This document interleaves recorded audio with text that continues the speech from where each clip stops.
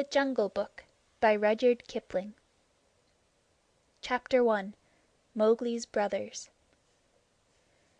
Now Chil the Kite brings home the night that Mang the Bat sets free. The herds are shut in byre and hut, for loose till dawn are we.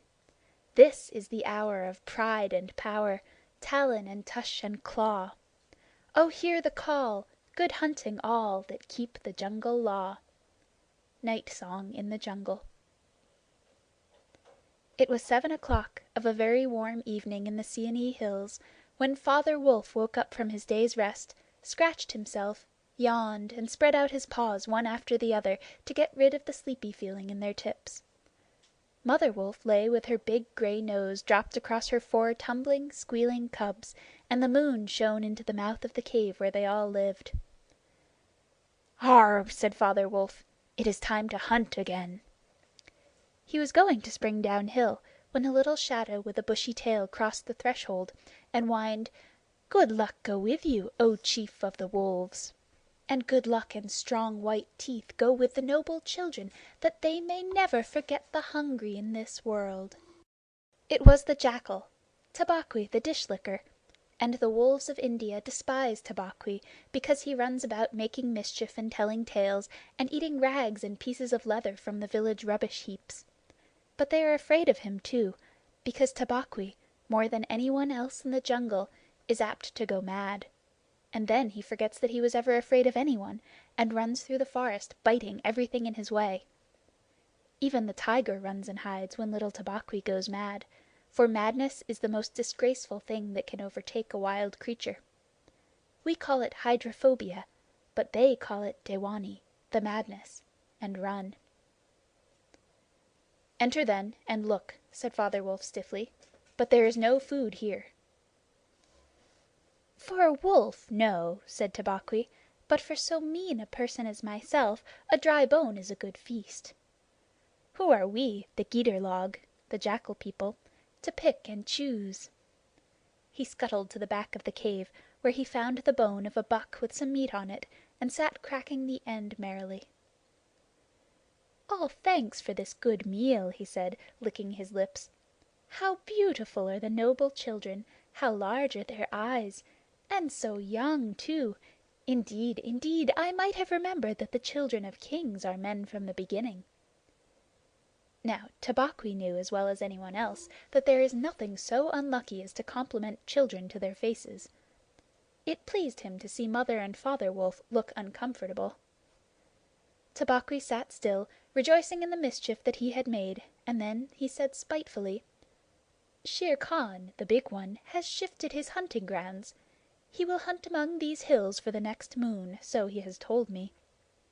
Shere Khan was the tiger who lived near the Waingunga River, 20 miles away. "He has no right," Father Wolf began angrily. "By the law of the jungle he has no right to change his quarters without due warning. He will frighten every head of game within 10 miles, and I have to kill for 2 these days." "His mother did not call him Lungri, the Lame One, for nothing," said Mother Wolf quietly. "He has been lame in one foot from his birth. That is why he has only killed cattle.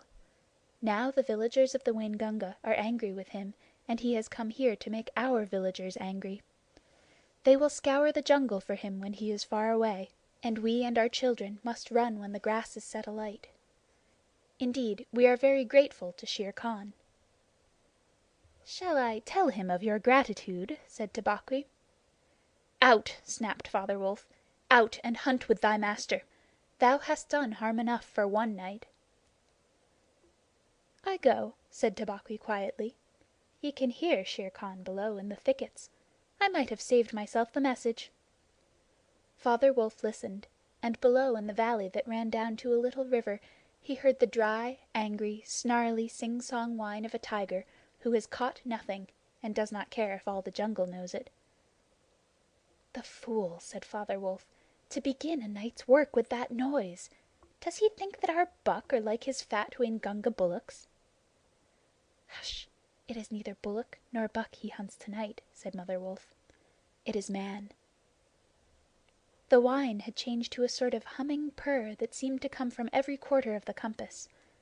It was the noise that bewilders woodcutters and gypsies sleeping in the open, and makes them run sometimes into the very mouth of the tiger. "Man," said Father Wolf, showing all his white teeth. "Faugh! Are there not enough beetles and frogs in the tanks that he must eat man, and on our ground too?" The Law of the Jungle, which never orders anything without a reason, forbids every beast to eat man, except when he is killing to show his children how to kill, and then he must hunt outside the hunting grounds of his pack or tribe. The real reason for this is that man killing means, sooner or later, the arrival of white men on elephants, with guns, and hundreds of brown men with gongs and rockets and torches. Then everybody in the jungle suffers. The reason the beasts give among themselves is that man is the weakest and most defenseless of all living things, and it is unsportsmanlike to touch him. They say, too, and it is true, that man-eaters become mangy and lose their teeth. The purr grew louder, and ended in the full-throated "Arr!" of the tiger's charge. Then there was a howl, an untigerish howl, from Shere Khan. "He has missed," said Mother Wolf. "What is it?" Father Wolf ran out a few paces, and heard Shere Khan muttering and mumbling savagely as he tumbled about in the scrub. "The fool has had no more sense than to jump at a woodcutter's campfire, and has burned his feet," said Father Wolf with a grunt. "Tabaqui is with him." "Something is coming uphill," said Mother Wolf, twitching one ear. "Get ready." The bushes rustled a little in the thicket, and Father Wolf dropped with his haunches under him, ready for his leap. Then, if you had been watching, you would have seen the most wonderful thing in the world. The wolf checked in mid-spring. He made his bound before he saw what he was jumping at, and then he tried to stop himself. The result was that he shot up straight into the air for 4 or 5 feet, landing almost where he left the ground. "Man!" he snapped. "A man's cub! Look!" Directly in front of him, holding on by a low branch, stood a naked brown baby who could just walk, as soft and as dimpled a little atom as ever came to a wolf's cave at night. He looked up into Father Wolf's face and laughed. "Is that a man's cub?" said Mother Wolf. "I have never seen one. Bring it here." A wolf accustomed to moving his own cubs can, if necessary, mouth an egg without breaking it, and though Father Wolf's jaws closed right on the child's back, not a tooth even scratched the skin as he laid it down among the cubs. "How little, how naked, and how bold!" said Mother Wolf softly. The baby was pushing his way between the cubs to get closer to the warm hide. "Ahai! He is taking his meal with the others. And so this is a man's cub. Now, was there ever a wolf that could boast of a man's cub among her children?" "I have heard now and again of such a thing, but never in our pack or in my time," said Father Wolf. "He is altogether without hair, and I could kill him with a touch of my foot. But see, he looks up and is not afraid." The moonlight was blocked out of the mouth of the cave, for Shere Khan's great head and shoulders were thrust into the entrance. Tabaqui, behind him, was squeaking, my lord, it went in here!" "Shere Khan does us great honor," said Father Wolf, but his eyes were very angry. "What does Shere Khan need?" "My quarry, a man's cub, went this way," said Shere Khan. "Its parents have run off. Give it to me." Shere Khan had jumped at a woodcutter's campfire, as Father Wolf had said, and was furious from the pain of his burned feet. But Father Wolf knew that the mouth of the cave was too narrow for a tiger to come in by. Even where he was, Shere Khan's shoulders and forepaws were cramped for want of room, as a man's would be if he tried to fight in a barrel. "The wolves are a free people," said Father Wolf. "They take orders from the head of the pack, and not from any striped cattle killer. The man's cub is ours, to kill if we choose." "Ye choose and ye do not choose. What talk is this of choosing?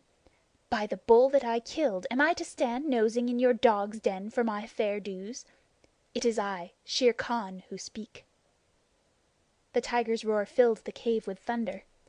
Mother Wolf shook herself free of the cubs and sprang forward, her eyes like 2 green moons in the darkness, facing the blazing eyes of Shere Khan.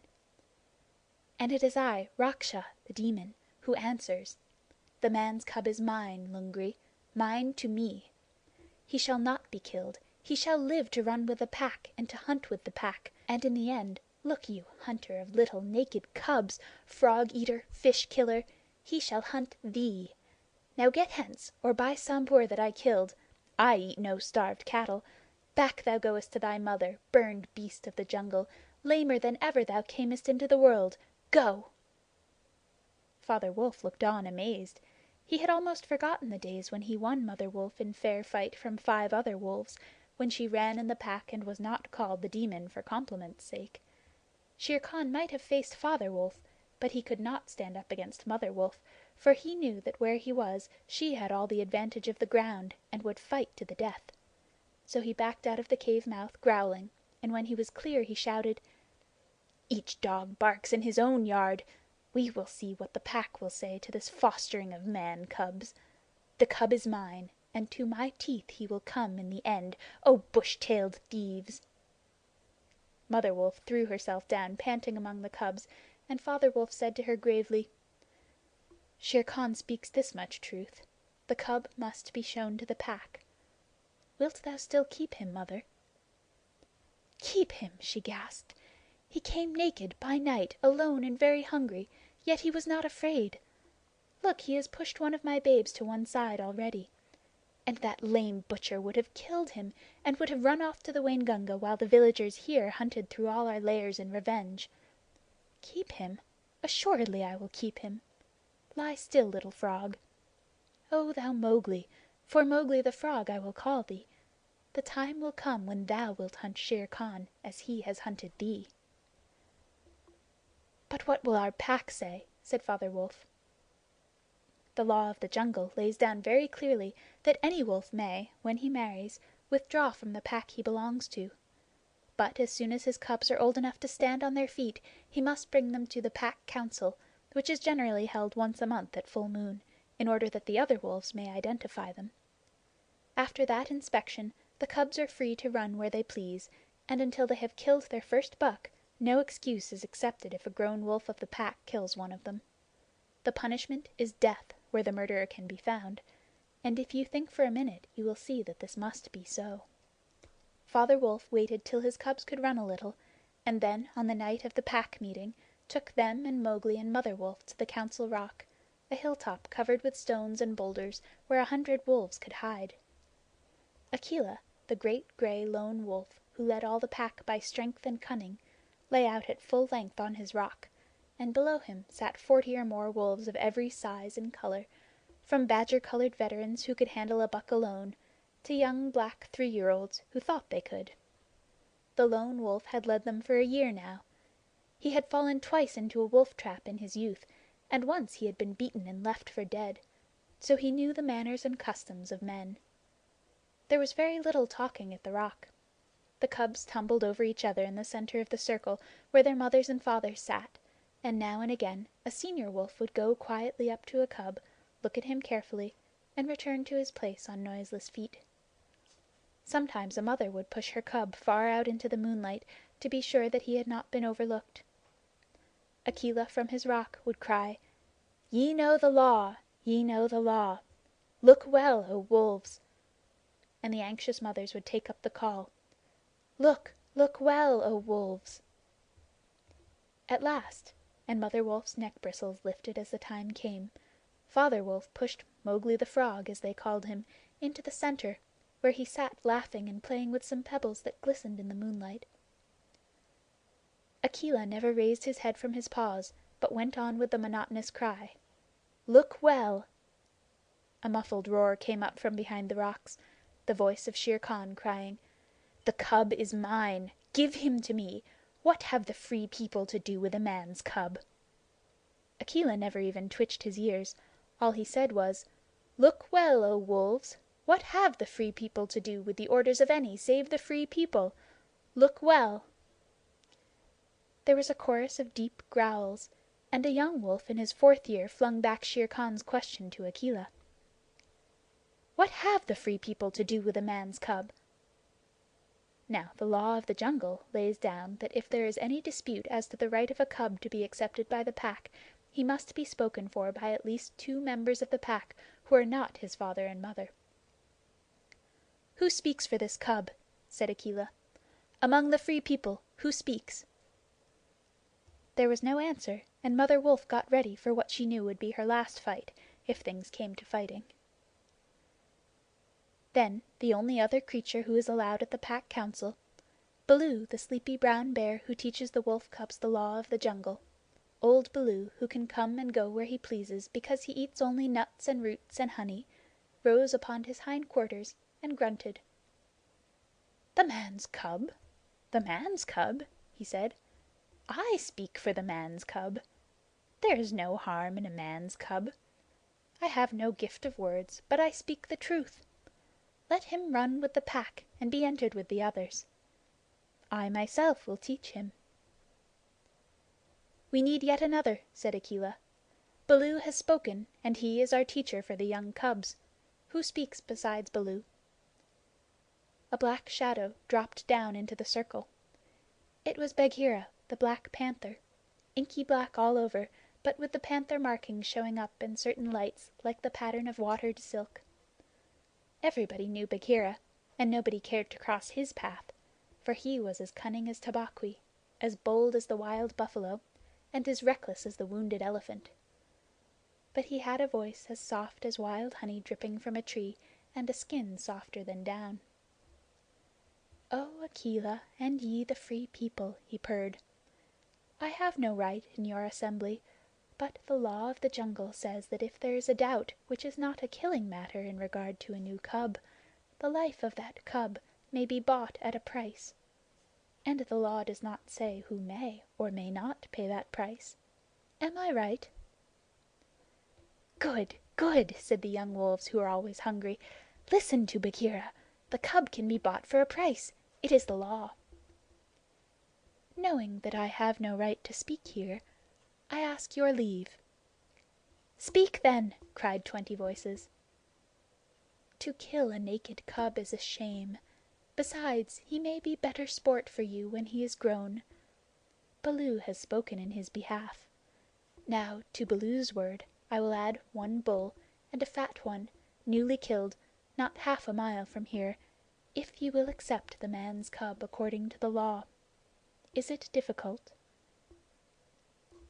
There was a clamor of scores of voices, saying, "What matter? He will die in the winter rains. He will scorch in the sun. What harm can a naked frog do us? Let him run with the Pack. Where is the bull, Bagheera? Let him be accepted." And then came Akela's deep bay, crying, look well, O wolves!"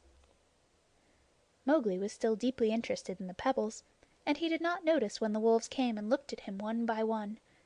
At last they all went down the hill for the dead bull, and only Akela, Bagheera, Baloo, and Mowgli's own wolves were left. Shere Khan roared still in the night, for he was very angry that Mowgli had not been handed over to him. "Aye, roar well," said Bagheera under his whiskers. "For the time will come when this naked thing will make thee roar to another tune, or I know nothing of man." "It was well done," said Akela. "Men and their cubs are very wise. He may be a help in time." "Truly, a help in time of need, for none can hope to lead the Pack forever," said Bagheera. Akela said nothing. He was thinking of the time that comes to every leader of every pack, when his strength goes from him, and he gets feebler and feebler, till at last he is killed by the wolves, and a new leader comes up, to be killed in his turn. "Take him away," he said to Father Wolf, "and train him as befits one of the Free People." And that is how Mowgli was entered into the Seeonee Wolf Pack for the price of a bull and on Baloo's good word. Chapter 1, Part 2. Now you must be content to skip 10 or 11 whole years, and only guess at all the wonderful life that Mowgli led among the wolves, because if it were written out it would fill ever so many books. He grew up with the cubs, though they, of course, were grown wolves almost before he was a child.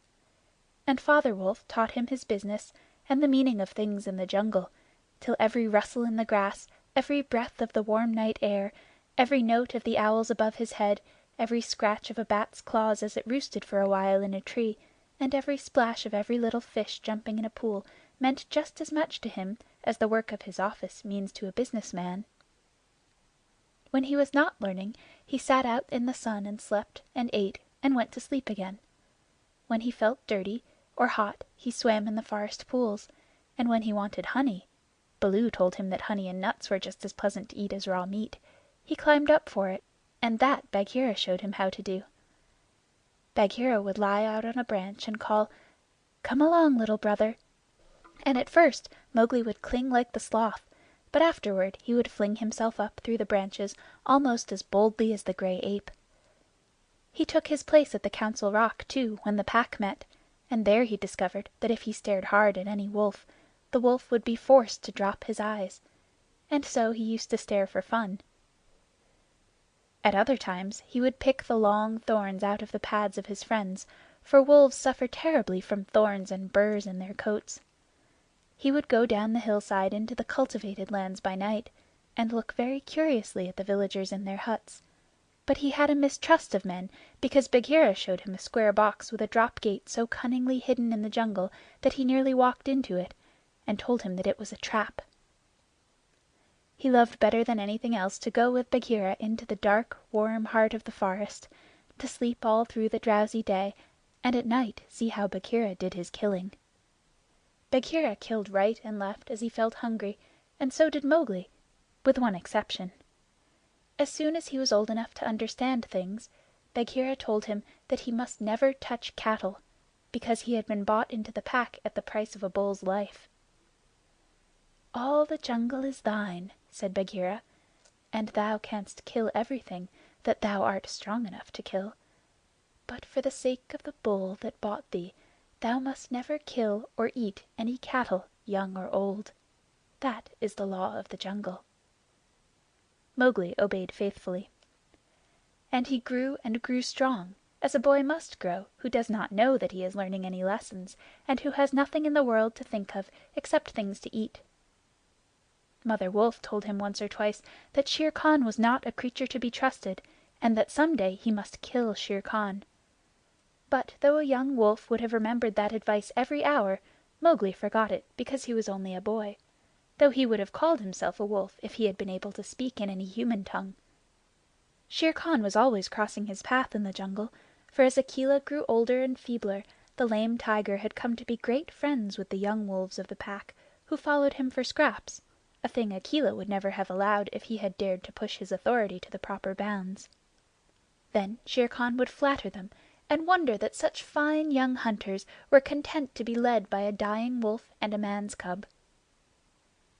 "They tell me," Shere Khan would say, "that at council ye dare not look him between the eyes." And the young wolves would growl and bristle. Bagheera, who had eyes and ears everywhere, knew something of this, and once or twice he told Mowgli in so many words that Shere Khan would kill him some day. Mowgli would laugh and answer, "I have the Pack, and I have thee. And Baloo, though he is so lazy, might strike a blow or two for my sake. Why should I be afraid?" It was one very warm day that a new notion came to Bagheera, born of something that he had heard. Perhaps Sahi the Porcupine had told him, but he said to Mowgli when they were deep in the jungle, as the boy lay with his head on Bagheera's beautiful black skin, "Little brother, how often have I told thee that Shere Khan is thy enemy?" "As many times as there are nuts on that palm," said Mowgli, who naturally could not count. "What of it? I am sleepy, Bagheera, and Shere Khan is all long tail and loud talk, like More the Peacock. But this is no time for sleeping. Baloo knows it. I know it. The Pack know it. And even the foolish, foolish deer know it. Tabaqui has told thee too." "Ho, ho!" said Mowgli. "Tabaqui came to me not long ago with some rude talk that I was a naked man's cub and not fit to dig pig nuts. But I caught Tabaqui by the tail and swung him twice against a palm tree to teach him better manners." "That was foolish, for though Tabaqui is a mischief maker, he would have told thee something that concerned thee closely. Open those eyes, little brother. Shere Khan dare not kill thee in the jungle." But remember, Akela is very old, and soon the day comes when he cannot kill his buck, and then he will be a leader no more. Many of the wolves that looked thee over when thou wast brought to the council first are old too, and the young wolves believe, as Shere Khan has taught them, that a man cub has no place with the pack. In a little time thou wilt be a man." "And what is a man that he should not run with his brothers?" said Mowgli. "I was born in the jungle. I have obeyed the law of the jungle, and there is no wolf of ours from whose paws I have not pulled a thorn. Surely they are my brothers." Bagheera stretched himself at full length and half shut his eyes. "Little brother," said he, "feel under my jaw." Mowgli put up his strong brown hand, and just under Bagheera's silky chin, where the giant rolling muscles were all hid by the glossy hair, he came upon a little bald spot. "There is no one in the jungle that knows that I, Bagheera, carry that mark, the mark of the collar. And yet, little brother, I was born among men, and it was among men that my mother died, in the cages of the king's palace at Oodeypore. It was because of this that I paid the price for thee at the council when thou wast a little naked cub. Yes, I too was born among men. I had never seen the jungle. They fed me behind bars from an iron pan, till one night I felt that I was Bagheera, the panther, and no man's plaything, and I broke the silly lock with one blow of my paw and came away. And because I had learned the ways of men, I became more terrible in the jungle than Shere Khan. Is it not so?" "Yes," said Mowgli. "All the jungle fear Bagheera. All except Mowgli." "Oh, thou art a man's cub," said the Black Panther very tenderly. "And even as I return to my jungle, so thou must go back to men at last, to the men who are thy brothers, if thou art not killed in the council." "But why should any wish to kill me?" said Mowgli. "Look at me," said Bagheera, and Mowgli looked at him steadily between the eyes. The big panther turned his head away in half a minute. "That is why," he said, shifting his paw on the leaves. "Not even I can look thee between the eyes, and I was born among men, and I love thee, little brother. The others they hate thee because their eyes cannot meet thine, because thou art wise, because thou hast pulled out thorns from their feet, because thou art a man." "I did not know these things," said Mowgli sullenly, and he frowned under his heavy black eyebrows. "What is the law of the jungle? Strike first, and then give tongue. By thy very carelessness they know that thou art a man. But be wise. It is in my heart that when Akela misses his next kill, and at each hunt it costs him more to pin the buck, the pack will turn against him and against thee. They will hold a jungle council at the rock, and then "I have it!" said Bagheera, leaping up. "Go thou down quickly to the men's huts in the valley, and take some of the red flower which they grow in there, so that when the time comes thou mayest have even a stronger friend than I or Baloo or those of the pack that love thee. Get the red flower." By red flower Bagheera meant fire, only no creature in the jungle will call fire by its proper name. Every beast lives in deadly fear of it, and invents 100 ways of describing it. "The red flower," said Mowgli, "that grows outside their huts in the twilight. I will get some."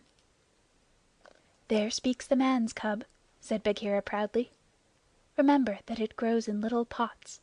Get one swiftly, and keep it by thee for time of need." "Good," said Mowgli. "I go. But art thou sure, O my Bagheera?" He slipped his arm around the splendid neck and looked deep into the big eyes.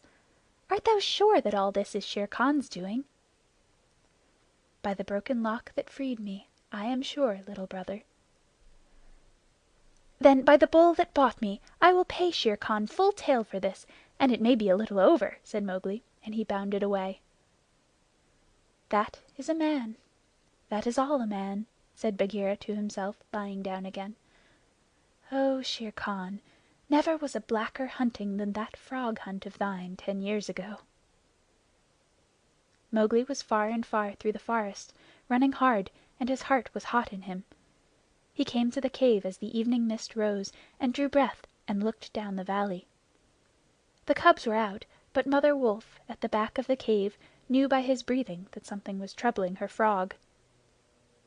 "What is it, son?" she said. "Some bat's chatter of Shere Khan," he called back. "I hunt among the plowed fields tonight." And he plunged downward through the bushes to the stream at the bottom of the valley. There he checked, for he heard the yell of the pack hunting, heard the bellow of a hunted Sambhur, and the snort as the buck turned at bay. Then there were wicked, bitter howls from the young wolves. "Akela! Akela! Let the Lone Wolf show his strength! Room for the leader of the pack! Spring, Akela!"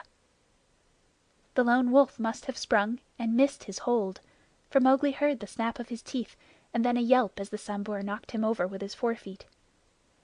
He did not wait for anything more, but dashed on, and the yells grew fainter behind him as he ran into the croplands where the villagers lived.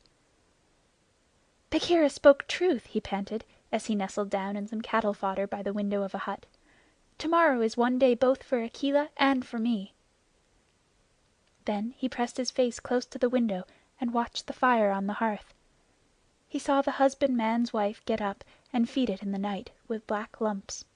And when the morning came and the mists were all white and cold, he saw the man's child pick up a wicker pot plastered inside with earth, fill it with lumps of red-hot charcoal, put it under his blanket, and go out to tend the cows in the byre.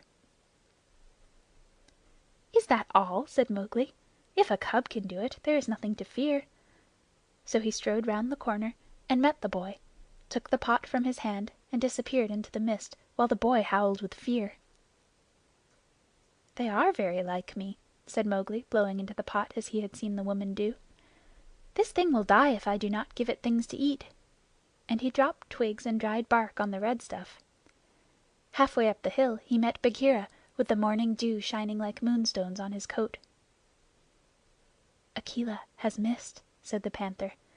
"They would have killed him last night, but they needed thee also.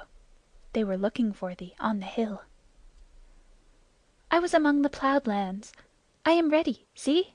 Mowgli held up the fire pot. "Good.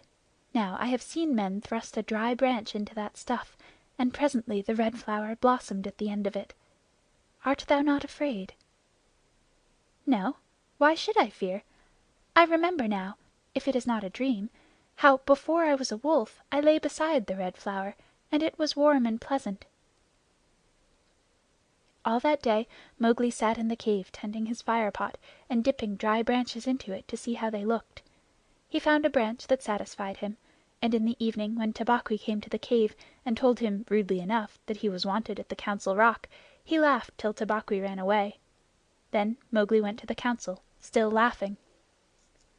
Akela the Lone Wolf lay by the side of his rock as a sign that the leadership of the pack was open, and Shere Khan, with his following of scrap-fed wolves, walked to and fro, openly being flattered. Bagheera lay close to Mowgli, and the fire pot was between Mowgli's knees. When they were all gathered together, Shere Khan began to speak, a thing he would never have dared to do when Akela was in his prime. "He has no right," whispered Bagheera. "Say so. He is a dog's son. He will be frightened." Mowgli sprang to his feet. "Free People!" he cried. "Does Shere Khan lead the pack? What has a tiger to do with our leadership?" "Seeing that the leadership is yet open, and being asked to speak," Shere Khan began. "By whom?" said Mowgli. "Are we all jackals, to fawn on this cattle butcher? The leadership of the pack is with the pack alone." There were yells of "Silence, thou man's cub! Let him speak. He has kept our law." And at last the seniors of the pack thundered, "Let the dead wolf speak." When a leader of the pack has missed his kill, he is called the dead wolf as long as he lives, which is not long. Akela raised his old head wearily. "Free People, and ye too, jackals of Shere Khan, for 12 seasons I have led ye to and from the kill, and in all that time not one has been trapped or maimed. Now I have missed my kill. Ye know how that plot was made. Ye know how ye brought me up to an untried buck to make my weakness known. It was cleverly done. Your right is to kill me here on the Council Rock, now. Therefore, I ask, who comes to make an end of the Lone Wolf? For it is my right, by the law of the jungle, that ye come one by one." There was a long hush, for no single wolf cared to fight Akela to the death. Then Shere Khan roared, "Bah! What have we to do with this toothless fool? He is doomed to die. It is the man's cub who has lived too long. Free People, he was my meat from the first. Give him to me. I am weary of this man-wolf folly. He has troubled the jungle for 10 seasons. Give me the man-cub, or I will hunt here always, and not give you one bone. He is a man, a man's child, and from the marrow of my bones I hate him." Then more than half the pack yelled, "A man! A man! What has a man to do with us? Let him go to his own place." "And turn all the people of the villages against us?" clamored Shere Khan. "No, give him to me. He is a man, and none of us can look him between the eyes." Akela lifted his head again and said, "He has eaten our food. He has slept with us. He has driven game for us. He has broken no word of the law of the jungle. Also, I paid for him with a bull when he was accepted. The worth of a bull is little, but Bagheera's honor is something that he will, perhaps, fight for," said Bagheera in his gentlest voice. "A bull paid 10 years ago!" the Pack snarled. "What do we care for bones 10 years old?" "Or for a pledge," said Bagheera, his white teeth bared under his lip. "Well are ye called the Free People." "No man's cub can run with the people of the jungle!" howled Shere Khan. "Give him to me!" "He is our brother in all but blood," Akela went on, "and ye would kill him here. In truth, I have lived too long. Some of ye are eaters of cattle, and of others I have heard that, under Shere Khan's teaching, ye go by dark night and snatch children from the villager's doorstep. Therefore I know ye to be cowards, and it is to cowards I speak. It is certain that I must die, and my life is of no worth, or I would offer that in the man cub's place. But for the sake of the honor of the Pack, a little matter that by being without a leader ye have forgotten, I promise that if ye let the man cub go to his own place, I will not, when my time comes to die, bare one tooth against ye. I will die without fighting. That will at least save the Pack 3 lives. More I cannot do, but if ye will, I can save ye the shame that comes of killing a brother against whom there is no fault, a brother spoken for and bought into the Pack according to the law of the jungle." "He is a man, a man, a man!" snarled the Pack, and most of the wolves began to gather round Shere Khan, whose tail was beginning to switch. "Now the business is in thy hands," said Bagheera to Mowgli. "We can do no more except fight." Mowgli stood upright, the fire pot in his hands. Then he stretched out his arms and yawned in the face of the Council, but he was furious with rage and sorrow, for, wolf-like, the wolves had never told him how they hated him. "Listen, you!" he cried. "There is no need for this dog's jabber. Ye have told me so often tonight that I am a man, and indeed I would have been a wolf with you to my life's end, that I feel your words are true. So I do not call ye my brothers any more, but sag, dogs, as a man should. What ye will do and what ye will not do is not yours to say. The matter is with me, and that we may see the matter more plainly, I, the man, have brought here a little of the Red Flower which ye dogs fear." He flung the fire pot on the ground, and some of the red coals lit a tuft of dried moss that flared up as all the Council drew back in terror before the leaping flames. Mowgli thrust his dead branch into the fire till the twigs lit and crackled, and whirled it above his head among the cowering wolves. "Thou art the master," said Bagheera in an undertone. "Save Akela from the death. He was ever thy friend." Akela, the grim old wolf who had never asked for mercy in his life, gave one piteous look at Mowgli as the boy stood all naked, his long black hair tossing over his shoulders in the light of the blazing branch that made the shadows jump and quiver. "Good!" said Mowgli, staring round slowly. "I see that ye are dogs. I go from you to my own people, if they be my own people. The jungle is shut to me, and I must forget your talk and your companionship. But I will be more merciful than ye are. Because I was all but your brother in blood, I promise that when I am a man among men I will not betray ye to men as ye have betrayed me." He kicked the fire with his foot, and the sparks flew up. "There shall be no war between any of us in the Pack. But here is a debt to pay before I go."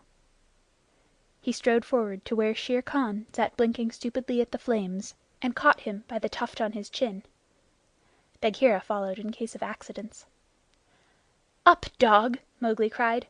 "Up when a man speaks, or I will set that coat ablaze." Shere Khan's ears lay flat back on his head, and he shut his eyes, for the blazing branch was very near. "This cattle killer said he would kill me in the Council because he had not killed me when I was a cub. Thus and thus, then, do we beat dogs when we are men. Stir a whisker, Lungri, and I ram the Red Flower down thy gullet." He beat Shere Khan over the head with the branch, and the tiger whimpered and whined in an agony of fear. "Pah! Singed jungle cat! Go now! But remember, when next I come to the Council Rock, as a man should come, it will be with Shere Khan's hide on my head. For the rest, Akela goes free to live as he pleases. Ye will not kill him, because that is not my will. Nor do I think that ye will sit here any longer, lolling out your tongues as though ye were somebodies instead of dogs whom I drive out thus. Go!" The fire was burning furiously at the end of the branch, and Mowgli struck right and left round the circle, and the wolves ran howling with the sparks burning their fur. At last there were only Akela, Bagheera, and perhaps 10 wolves that had taken Mowgli's part. Then something began to hurt Mowgli inside him, as he had never been hurt in his life before, and he caught his breath and sobbed, and the tears ran down his face. "What is it? What is it?" he said. "I do not wish to leave the jungle, and I do not know what this is. Am I dying, Bagheera?" "No, little brother. That is only tears, such as men use," said Bagheera. "Now I know thou art a man, and a man's cub no longer. The jungle is shut indeed to thee henceforward. Let them fall, Mowgli. They are only tears." So Mowgli sat and cried as though his heart would break, and he had never cried in all his life before. "Now," he said, "I will go to men. But first I must say farewell to my mother." And he went to the cave where she lived with Father Wolf, and he cried on her coat, while the 4 cubs howled miserably. "You will not forget me?" said Mowgli. "Never while we can follow a trail," said the cubs. "Come to the foot of the hill when thou art a man, and we will talk to thee, and we will come into the croplands to play with thee by night." "Come soon," said Father Wolf. "O wise little frog, come again soon, for we be old, thy mother and I." "Come soon," said Mother Wolf, "little naked son of mine. For listen, child of man, I loved thee more than ever I loved my cubs." "I will surely come," said Mowgli, "and when I come it will be to lay out Shere Khan's hide upon the Council Rock. Do not forget me. Tell them in the jungle never to forget me." The dawn was beginning to break when Mowgli went down the hillside alone to meet those mysterious things that are called men. Hunting Song of the Seeonee Pack. As the dawn was breaking, the Sambhur belled once, twice, and again. And a doe leaped up, and a doe leaped up from the pond in the wood where the wild deer sup. This I, scouting alone, beheld once, twice, and again. As the dawn was breaking, the Sambhur belled once, twice, and again. And a wolf stole back, and a wolf stole back, to carry the word to the waiting pack. And we sought, and we found, and we bayed on his track once, twice, and again. As the dawn was breaking, the wolf pack yelled once, twice, and again. Feet in the jungle that leave no mark, eyes that can see in the dark, the dark, tongue, give tongue to it, hark, oh hark, once, twice, and again. Chapter 2. Kaa's Hunting. His spots are the joy of the leopard, his horns are the buffalo's pride. Be clean, for the strength of the hunter is known by the gloss of his hide. If ye find that the bullet can toss you, or the heavy brown sambur can gore, you need not stop work to inform us. We knew it 10 seasons before. Oppress not the cubs of the stranger, but hail them as sister and brother. For though they are little and fubsy, it may be the bear is their mother. There is none like me, says the cub in the pride of his earliest kill. But the jungle is large, and the cub he is small. Let him think and be still. Maxims of Baloo. All that is told here happened some time before Mowgli was turned out of the Seeonee wolf pack, or revenged himself on Shere Khan the tiger. It was in the days when Baloo was teaching him the Law of the Jungle. The big, serious old brown bear was delighted to have so quick a pupil, for the young wolves will only learn as much of the Law of the Jungle as applies to their own pack and tribe, and run away as soon as they can repeat the hunting verse, "Feet that make no noise, eyes that can see in the dark, ears that can hear the winds in their lairs, and sharp white teeth, all these things are the marks of our brothers, except Tabaqui the jackal and the hyena, whom we hate." But Mowgli, as a man cub, had to learn a great deal more than this. Sometimes Bagheera, the black panther, would come lounging through the jungle to see how his pet was getting on, and would purr with his head against a tree while Mowgli recited the day's lesson to Baloo. The boy could climb almost as well as he could swim, and swim almost as well as he could run.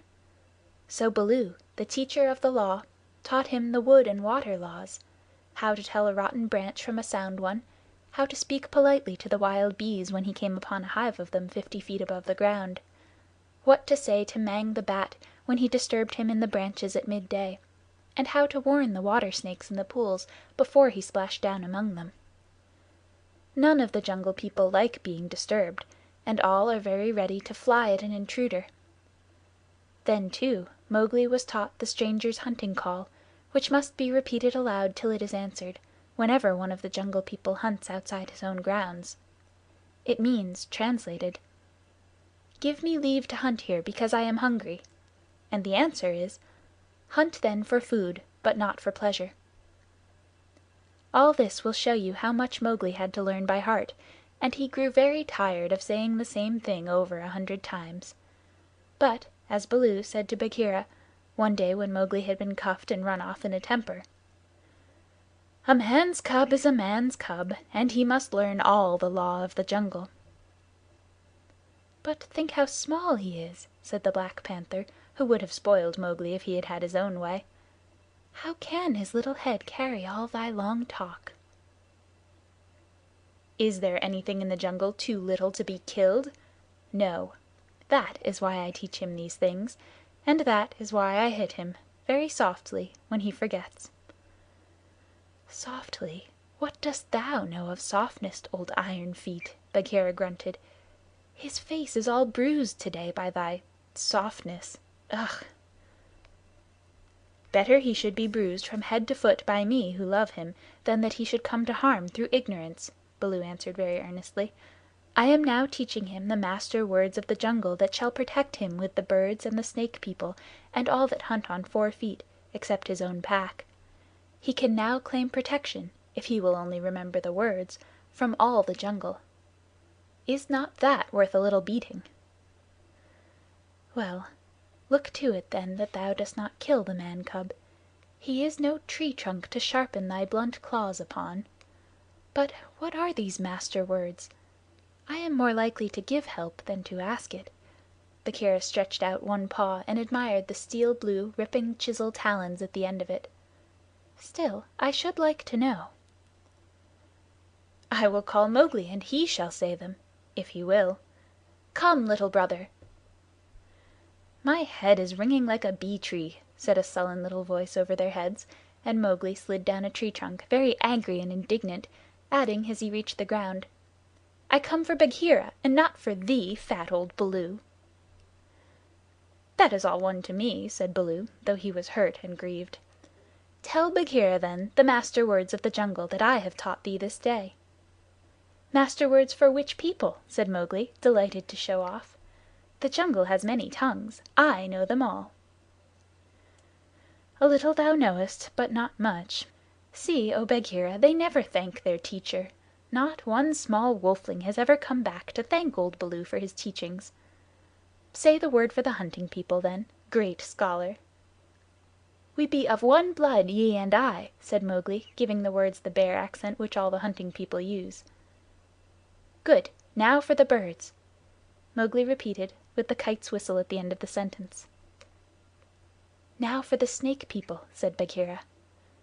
The answer was a perfectly indescribable hiss, and Mowgli kicked up his feet behind, clapped his hands together to applaud himself, and jumped on to Bagheera's back, where he sat sideways, drumming with his heels on the glossy skin, and making the worst faces he could think of at Baloo. "There, there! That was worth a little bruise," said the brown bear tenderly. "Some day thou wilt remember me." Then he turned aside to tell Bagheera how he had begged the Master Words from Hathi the Wild Elephant, who knows all about these things, and how Hathi had taken Mowgli down to a pool to get the snake word from a water snake, because Baloo could not pronounce it, and how Mowgli was now reasonably safe against all accidents in the jungle, because neither snake, bird, nor beast would hurt him. "No one, then, is to be feared," Baloo wound up, patting his big furry stomach with pride. "Except his own tribe," said Bagheera under his breath, and then aloud to Mowgli, "Have a care for my ribs, little brother. What is all this dancing up and down?" Mowgli had been trying to make himself heard by pulling at Bagheera's shoulder fur and kicking hard.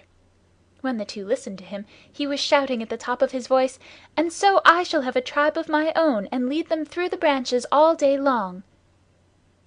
"What is this new folly, little dreamer of dreams?" said Bagheera. "Yes, and throw branches and dirt at old Baloo," Mowgli went on. "They have promised me this. Ah!" "Woof!" Baloo's big paw scooped Mowgli off Bagheera's back, and as the boy lay between the big forepaws he could see the bear was angry. "Mowgli," said Baloo, "thou hast been talking with the Bandar log, the Monkey People." Mowgli looked at Bagheera to see if the panther was angry too, and Bagheera's eyes were as hard as jadestones. "Thou hast been with the Monkey People, the gray apes, the people without a law, the eaters of everything. That is great shame." "When Baloo hurt my head," said Mowgli (he was still on his back), "I went away, and the gray apes came down from the trees and had pity on me. No one else cared." He snuffled a little. "The pity of the Monkey People!" Baloo snorted. "The stillness of the mountain stream, the cool of the summer sun. And then, man cub?" "And then they gave me nuts and pleasant things to eat, and they carried me in their arms up to the top of the trees and said I was their blood brother, except that I had no tail, and should be their leader some day." "They have no leader," said Bagheera. "They lie. They have always lied." "They were very kind and bade me come again. Why have I never been taken among the Monkey People? They stand on their feet as I do. They do not hit me with hard paws. They play all day. Let me get up. Bad Baloo, let me up. I will play with them again." "Listen, man cub," said the bear, and his voice rumbled like thunder on a hot night. "I have taught thee all the law of the jungle for all the peoples of the jungle, except the monkey folk who live in the trees. They have no law. They are outcast. They have no speech of their own, but use the stolen words which they overhear when they listen and peep and wait up above in the branches. Their way is not our way. They are without leaders. They have no remembrance. They boast and chatter and pretend that they are a great people about to do great affairs in the jungle, but the falling of a nut turns their minds to laughter and all is forgotten. We of the jungle have no dealings with them. We do not drink where the monkeys drink. We do not go where the monkeys go. We do not hunt where they hunt. We do not die where they die. Hast thou ever heard me speak of the Bandar log till today?" "No," said Mowgli in a whisper, for the forest was very still now Baloo had finished. "The Jungle People put them out of their mouths and out of their mind. They are very many, evil, dirty, shameless, and they desire, if they have any fixed desire, to be noticed by the Jungle People. But we do not notice them, even when they throw nuts and filth on our heads. He had hardly spoken when a shower of nuts and twigs spattered down through the branches, and they could hear coughings and howlings and angry jumpings high up in the air among the thin branches. "The Monkey People are forbidden," said Baloo. "Forbidden to the Jungle People. Remember." "Forbidden," said Bagheera. "But I still think Baloo should have warned thee against them." "I? I? How was I to guess he would play with such dirt? The Monkey People! Faugh!" A fresh shower came down on their heads, and the two trotted away, taking Mowgli with them. What Baloo had said about the monkeys was perfectly true. They belonged to the tree tops, and as beasts very seldom look up, there was no occasion for the monkeys and the Jungle People to cross each other's path. But whenever they found a sick wolf or a wounded tiger or bear, the monkeys would torment him, and would throw sticks and nuts at any beast for fun and in the hope of being noticed. Then they would howl and shriek senseless songs, and invite the Jungle People to climb up their trees and fight them, or would start furious battles over nothing among themselves, and leave the dead monkeys where the Jungle People could see them. They were always just going to have a leader, and laws and customs of their own, but they never did, because their memories would not hold over from day to day, and so they compromised things by making up a saying, "What the Bandar log think now, the Jungle will think later," and that comforted them a great deal. None of the beasts could reach them, but on the other hand none of the beasts would notice them, and that was why they were so pleased when Mowgli came to play with them, and they heard how angry Baloo was. They never meant to do any more. The Bandar log never meant anything at all. But one of them invented what seemed to him a brilliant idea, and he told all the others that Mowgli would be a useful person to keep in the tribe, because he could weave sticks together for protection from the wind, so if they caught him they could make him teach them. Of course Mowgli, as a woodcutter's child, inherited all sorts of instincts, and used to make little huts of fallen branches without thinking how he came to do it, and the Monkey People, watching in the trees, considered his play most wonderful. This time, they said, they were really going to have a leader and become the wisest people in the jungle, so wise that everyone else would notice and envy them. Therefore they followed Baloo and Bagheera and Mowgli through the jungle very quietly till it was time for the midday nap, and Mowgli, who was very much ashamed of himself, slept between the panther and the bear, resolving to have no more to do with the Monkey People. The next thing he remembered was feeling hands on his legs and arms, hard, strong little hands, and then a swash of branches in his face, and then he was staring down through the swaying branches as Baloo woke the jungle with his deep cries, and Bagheera bounded up the trunk with every tooth bared. The Bandar log howled with triumph and scuffled away to the upper branches where Bagheera dared not follow, shouting, "He has noticed us! Bagheera has noticed us! All the Jungle People admire us for our skill and our cunning." Then they began their flight, and the flight of the Monkey People through Treeland is one of the things nobody can describe. They have their regular roads and crossroads, up hills and down hills, all laid out from 50 to 70 or 100 feet above the ground, and by these they can travel even at night if necessary. Two of the strongest monkeys caught Mowgli under the arms and swung off with him through the tree tops, 20 feet at a bound. Had they been alone, they could have gone twice as fast, but the boy's weight held them back. Sick and giddy as Mowgli was, he could not help enjoying the wild rush, though the glimpses of the earth far down below frightened him, and the terrible check and jerk at the end of the swing over nothing but empty air brought his heart between his teeth. His escort would rush him up a tree till he felt the thinnest topmost branches crackle and bend under them, and then with a cough and a whoop would fling themselves into the air, outwards and downwards, and bring up, hanging by their hands or their feet, to the lower limbs of the next tree. Sometimes he could see for miles and miles across the still green jungle, as a man on the top of a mast can see for miles across the sea, and then the branches and leaves would lash him across the face, and he and his two guards would be almost down to earth again. So, bounding and crashing and whooping and yelling, the whole tribe of Bandar log swept along the tree roads with Mowgli their prisoner. For a time he was afraid of being dropped. Then he grew angry, but knew better than to struggle. And then he began to think. the first thing was to send back word to Baloo and Bagheera, for, at the pace the monkeys were going, he knew his friends would be left far behind.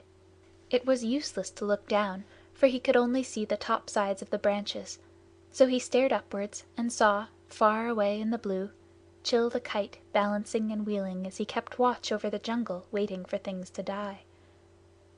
Chil saw that the monkeys were carrying something, and dropped a few hundred yards to find out whether their load was good to eat. He whistled with surprise when he saw Mowgli being dragged up to a tree top, and heard him give the kite call for "We be of one blood, thou and I." The waves of the branches closed over the boy, but Chil balanced away to the next tree in time to see the little brown face come back up again. "Mark my trail!" Mowgli shouted. "Tell Baloo of the Seeonee Pack and Bagheera of the Council Rock." "In whose name, brother?" Chil had never seen Mowgli before, though of course he had heard of him. "Mowgli the Frog. Man cub they call me. Mark my trail!" The last words were shrieked as he was being swung through the air, but Chil nodded and rose up till he looked no bigger than a speck of dust, and there he hung, watching with his telescope eyes the swaying of the tree tops as Mowgli's escort whirled along. "They never go far," he said with a chuckle. "They never do what they set out to do. Always pecking at new things are the Bandar log. This time, if I have any eyesight, they have pecked down trouble for themselves, for Baloo is no fledgling, and Bagheera can, as I know, kill more than goats." So he rocked on his wings, his feet gathered up under him, and waited. Meantime Baloo and Bagheera were furious with rage and grief. Bagheera climbed as he had never climbed before, but the thin branches broke beneath his weight, and he slipped down, his claws full of bark. "Why didst thou not warn the man cub?" he roared to poor Baloo, who had set off at a clumsy trot in the hope of overtaking the monkeys. "What was the use of half slaying him with blows if thou didst not warn him?" "Haste! Oh, haste! We may catch them yet," Baloo panted. "At that speed it would not tire a wounded cow. Teacher of the Law, cub beater, a mile of that rolling to and fro would burst thee open. Sit still and think. Make a plan. This is no time for chasing. They may drop him if we follow too close." "Arula! Woo! They may have dropped him already, being tired of carrying him. Who can trust the Bandar log? Put dead bats on my head, give me black bones to eat, roll me into the hives of the wild bees that I may be stung to death, and bury me with the hyena, for I am the most miserable of bears. Arulala! Wahoo! O Mowgli, Mowgli, why did I not warn thee against the monkey folk instead of breaking thy head? Now perhaps I may have knocked the day's lesson out of his mind, and he will be alone in the jungle without the Master words." Baloo clasped his paws over his ears and rolled to and fro, moaning. "At least he gave me all the words correctly a little time ago," said Bagheera impatiently. "Baloo, thou hast neither memory nor respect. What would the jungle think if I, the Black Panther, curled myself up like Sahi the Porcupine and howled?" "What do I care what the jungle thinks? He may be dead by now." "Unless and until they drop him from the branches in sport, or kill him out of idleness, I have no fear for the man cub. He is wise and well taught, and above all he has the eyes that make the Jungle People afraid. But, and it is a great evil, he is in the power of the Bandar log, and they, because they live in trees, have no fear of any of our people." Bagheera licked one forepaw thoughtfully. "Fool that I am! Oh, fat, brown, root-digging fool that I am!" said Baloo, uncoiling himself with a jerk. "It is true what Hathi the Wild Elephant says. To each his own fear. And they, the Bandar log, fear Kaa the Rock Snake. He can climb as well as they can. He steals the young monkeys in the night. The whisper of his name makes their wicked tails cold. Let us go to Kaa." "What will he do for us? He is not of our tribe, being footless, and with most evil eyes," said Bagheera. "He is very old and very cunning. Above all, he is always hungry," said Baloo hopefully. "Promise him many goats." He sleeps for a full month after he has once eaten. He may be asleep now, and even were he awake, what if he would rather kill his own goats?" Bagheera, who did not know much about Kaa, was naturally suspicious. "Then in that case thou and I together, old hunter, might make him see reason." Here Baloo rubbed his faded brown shoulder against the panther, and they went off to look for Kaa the Rock Python. They found him stretched out on a warm ledge in the afternoon sun, admiring his beautiful new coat, for he had been in retirement for the last 10 days, changing his skin, and now he was very splendid, darting his big blunt-nosed head along the ground, and twisting the 30 feet of his body into fantastic knots and curves, and licking his lips as he thought of his dinner to come. "He has not eaten," said Baloo, with a grunt of relief, as soon as he saw the beautifully mottled brown and yellow jacket. "Be careful, Bagheera. He is always a little blind after he has changed his skin, and very quick to strike." Kaa was not a poison snake. In fact, he rather despised the poison snakes as cowards, but his strength lay in his hug, and when he had once lapped his huge coils round anybody, there was no more to be said. "Good hunting!" cried Baloo, sitting up on his haunches. Like all snakes of his breed, Kaa was rather deaf, and did not hear the call at first. Then he curled up ready for any accident, his head lowered. "Good hunting for us all," he answered. "Oho, Baloo! What dost thou do here? Good hunting, Bagheera. One of us at least needs food. Is there any news of game afoot? A doe now, or even a young buck? I am as empty as a dried well." "We are hunting," said Baloo carelessly. He knew that you must not hurry Kaa. He is too big. "Give me permission to come with you," said Kaa. "A blow more or less is nothing to thee, Bagheera or Baloo, but I have to wait and wait for days in a wood path and climb half a night on the mere chance of a young ape. Pshaw! The branches are not what they were when I was young. Rotten twigs and dried boughs are they all." "Maybe thy great weight has something to do with that matter," said Baloo. "I am a fair length," said Kaa with a little pride. "But for all that, it is the fault of this new-grown timber. I came very near to falling on my last hunt, very near indeed, and the noise of my slipping, for my tail was not tight wrapped round the tree, waked the Bandar log, and they called me most evil names." "Footless yellow earthworm," said Bagheera under his whiskers, as though he were trying to remember something. "Sss! Have they ever called me that?" said Kaa. "Something of that kind it was that they shouted to us last moon, but we never noticed them. They will say anything, even that thou had lost all thy teeth, and wilt not face anything bigger than a kid, because they are indeed shameless, these Bandar log because thou art afraid of the he-goat's horns," Bagheera went on sweetly. Now a snake, especially a wary old python like Kaa, very seldom shows that he is angry, but Baloo and Bagheera could see the big swallowing muscles on either side of Kaa's throat ripple and bulge.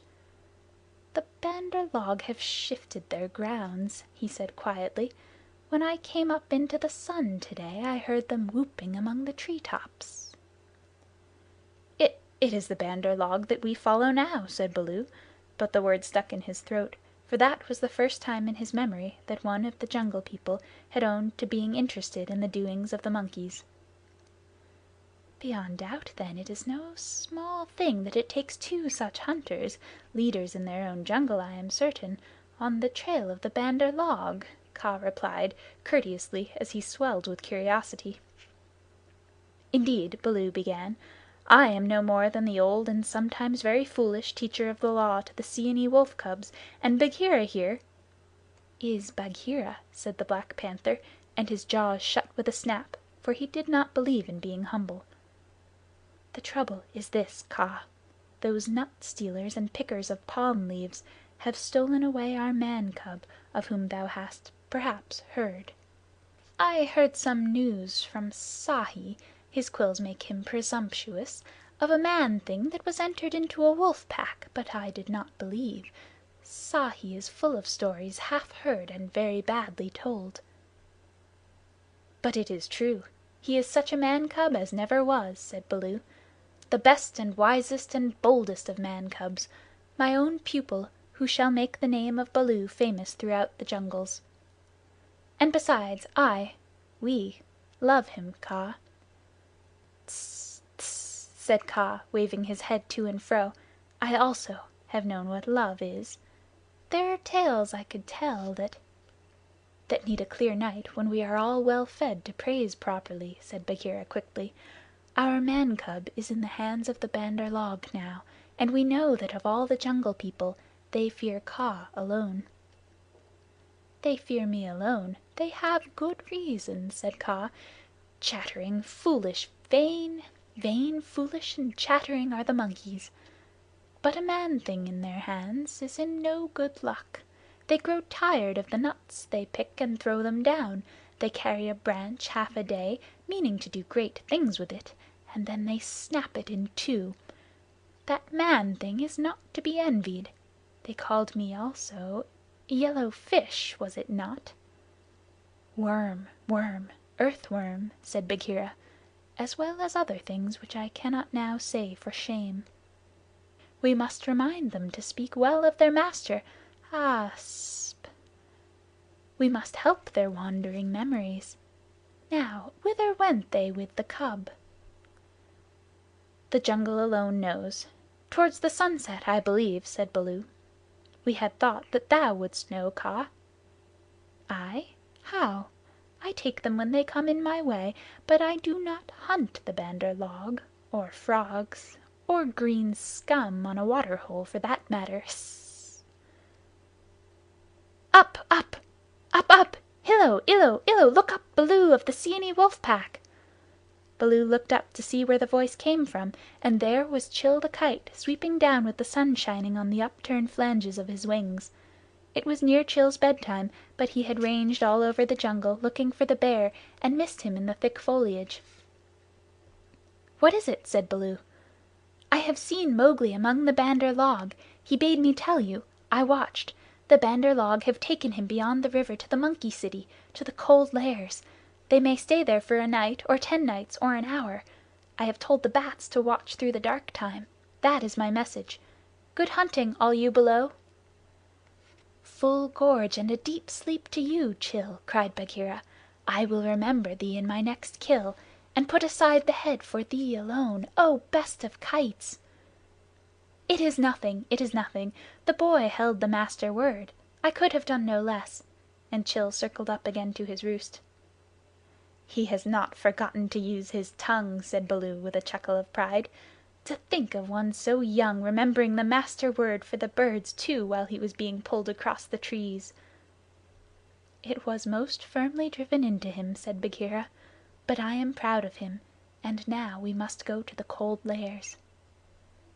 They all knew where that place was, but few of the Jungle People ever went there, because what they called the Cold Lairs was an old deserted city, lost and buried in the jungle, and beasts seldom use a place that men have once used. The wild boar will, but the hunting tribes do not. Besides, the monkeys lived there, as much as they could be said to live anywhere, and no self-respecting animal would come within eyeshot of it except in times of drought when the half-ruined tanks and reservoirs held a little water. "It is half a night's journey, at full speed," said Bagheera, and Baloo looked very serious. "I will go as fast as I can," he said anxiously. "We dare not wait for thee. Follow, Baloo. We must go on the quick foot, Kaa and I." "Feet or no feet, I can keep abreast of all thy four," said Kaa shortly. Baloo made one effort to hurry, but he had to sit down panting, and so they left him to come on later, while Bagheera hurried forward at the quick panther canter. Kaa said nothing, but, strive as Bagheera might, the huge rock python held level with him. When they came to a hill stream, Bagheera gained because he bounded across while Kaa swam, his head and 2 feet of his neck clearing the water, but on level ground Kaa made up the distance. "By the Broken Lock that freed me," said Bagheera when twilight had fallen, "thou art no slow goer." "I am hungry," said Kaa. "Besides, they called me a speckled frog." "Worm, earthworm, and yellow to boot." "All one. Let us go on. and Kaa seemed to pour himself along the ground, finding the shortest road with his steady eyes, and keeping to it. Chapter 2 Part 2 In the Cold Lairs the Monkey People were not thinking of Mowgli's friends at all. They had brought the boy to the Lost City, and were very pleased with themselves for the time. Mowgli had never seen an Indian city before, and though this was almost a heap of ruins, it seemed very wonderful and splendid. Some king had built it long ago on a little hill. You could still trace the stone causeways that led up to the ruined gates where the last splinters of wood hung to the worn, rusted hinges. Trees had grown into and out of the walls, the battlements were tumbled down and decayed, and wild creepers hung out of the windows of the towers on the walls in bushy hanging clumps.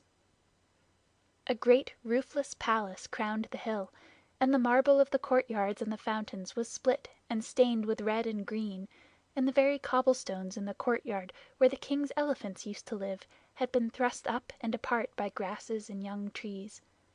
From the palace you could see the rows and rows of roofless houses that made up the city, looking like empty honeycombs filled with blackness, the shapeless block of stone that had been an idol, in the square where four roads met, the pits and dimples at street corners where the public wells once stood, and the shattered domes of temples with wild figs sprouting on their sides. The monkeys called the place their city, and pretended to despise the Jungle People because they lived in the forest. And yet they never knew what the buildings were made for, nor how to use them. They would sit in circles on the hall of the king's council chamber and scratch for fleas and pretend to be men, or they would run in and out of the roofless houses and collect pieces of plaster and old bricks in a corner, and forget where they had hidden them, and fight and cry in scuffling crowds, and then break off to play up and down the terraces of the king's garden, where they would shake the rose trees and the oranges in sport to see the fruit and flowers fall. They explored all the passages and dark tunnels in the palace, and the hundreds of little dark rooms, but they never remembered what they had seen and what they had not, and so drifted about in ones and twos or crowds, telling each other that they were doing as men did. They drank at the tanks and made the water all muddy, and then they fought over it, and then they would all rush together in mobs and shout, "There is no one in the jungle so wise and good and clever and strong and gentle as the Bandar log." Then all would begin again, till they grew tired of the city and went back to the tree tops, hoping the Jungle People would notice them. Mowgli, who had been trained under the law of the jungle, did not like or understand this kind of life. The monkeys dragged him into the cold lairs late in the afternoon, and instead of going to sleep, as Mowgli would have done after a long journey, they joined hands and danced about and sang their foolish songs. One of the monkeys made a speech and told his companions that Mowgli's capture marked a new thing in the history of the Bandar log, for Mowgli was going to show them how to weave sticks and canes together as a protection against rain and cold. Mowgli picked up some creepers and began to work them in and out, and the monkeys tried to imitate, but in a very few minutes they lost interest and began to pull their friends' tails or jump up and down on all fours, coughing. "I wish to eat," said Mowgli. "I am a stranger in this part of the jungle. Bring me food, or give me leave to hunt here." 20 or 30 monkeys bounded away to bring him nuts and wild pawpaws, but they fell to fighting on the road, and it was too much trouble to go back with what was left of the fruit. Mowgli was sore and angry as well as hungry, and he roamed through the empty city, giving the strangers' hunting call from time to time, but no one answered him, and Mowgli felt that he had reached a very bad place indeed. "All that Baloo has said about the Bandar log is true," he thought to himself. "They have no law, no hunting call, and no leaders, nothing but foolish words and little picking thievish hands. So if I am starved or killed here it will be all my own fault. But I must try to return to my own jungle. Baloo will surely beat me, but that is better than chasing silly rose leaves with the Bandar log."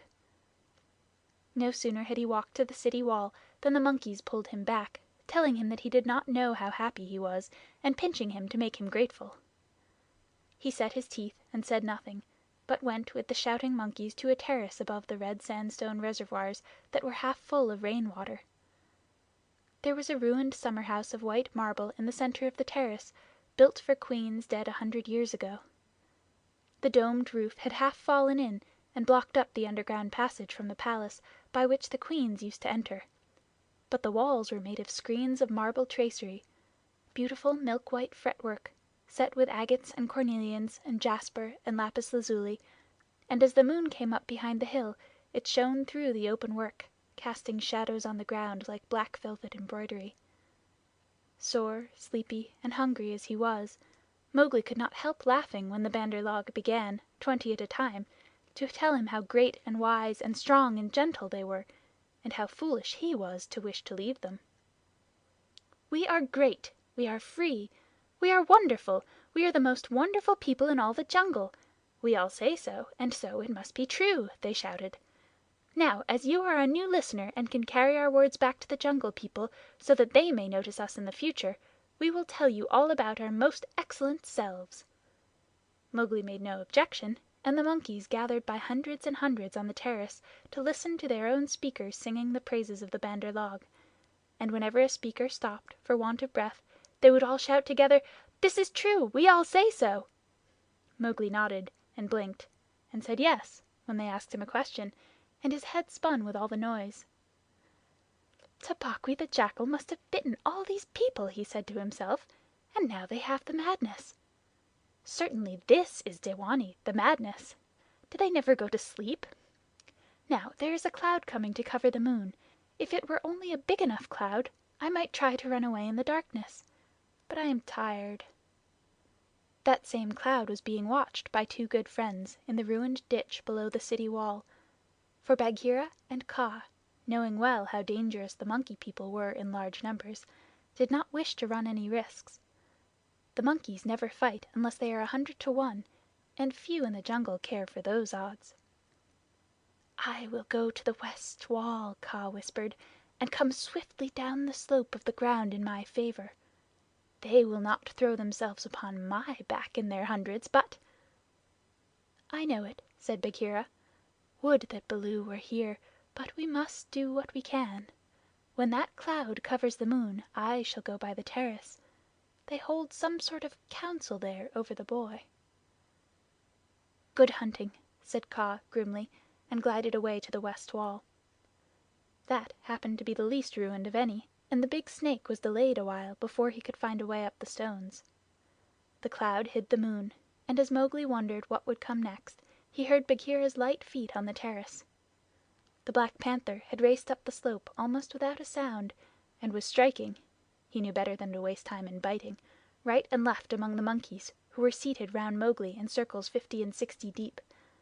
There was a howl of fright and rage, and then, as Bagheera tripped on the rolling kicking bodies beneath him, a monkey shouted, "There is only one here! Kill him! Kill!" A scuffling mass of monkeys, biting, scratching, tearing, and pulling, closed over Bagheera, while 5 or 6 laid hold of Mowgli, dragged him up the wall of the summer-house, and pushed him through the hole of the broken dome. A man-trained boy would have been badly bruised, for the fall was a good 15 feet, but Mowgli fell as Baloo had taught him to fall, and landed on his feet. "Stay there," shouted the monkeys, "till we have killed thy friends, and later we will play with thee, if the Poison People leave thee alive." "We be of one blood, ye and I," said Mowgli, quickly giving the snake's call. He could hear rustling and hissing in the rubbish around him, and gave the call a second time to make sure. "Even so. Down hoods all," said half a dozen low voices. Every ruin in India becomes sooner or later a dwelling place of snakes, and the old summer-house was alive with cobras. "Stand still, Little Brother, for thy feet may do us harm." Mowgli stood as quietly as he could, peering through the open work and listening to the furious din of the fight round the Black Panther, the yells and chatterings and scufflings, and Bagheera's deep, hoarse cough as he backed and bucked and twisted and plunged under the heaps of the enemies. For the first time since he was born, Bagheera was fighting for his life. Baloo must be at hand. Bagheera would not have come alone, Mowgli thought. And then he called aloud, "To the tank, Bagheera! Roll to the water tanks! Roll and plunge! Get to the water!" Bagheera heard, and the cry that told him Mowgli was safe gave him new courage. He worked his way desperately, inch by inch, straight for the reservoirs, halting in silence. Then from the ruined wall nearest the jungle rose up the rumbling war shout of Baloo. The old bear had done his best, but he could not come before. "Bagheera!" he shouted. "I am here! I climb! I haste! Ahuwora! The stones slip under my feet! Wait my coming, O most infamous Bandar log!" He panted up the terrace, only to disappear to the head in a wave of monkeys, but he threw himself squarely on his haunches, and spreading out his forepaws, hugged as many as he could hold, and then began to hit with a regular bat, bat, bat, like the flipping strokes of a paddle wheel. A crash and a splash told Mowgli that Bagheera had fought his way to the tank where the monkeys could not follow. The panther lay gasping for breath, his head just out of water, while the monkeys stood 3 deep on the red steps, dancing up and down with rage, ready to spring upon him from all sides if he came out to help Baloo. It was then that Bagheera lifted up his dripping chin, and in despair gave the snake's call for protection. "We be of one blood, ye and I," for he believed that Kaa had turned tail at the last minute. Even Baloo, half smothered under the monkeys on the edge of the terrace, could not help chuckling as he heard the Black Panther asking for help. Kaa had only just worked his way over the west wall, landing with a wrench that dislodged a coping stone into the ditch. He had no intention of losing any advantage of the ground, and coiled and uncoiled himself once or twice to be sure that every foot of his long body was in working order.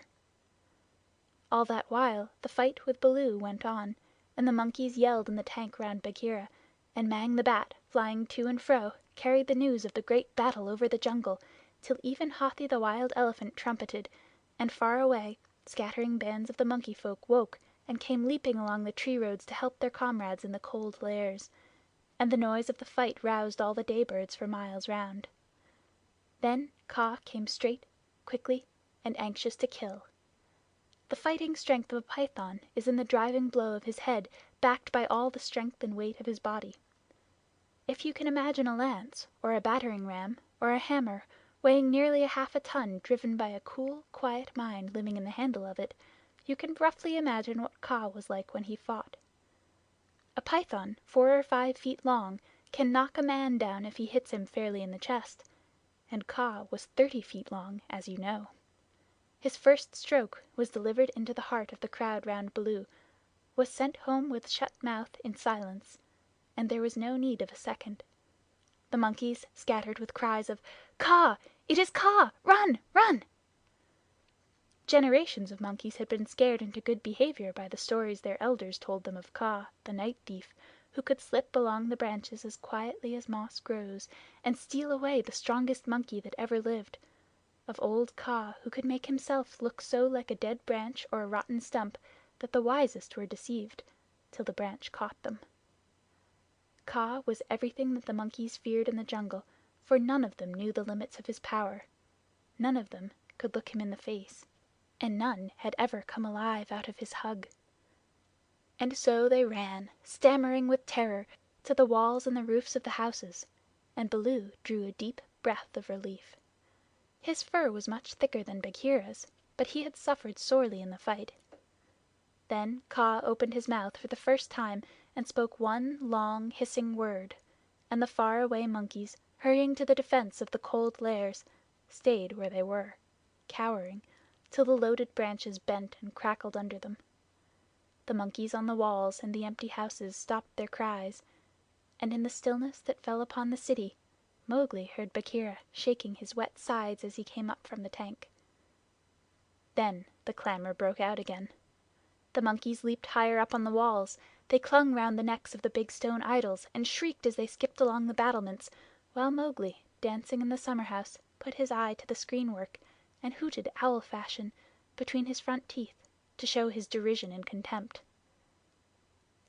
"Get the man cub out of that trap.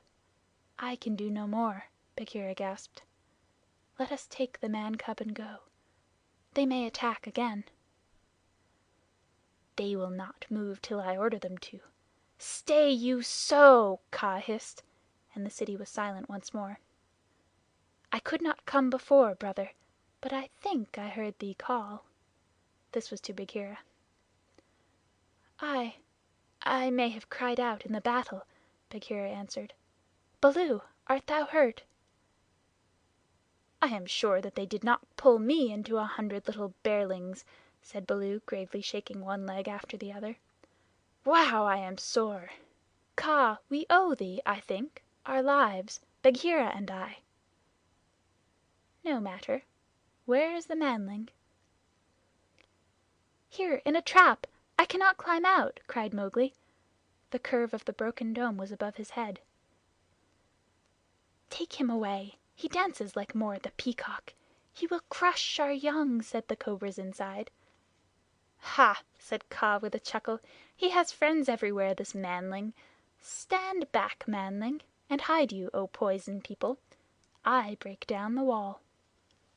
Kaa looked carefully till he found a discolored crack in the marble tracery, showing a weak spot, made 2 or 3 light taps with his head to get the distance, and then, lifting up 6 feet of his body clear of the ground, sent home half a dozen full-power smashing blows, nose first. The screenwork broke and fell away in a cloud of dust and rubbish, and Mowgli leaped through the opening and flung himself between Baloo and Bagheera, an arm around each big neck. "Art thou hurt?" said Baloo, hugging him softly.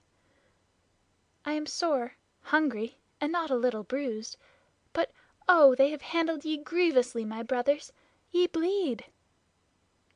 "Others also," said Bagheera, licking his lips and looking at the monkey dead on the terrace and round the tank. "It is nothing.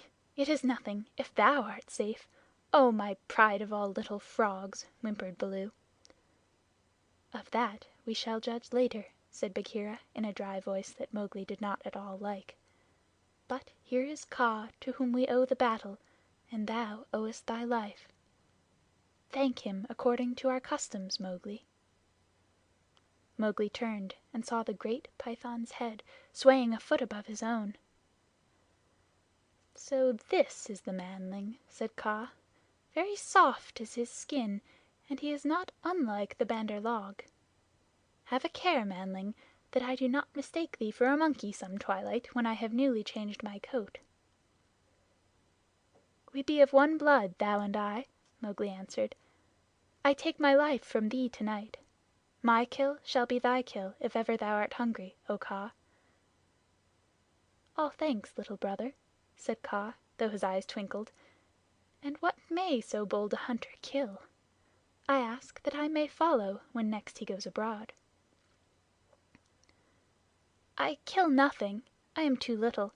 But I drive goats toward such as can use them. When thou art empty, come to me and see if I speak the truth.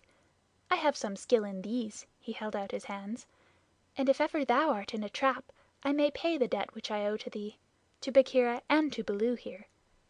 Good hunting to ye all, my masters."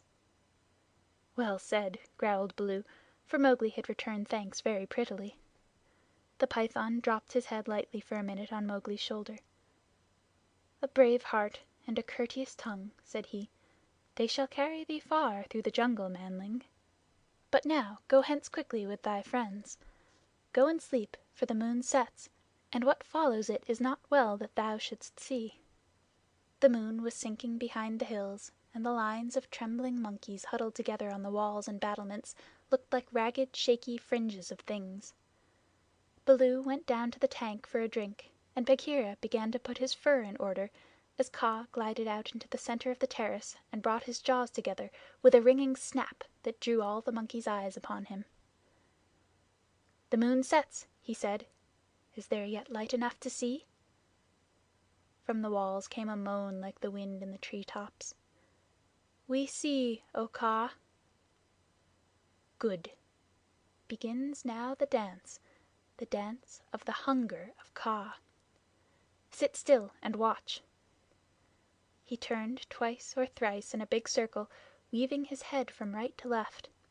Then he began making loops and figures of 8 with his body, and soft oozy triangles that melted into squares and 5-sided figures, and coiled mounds, never resting, never hurrying, and never stopping his low humming song.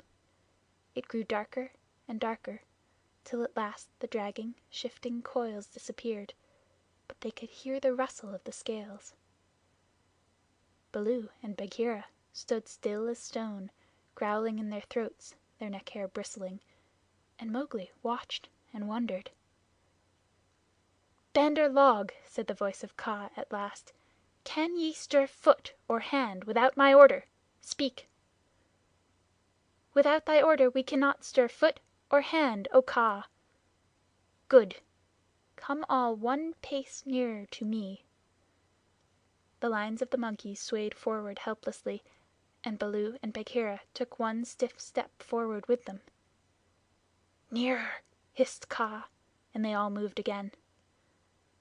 Mowgli laid his hands on Baloo and Bagheera to get them away, and the two great beasts started as though they had been waked from a dream. "Keep thy hand on my shoulder," Bagheera whispered. "Keep it there, or I must go back to Kaa. Ah!" "It is only old Kaa making circles on the dust," said Mowgli. "Let us go." And the three slipped off through a gap in the walls to the jungle. "Whoof!" said Baloo, when he stood under the still trees again. "Never more will I make an ally of Kaa," and he shook himself all over. "He knows more than we," said Bagheera, trembling. "In a little time, had I stayed, I should have walked down his throat." "Many will walk by that road before the moon rises again," said Baloo. "He will have good hunting, after his own fashion." "But what was the meaning of it all?" said Mowgli, who did not know anything of a python's powers of fascination. "I saw no more than a big snake making foolish circles till the dark came. And his nose was all sore. Ho! Ho!" "Mowgli," said Bagheera angrily, "his nose was sore on thy account, as my ears and sides and paws and Baloo's neck and shoulders are bitten on thy account. Neither Baloo nor Bagheera will be able to hunt with pleasure for many days." "It is nothing," said Baloo. "We have the man cub again." "True, but he has cost us heavily in time which might have been spent in good hunting, in wounds, in hair. I am half plucked along my back, and last of all, in honor. For remember, Mowgli, I, who am the Black Panther, was forced to call upon Kaa for protection, and Baloo and I were both made stupid as little birds by the Hunger Dance. All this, man cub, came of thy playing with the Bandar log." "True. It is true," said Mowgli sorrowfully. "I am an evil man cub, and my stomach is sad in me." "Umph! What says the Law of the Jungle, Baloo?" Baloo did not wish to bring Mowgli into any more trouble, but he could not tamper with the Law, so he mumbled, "Sorrow never stays punishment. But remember, Bagheera, he is very little." "I will remember, but he has done mischief, and blows must be dealt now. Mowgli, hast thou anything to say?" "Nothing. I did wrong. Baloo and thou art wounded. It is just." Bagheera gave him half a dozen love taps from a panther's point of view. They would hardly have waked one of his own cubs, but for a 7-year-old boy they amounted to as severe a beating as you could wish to avoid. When it was all over, Mowgli sneezed, and picked himself up without a word. "Now," said Bagheera, "jump on my back, little brother, and we will go home. One of the beauties of the Jungle Law is that punishment settles all scores. There is no nagging afterwards." Mowgli laid his head down on Bagheera's back, and slept so deeply that he never waked when he was put down in the home cave. Road Song of the Bandar log. Here we go in a flung festoon, halfway up to the jealous moon. Don't you envy our pranceful bands? Don't you wish you had extra hands? Wouldn't you like it if your tails were so, curved in the shape of a Cupid's bow? Now you're angry, but never mind, brother, thy tail hangs down behind. Here we sit in a branchy row, thinking of beautiful things we know, dreaming of deeds that we mean to do, all complete in a minute or two. Something noble and wise and good, done by merely wishing we could. We've forgotten. But never mind. Brother, thy tail hangs down behind. All the talk we ever have heard, uttered by bat or beast or bird, hide or fin or scale or feather, jabber it quickly and all together. Excellent, wonderful, once again. Now we are talking just like men. Let's pretend we are. Never mind. Brother, thy tail hangs down behind. This is the way of the monkey kind. Then join our leaping lines that scumfish through the pines, that rocket by where, light and high, the wild grape swings. By the rubbish in our wake and the noble noise we make, be sure, we're going to do some splendid things. Chapter 3. Tiger, Tiger. What of the hunting, hunter bold? Brother, the watch was long and cold. What of the quarry ye went to kill? Brother, he crops in the jungle still. Where is the power that made your pride? Brother, it ebbs from my flank and side. Where is the haste that ye hurry by? Brother, I go to my lair to die. When Mowgli left the wolf's cave after the fight with the pack at the Council Rock, he went down to the plowed lands where the villagers lived, but he would not stop there because it was too near to the jungle, and he knew that he had made at least one bad enemy at the Council. So he hurried on, keeping to the rough road that ran down the valley, and followed it at a steady jog trot for nearly 20 miles, till he came to a country that he did not know. The valley opened out into a great plain dotted over with rocks and cut up with ravines. At one end stood a little village, and at the other the thick jungle came down in a sweep to the grazing grounds and stopped there as though it had been cut off with a hoe. All over the plain cattle and buffaloes were grazing, and when the little boys in charge of the herds saw Mowgli they shouted and ran away, and the yellow pariah dogs that hang about every Indian village barked. Mowgli walked on, for he was feeling hungry, and when he came to the village gate he saw the big thorn bush that was drawn up before the gate at twilight pushed to one side. "Humph!" he said, for he had come across more than one such barricade in his night rambles after things to eat. "So men are afraid of the people of the jungle here also." He sat down by the gate, and when a man came out he stood up, opened his mouth, and pointed down it to show that he wanted food. The man stared, and ran back up the one street of the village, shouting for the priest, who was a big, fat man dressed in white, with a red and yellow mark on his forehead. The priest came to the gate, and with him at least 100 people, who stared and talked and shouted and pointed at Mowgli. "They have no manners, these men folk," said Mowgli to himself. "Only the gray ape would behave as they do." So he threw back his long hair and frowned at the crowd. "What is there to be afraid of?" said the priest. "Look at the marks on his arms and legs. They are the bites of wolves. He is but a wolf child run away from the jungle." Of course, in playing together, the cubs had often nipped Mowgli harder than they intended, and there were white scars all over his arms and legs. But he would have been the last person in the world to call these bites, for he knew what real biting meant. "Arre! Arre!" said 2 or 3 women together. "To be bitten by wolves, poor child! He is a handsome boy. He has eyes like red fire. By my honor, Messua, he is not unlike thy boy that was taken by the tiger." "Let me look," said a woman with heavy copper rings on her wrists and ankles, and she peered at Mowgli under the palm of her hand. "Indeed, he is not.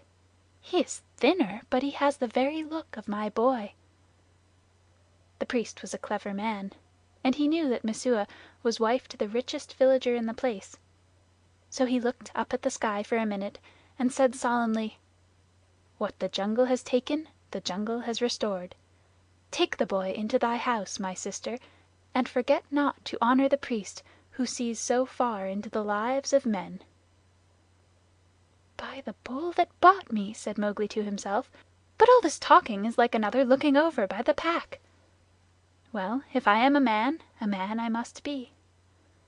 The crowd parted as the woman beckoned Mowgli to her hut, where there was a red lacquered bedstead, a great earthen grain chest with funny raised patterns on it, half a dozen copper cooking pots, an image of a Hindu god in a little alcove, and on the wall a real looking glass such as they sell at the country fairs for 8 cents.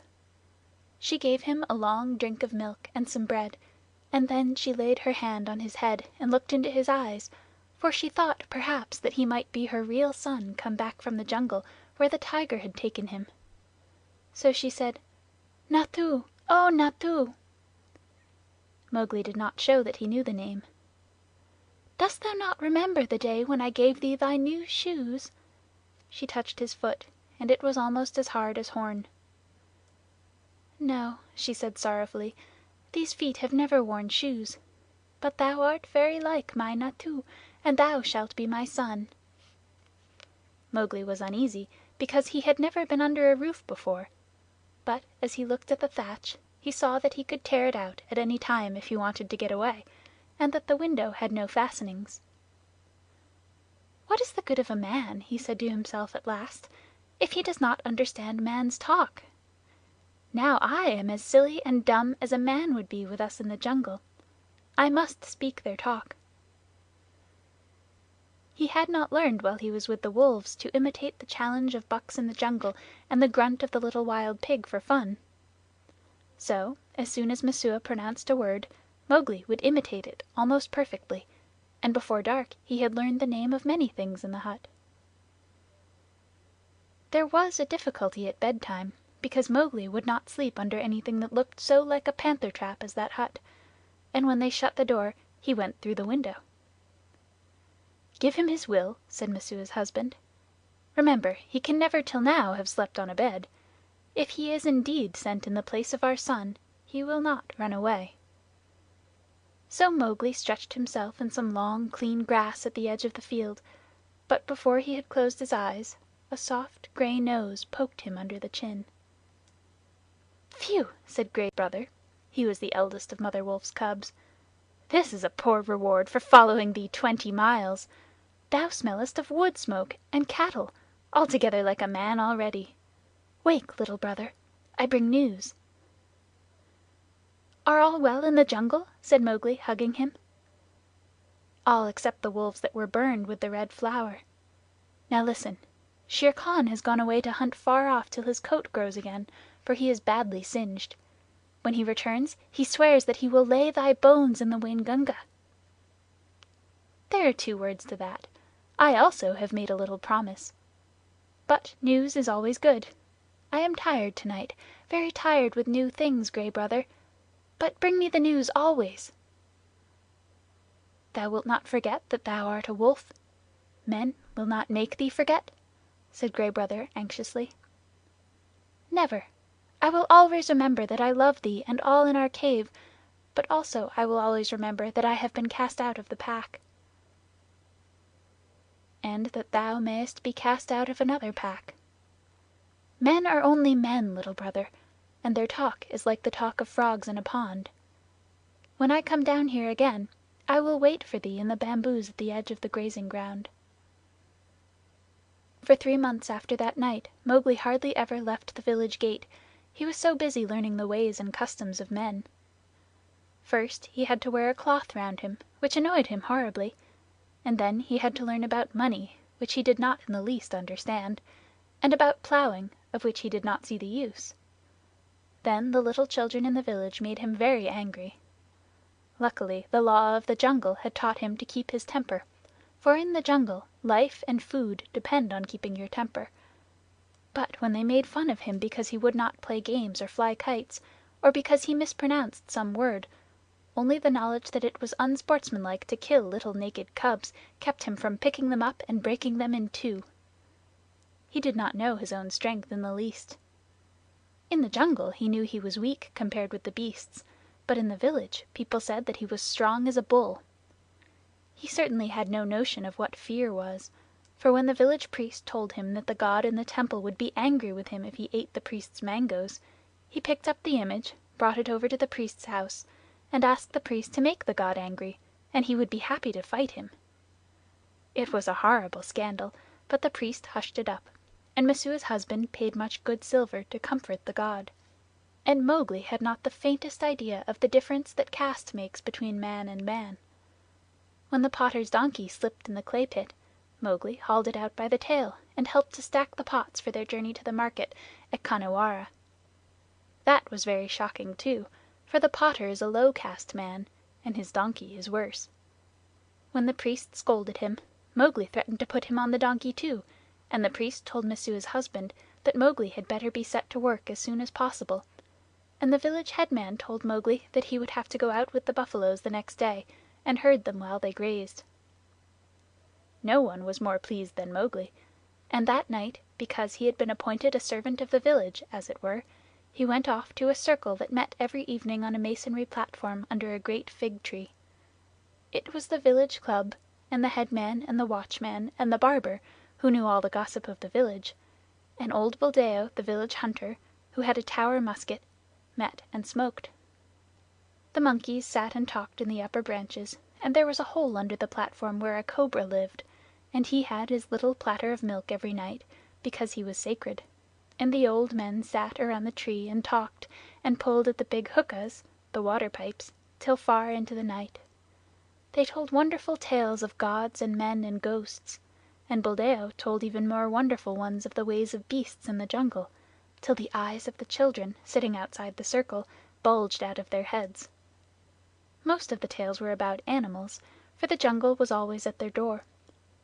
The deer and the wild pig grubbed up their crops, and now and again the tiger carried off a man at twilight, within sight of the village gates. Mowgli, who naturally knew something about what they were talking of, had to cover his face not to show that he was laughing, while Buldeo, the Tower musket across his knees, climbed on from one wonderful story to another, and Mowgli's shoulders shook. Buldeo was explaining how the tiger that had carried away Messua's son was a ghost tiger, and his body was inhabited by the ghost of a wicked old money-lender who had died some years ago. "And I know that this is true," he said, "because Purun Dass always limped from the blow that he got in a riot when his account books were burned, and the tiger that I speak of, he limps too, for the tracks of his pads are unequal." "True, true, that must be the truth," said the graybeards, nodding together. "Are all these tales such cobwebs and moon talk?" said Mowgli. "That tiger limps because he was born lame, as everyone knows. To talk of the soul of a money-lender in a beast that never had the courage of a jackal is child's talk." Buldeo was speechless with surprise for a moment, and the headman stared. "Oho! It is the jungle brat, is it?" said Buldeo. "If thou art so wise, better bring his hide to Khanhiwara, for the government has set 100 rupees on his life. Better still, talk not when thy elders speak." Mowgli rose to go. "All the evening I have lain here listening," he called back over his shoulder, "and, except once or twice, Buldeo has not said one word of truth concerning the jungle, which is at his very doors. How then shall I believe the tales of ghosts and gods and goblins which he says he has seen?" "It is full time that boy went to herding," said the headman, while Buldeo puffed and snorted at Mowgli's impertinence. The custom of most Indian villages is for a few boys to take the cattle and buffaloes out to graze in the early morning, and bring them back at night, and the very cattle that would trample a white man to death allow themselves to be banged and bullied and shouted at by children that hardly come up to their noses. So long as the boys keep with the herds they are safe, for not even the tiger will charge a mob of cattle. But if they straggle to pick flowers or hunt lizards, they are sometimes carried off. Mowgli went through the village street in the dawn, sitting on the back of Rama, the great herd bull, and the slaty blue buffaloes, with their long backward sweeping horns and savage eyes, rose out of their byres one by one and followed him, and Mowgli made it very clear to the children with him that he was the master.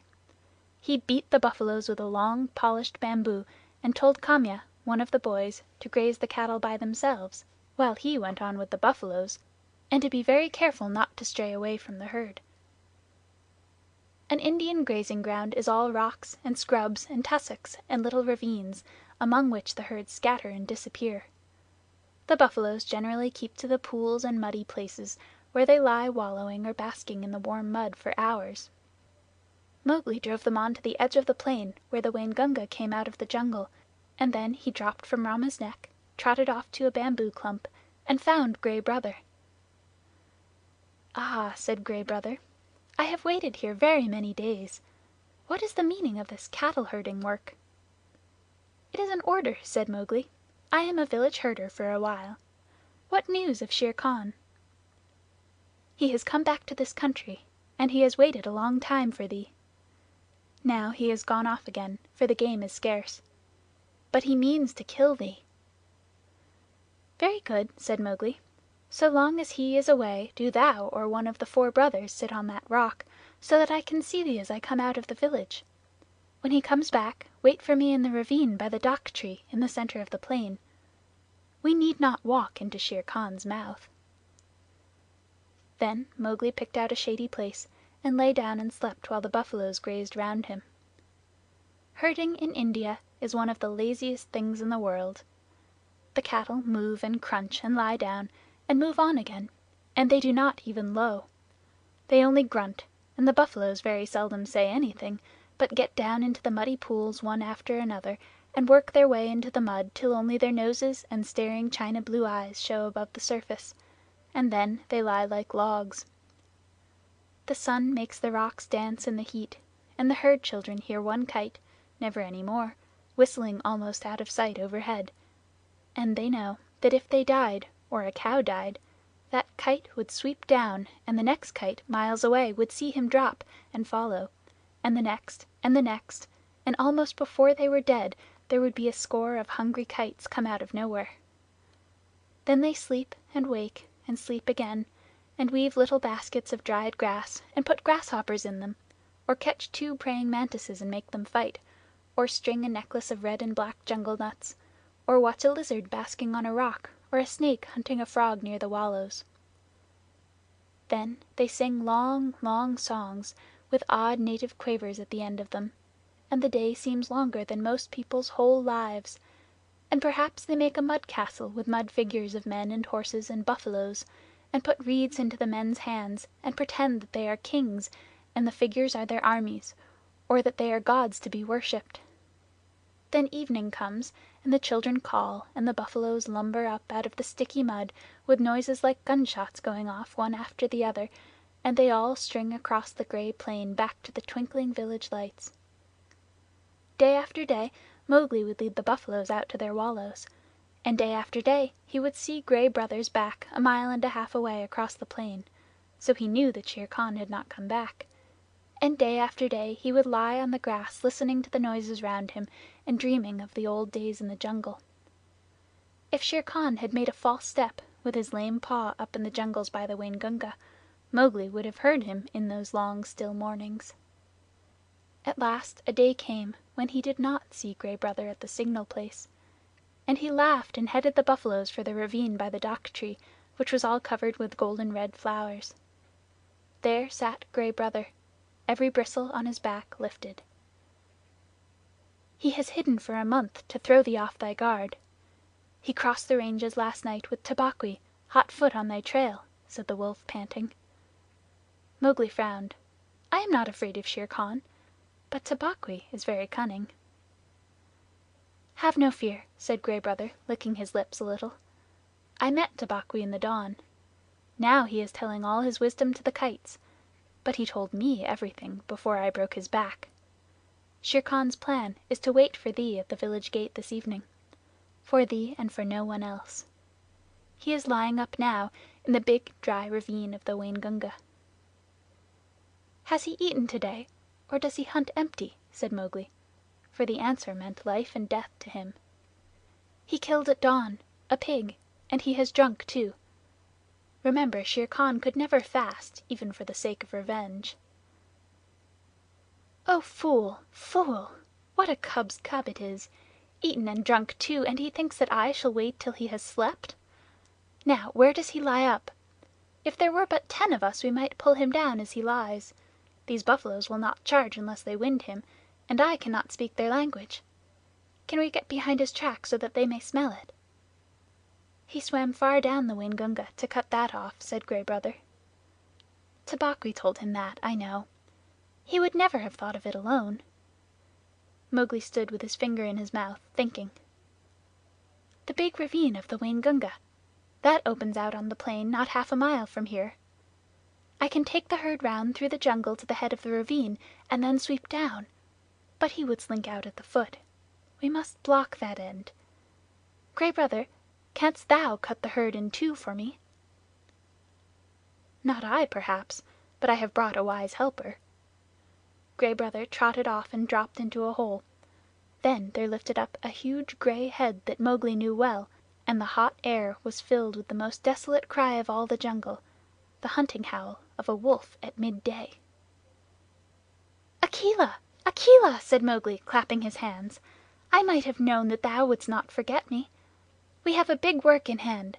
Cut the herd in two, Akela. Keep the cows and calves together, and the bulls and the plow buffaloes by themselves." The two wolves ran, ladies' chain fashion, in and out of the herd, which snorted and threw up its head and separated into two clumps.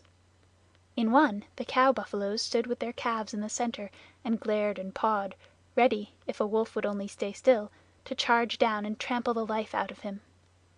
In the other the bulls and the young bulls snorted and stamped, but though they looked more imposing they were much less dangerous, for they had no calves to protect. No 6 men could have divided the herd so neatly. "What orders!" panted Akela. "They are trying to join again." Mowgli slipped onto Rama's back. "Drive the bulls away to the left, Akela. Gray Brother, when we are gone, hold the cows together and drive them into the foot of the ravine." "How far?" said Gray Brother, panting and snapping. "Till the sides are higher than Shere Khan can jump," shouted Mowgli. "Keep them there till we come down." The bulls swept off as Akela bade, and Gray Brother stopped in front of the cows. They charged down on him, and he ran just before them to the foot of the ravine, as Akela drove the bulls far to the left. "Well done! Another charge, and they are fairly started. Careful now! Careful, Akela! A snap too much and the bulls will charge. Hooja! This is wilder work than driving black buck. Didst thou think these creatures could move so swiftly?" Mowgli called. "I have hunted these too in my time," gasped Akela in the dust. "Shall I turn them into the jungle?" "Ay, turn! Swiftly turn them! Rama is mad with rage. Oh, if only I could tell him what I need of him today!" The bulls were turned, to the right this time, and crashed into the standing thicket. The other herd children, watching with the cattle half a mile away, hurried to the village as fast as their legs could carry them, crying that the buffaloes had gone mad and run away. But Mowgli's plan was simple enough. All he wanted to do was to make a big circle uphill and get at the head of the ravine, and then take the bulls down it and catch Shere Khan between the bulls and the cows, for he knew that after a meal and a full drink Shere Khan would not be in any condition to fight or to clamber up the sides of the ravine. He was soothing the buffaloes now by voice, and Akela had dropped far to the rear, only whimpering once or twice to hurry the rear guard. It was a long, long circle, for they did not wish to get too near the ravine and give Shere Khan warning. At last Mowgli rounded up the bewildered herd at the head of the ravine, on a grassy patch that sloped steeply down to the ravine itself. From that height you could see across the tops of the trees down to the plain below, but what Mowgli looked at was the sides of the ravine, and he saw with a great deal of satisfaction that they ran nearly straight up and down, while the vines and creepers that hung over them would give no foothold to a tiger who wanted to get out. "Let them breathe, Akela," he said, holding up his hand. "They have not winded him yet. Let them breathe. I must tell Shere Khan who comes. We have him in the trap." Chapter 3, Part 2. He put his hands to his mouth and shouted down the ravine. It was almost like shouting down a tunnel, and the echoes jumped from rock to rock. After a long time there came back the drawling, sleepy snarl of a full-fed tiger just wakened. "Who calls?" said Shere Khan, and a splendid peacock fluttered up out of the ravine screeching. "I, Mowgli. Cattle thief, it is time to come to the Council Rock. Down! Hurry them down, Akela! Down, Rama, down!" The herd paused for an instant at the edge of the slope, But Akela gave tongue in the full hunting yell, and they pitched over one after the other just as steamers shoot rapids, the sand and stones spurting up round them. Once started, there was no chance of stopping, and before they were fairly in the bed of the ravine, Rama winded Shere Khan and bellowed. "Ha ha!" said Mowgli on his back. "Now thou knowest!" And the torrent of black horns, foaming muzzles, and staring eyes whirled down the ravine, just as boulders go down in flood time, the weaker buffaloes being shouldered out to the sides of the ravine, where they tore through the creepers. They knew what the business was before them, the terrible charge of the buffalo herd against which no tiger can hope to stand.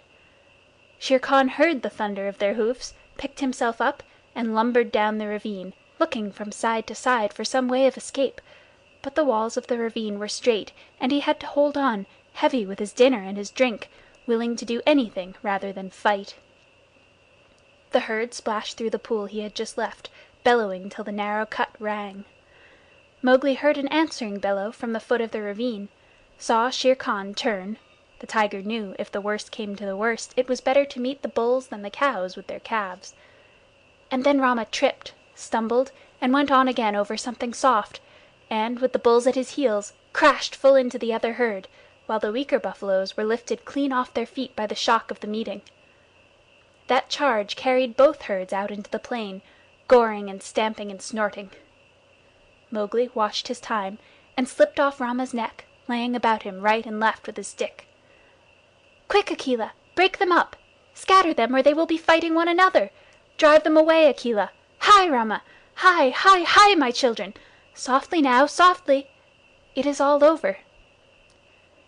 Akela and Gray Brother ran to and fro nipping the buffaloes' legs, and though the herd wheeled once to charge up the ravine again, Mowgli managed to turn Rama, and the others followed him to the wallows. Shere Khan needed no more trampling. He was dead, and the kites were coming for him already. "Brothers, that was a dog's death," said Mowgli, feeling for the knife he always carried in a sheath round his neck now that he lived with men. "But he would never have shown fight.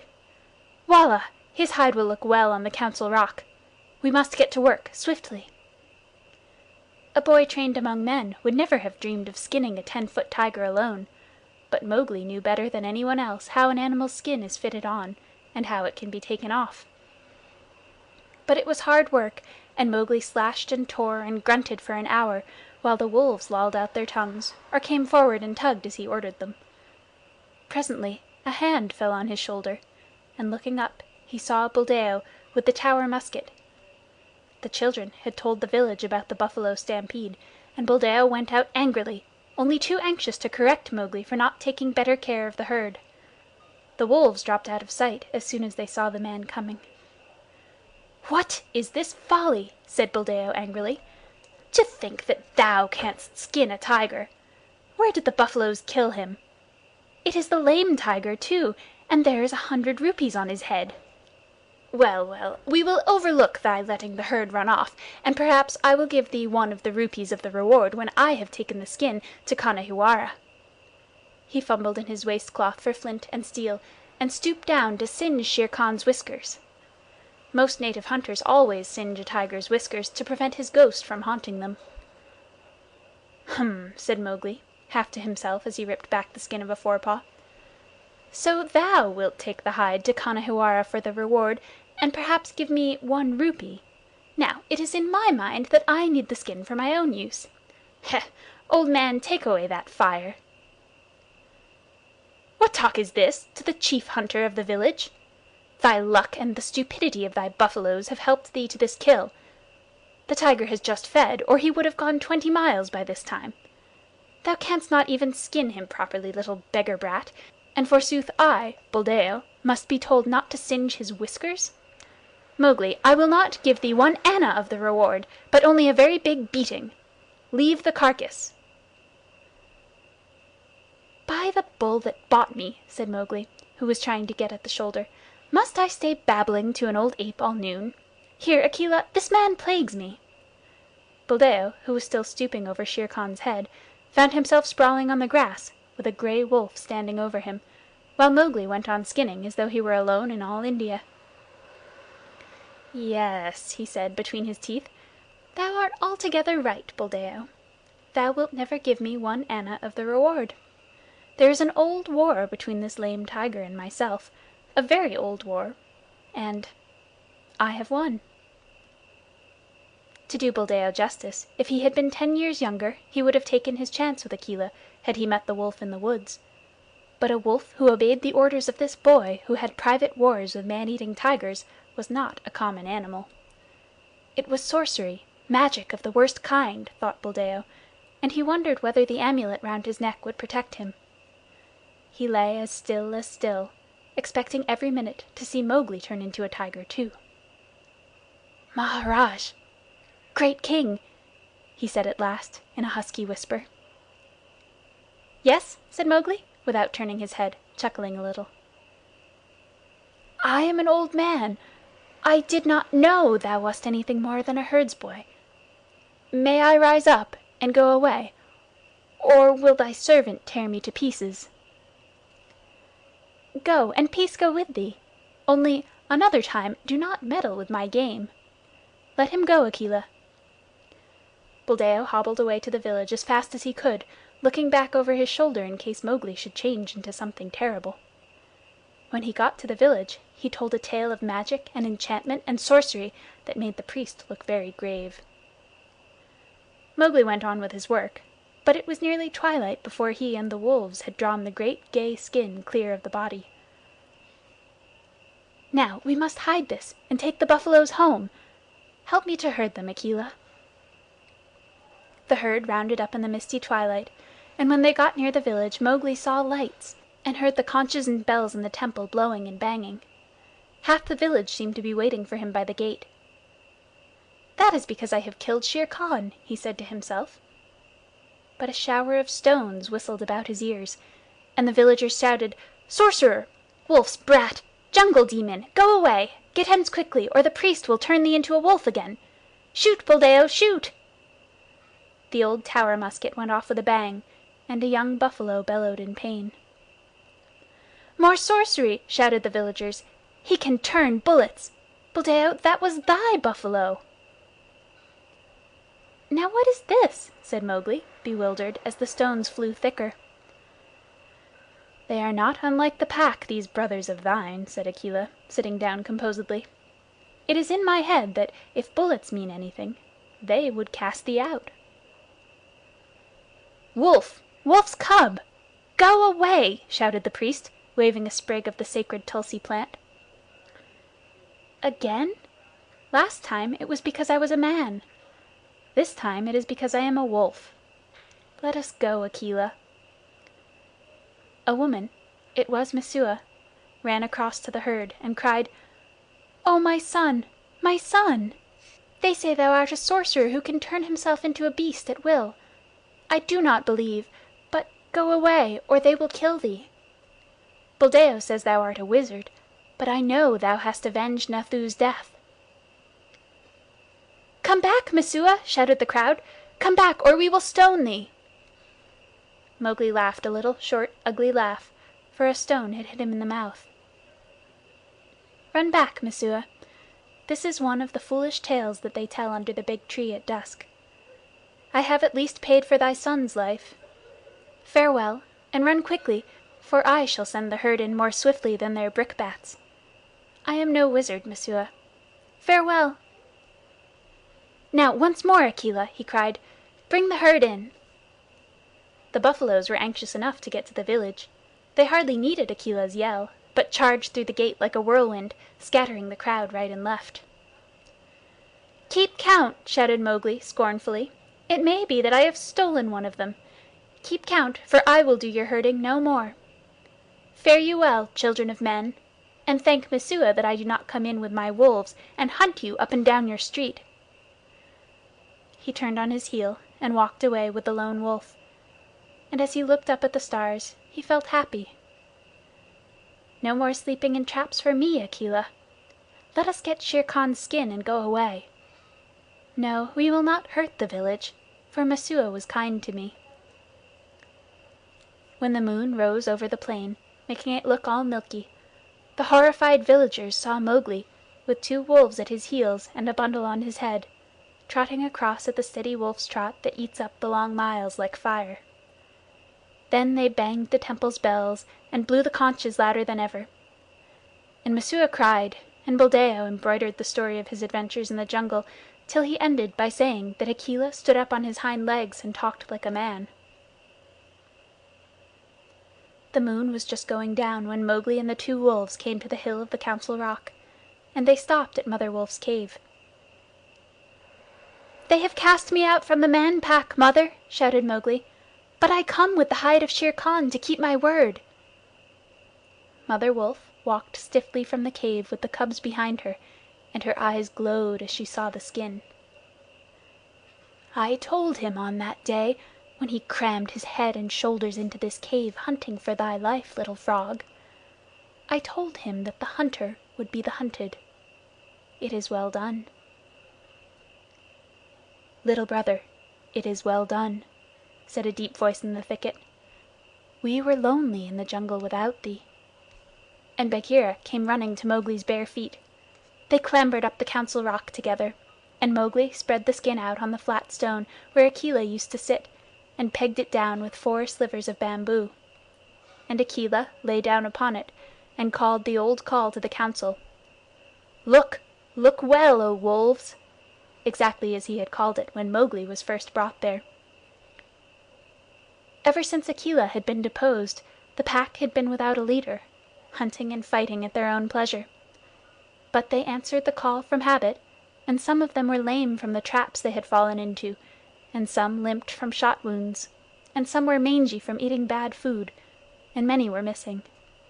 But they came to the Council Rock, all that was left of them, and saw Shere Khan's striped hide on the rock, and the huge claws dangling at the end of the empty, dangling feet.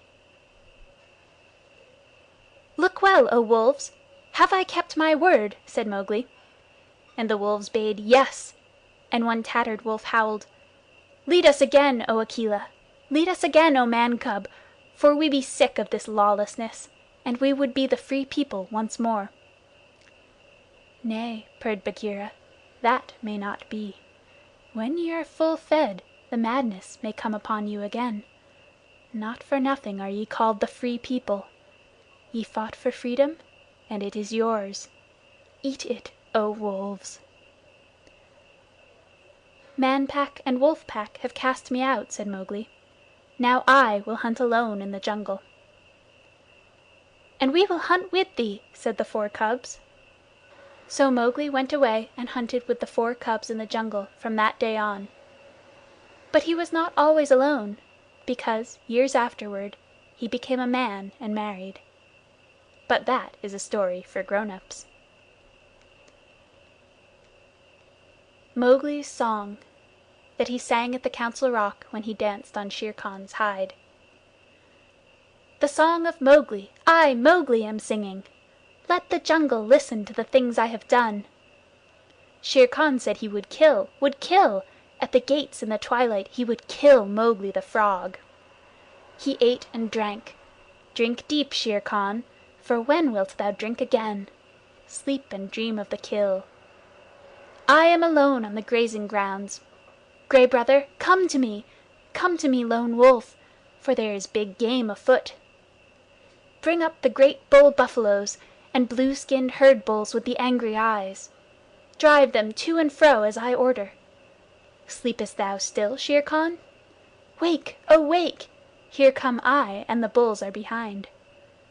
Rama, the king of the buffaloes, stamped with his foot.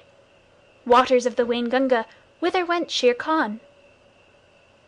He is not Sahi to dig holes, nor Mor the peacock that he should fly. He is not Mang the bat to hang in the branches. Little bamboos that creak together, tell me where he ran. Ow, he is there! Ahu, he is there! Under the feet of Rama lies the lame one. Up, Shere Khan, up and kill. Here is meat. Break the necks of the bulls. Hush, he is asleep. We will not wake him, for his strength is very great. The kites have come down to see it. The black ants have come up to know it. There is a great assembly in his honor. Alala! I have no cloth to wrap me. The kites will see that I am naked. I am ashamed to meet all these people. Lend me thy coat, Shere Khan. Lend me thy gay striped coat, that I may go to the Council Rock. By the Bull that bought me I made a promise, a little promise. Only thy coat is lacking before I keep my word.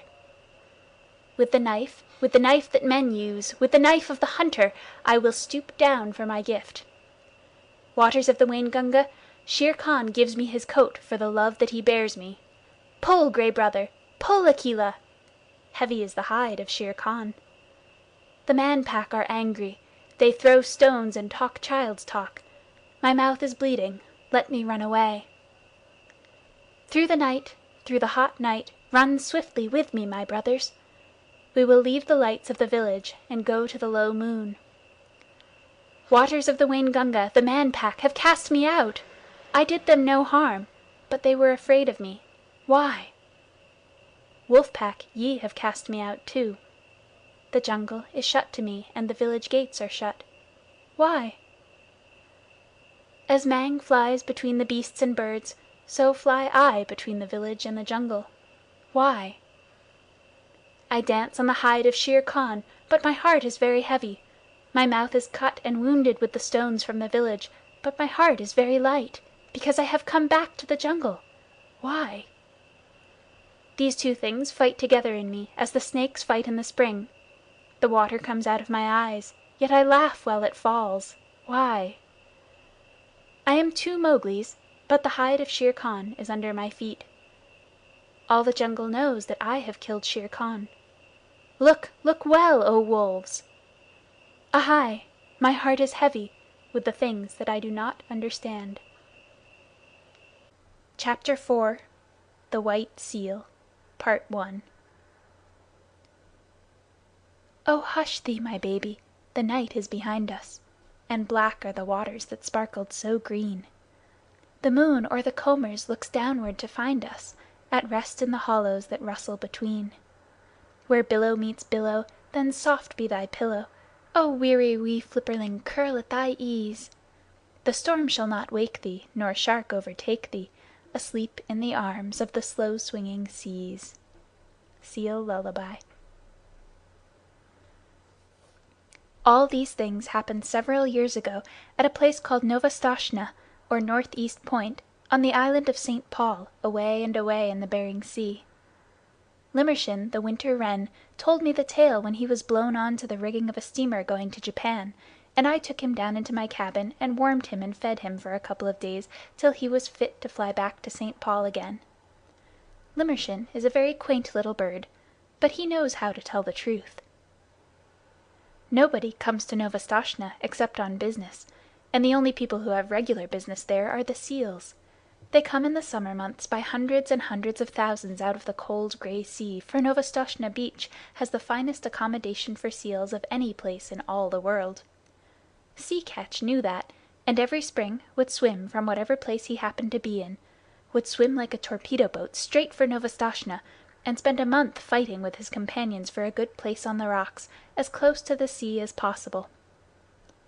Sea Catch was 15 years old, a huge gray fur seal with almost a mane on his shoulders, and long, wicked dog teeth. When he heaved himself up on his front flippers, he stood more than 4 feet clear of the ground, and his weight, if anyone had been bold enough to weigh him, was nearly 700 pounds. He was scarred all over with the marks of savage fights, but he was always ready for just one fight more. He would put his head on one side, as though he were afraid to look his enemy in the face. Then he would shoot it out like lightning, and when the big teeth were firmly fixed on the other seal's neck, the other seal might get away if he could, but Sea Catch would not help him. Yet Sea Catch never chased a beaten seal, for that was against the rules of the beach. He only wanted room by the sea for his nursery, but as there were 40 or 50,000 other seals hunting for the same thing each spring, the whistling, bellowing, roaring, and blowing on the beach was something frightful. From a little hill called Hutchinson's Hill you could look over 3½ miles of ground covered with fighting seals, and the surf was dotted all over with the heads of seals hurrying to land and begin their share of fighting. They fought in the breakers, they fought in the sand, and they fought on the smooth-worn basalt rocks of the nurseries, for they were just as stupid and unaccommodating as men. Their wives never came to the island until late in May or early in June, for they did not care to be torn to pieces.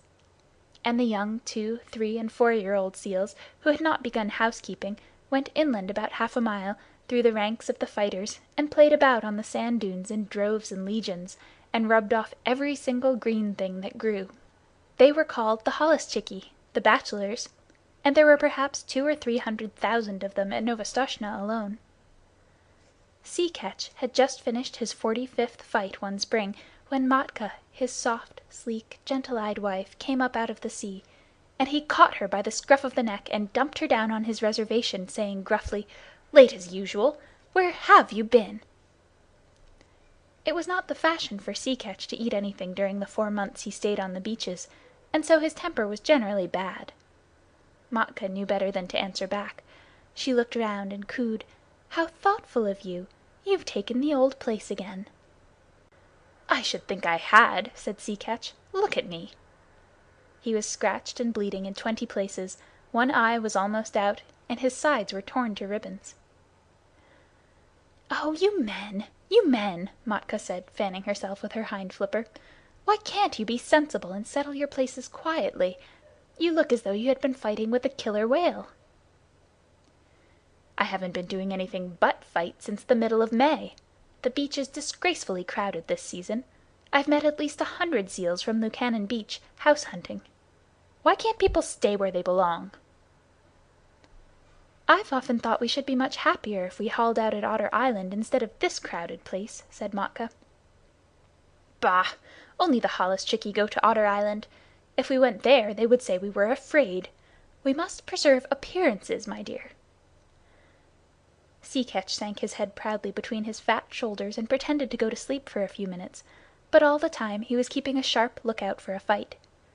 Now that all the seals and their wives were on the land, you could hear their clamor miles out to sea above the loudest gales. At the lowest counting, there were over 1,000,000 seals on the beach. Old seals, mother seals, tiny babies and holluschickie, fighting, scuffling, bleating, crawling, and playing together, going down to the sea and coming up from it in gangs and regiments, lying over every foot of ground as far as the eye could reach, and skirmishing about in brigades through the fog. It is nearly always foggy at Novastoshnah, except when the sun comes out and makes everything look all pearly and rainbow-colored for a little while. Kotick, Matka's baby, was born in the middle of that confusion, and he was all head and shoulders, with pale watery blue eyes, as tiny seals must be, but there was something about his coat that made his mother look at him very closely. "Sea Catch," she said at last, "our baby's going to be white." "Empty clam-shells and dry seaweed!" snorted Sea Catch. "There never has been such a thing in the world as a white seal." "I can't help that," said Matka. "There's going to be now." And she sang the low, crooning seal song that all the mother seals sing to their babies. "You mustn't swim till you're 6 weeks old, or your head will be sunk by your heels. And summer gales and killer whales are bad for baby seals. Are bad for baby seals, dear rat, as bad can be. But splash and grow strong, and you can't be wrong, child of the open sea." Of course the little fellow did not understand the words at first. He paddled and scrambled about by his mother's side, and learned to scuffle out of the way when his father was fighting with another seal, and the two rolled and roared up and down the slippery rocks. Matka used to go to sea to get things to eat, and the baby was only fed once in 2 days, but then he ate all he could and throve upon it. The first thing he did was to crawl inland, and there he met tens of thousands of babies of his own age, and they played together like puppies, went to sleep on the clean sand, and played again. The old people in the nurseries took no notice of them, and the holluschickie kept to their own grounds, and the babies had a beautiful playtime. When Matka came back from her deep-sea fishing, she would go straight to their playground and call as a sheep calls for a lamb, and wait until she heard Kotick bleat. Then she would take the straightest of straight lines in his direction, striking out with her fore-flippers and knocking the youngsters head over heels right and left. There were always a few hundred mothers hunting for their children through the playgrounds, and the babies were kept lively. But, as Matka told Kotick, So long as you don't lie in muddy water and get mange, or rub the hard sand into a cut or scratch, and so long as you never go swimming when there is a heavy sea, nothing will hurt you here. Little seals can no more swim than little children, but they are unhappy till they learn. The first time that Kotick went down to the sea, a wave carried him out beyond his depth, and his big head sank and his little hind flippers flew up exactly as his mother told him in the song, and if the next wave had not thrown him back again he would have drowned. After that he learned to lie in a beach pool and let the wash of the waves just cover him and lift him up while he paddled, but he always kept his eye open for big waves that might hurt. He was 2 weeks learning to use his flippers, and all that while he floundered in and out of the water, and coughed and grunted and crawled up the beach, and took cat-naps on the sand, and went back again, until at last he found that he truly belonged to the water. Then you can imagine the times that he had with his companions, ducking under the rollers, or coming in on top of a comber and landing with a swash and a splutter as the big wave went whirling far up the beach, or standing up on his tail and scratching his head as the old people did, or playing I'm the King of the Castle on slippery, weedy rocks that just stuck out of the wash.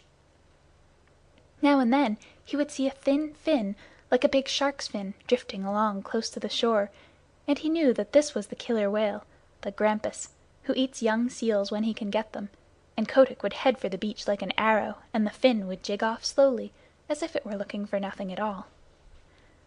Late in October the seals began to leave St. Paul for the deep sea, by families and tribes, and there was no more fighting over the nurseries, and the holluschickie played anywhere they liked.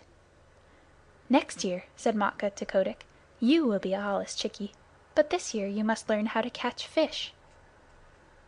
They set out together across the Pacific, and Matka showed Kotick how to sleep on his back with his flippers tucked down by his side and his little nose just out of the water. No cradle is so comfortable as the long, rocking swell of the Pacific. When Kotick felt his skin tingle all over, Matka told him he was learning the feel of the water, and that tingly, prickly feelings meant bad weather coming, and he must swim hard and get away. "In a little time," she said, "you'll know where to swim to. But just now we'll follow Sea Pig, for he is very wise." A school of porpoises was ducking and tearing through the water, and little Kotick followed them as fast as he could.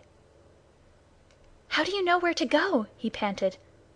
The leader of the school rolled his white eye and ducked under. "My tail tingles, youngster," he said. "That means there's a gale behind me. Come along. When you're south of the sticky water," he meant the equator, "and your tail tingles, that means there's a gale in front of you and you must head north. Come along. The water feels bad here." This was one of very many things that Kotick learned, and he was always learning. Matka taught him to follow the cod and the halibut along the undersea banks, and wrench the rockling out of his hole among the weeds; how to skirt the wrecks lying 100 fathoms below water, and dart like a rifle bullet in at one porthole and out at another as the fishes ran; how to dance on top of the waves when the lightning was racing all over the sky, and wave his flipper politely to the stumpy-tailed albatross and the man-of-war hawk as they went down the wind; how to jump 3 or 4 feet clear of the water like a dolphin, flippers close to the side and tail curved; to leave the flying fish alone because they are all bony; to take the shoulder-piece out of a cod at full speed 10 fathoms deep, and never to stop to look at a boat or a ship, but particularly a rowboat. At the end of 6 months, what Kotick did not know about deep-sea fishing was not worth knowing, and all that time he never set flipper on dry ground. One day, however, as he was lying half asleep in the warm water somewhere off the island of Juan Fernandez, he felt faint and lazy all over, just as human people do when the spring is in their legs, and he remembered the good firm beaches of Novastoshnah, 7,000 miles away, the games his companions played, and the smell of the seaweed, the seal roar, and the fighting. That very minute he turned north, swimming steadily, and as he went on he met scores of his mates all bound for the same place, and they said, "Greeting, Kotick! This year we are all holluschickie, and we can dance the fire dance in the breakers off Lukannon, and play on the new grass. But where did you get that coat?" Kotick's fur was almost pure white now, and though he felt very proud of it, he only said, "Swim quickly, my bones are aching for the land." And so they all came to the beaches where they had been born, and heard the old seals, their fathers, fighting in the rolling mist. That night Kotick danced the fire dance with the yearling seals. The sea is full of fire on summer nights, all the way down from Novastoshnah to Lukannon, and each seal leaves a wake like burning oil behind him, and a flaming flash where he jumps, and the waves break in great phosphorescent streaks and swirls. Then they went inland to the Holluschickie grounds, and rolled up and down in the new wild wheat, and told stories of what they had done while they had been at sea. They talked about the Pacific as boys would talk about a wood that they had been nutting in, and if any one had understood them, he could have gone away and made such a chart of that ocean as never was. The 3- and 4-year-old Holluschickie romped down from Hutchinson's Hill, crying, "Out of the way, youngsters! The sea is deep, and you don't know all that's in it yet. Wait till you've rounded the Horn. Hi, you yearling! Where did you get that white coat?" "I didn't get it," said Kotick. "It grew." And just as he was going to roll the speaker over, a couple of black-haired men with flat red faces came from behind a sand dune, and Kotick, who had never seen a man before, coughed and lowered his head. The Holluschickie just bundled off a few yards and sat staring stupidly. The men were no less than Kerick Booterin, chief of the seal hunters on the island, and Patalamon, his son. They came from the little village not half a mile from the seal nurseries, and they were deciding what seals they would drive up to the killing pens, for the seals were driven just like sheep, to be turned into sealskin jackets later on. "Ho!" said Patalamon. "Look, there's a white seal." Kerick Booterin turned nearly white under his oil and smoke, for he was an Aleut, and Aleuts are not clean people. Then he began to mutter a prayer. "Don't touch him, Patalamon. There has never been a white seal since I was born. Perhaps it is old Zaharrof's ghost. He was lost last year in the big gale." "I'm not going near him," said Patalamon. "He's unlucky. Do you really think he is old Zaharrof come back? I owe him for some gulls' eggs." "Don't look at him," said Kerick. "Head off that drove of 4-year-olds. The men ought to skin 200 today, but it's the beginning of the season and they are new to the work. 100 will do. Quick!" Patalamon rattled a pair of seal's shoulder bones in front of a herd of Holluschickie, and they stopped dead, puffing and blowing. Then he stepped near, and the seals began to move, and Kerick headed them inland, and they never tried to get back to their companions. Hundreds and hundreds of thousands of seals watched them being driven, but they went on playing just the same. Kotick was the only one who asked questions, and none of his companions could tell him anything, except that the men always drove seals in that way for 6 weeks or 2 months of every year. "I'm going to follow," he said, and his eyes nearly popped out of his head as he shuffled along in the wake of the herd. "The white seal is coming after us!" cried Patalamon. "That's the first time a seal has ever come to the killing grounds alone." "Hush! Don't look behind you," said Kerick. "It is Zaharrof's ghost. I must speak to the priest about this." The distance to the killing ground was only half a mile, but it took an hour to cover, because if the seals went too fast, Kerick knew they would get heated and then their fur would come off in patches when they were skinned. So they went on very slowly, past Sea Lion's Neck, past Webster House, till they came to the Salt House just beyond the sight of the seals on the beach.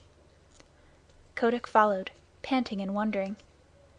He thought that he was at the world's end, but the roar of the seal nurseries behind him sounded as loud as the roar of a train in a tunnel. Then Kerick sat down on the moss and pulled out a heavy pewter watch and let the drove cool off for 30 minutes, and Kotick could hear the fog dew dripping off the brim of his cap.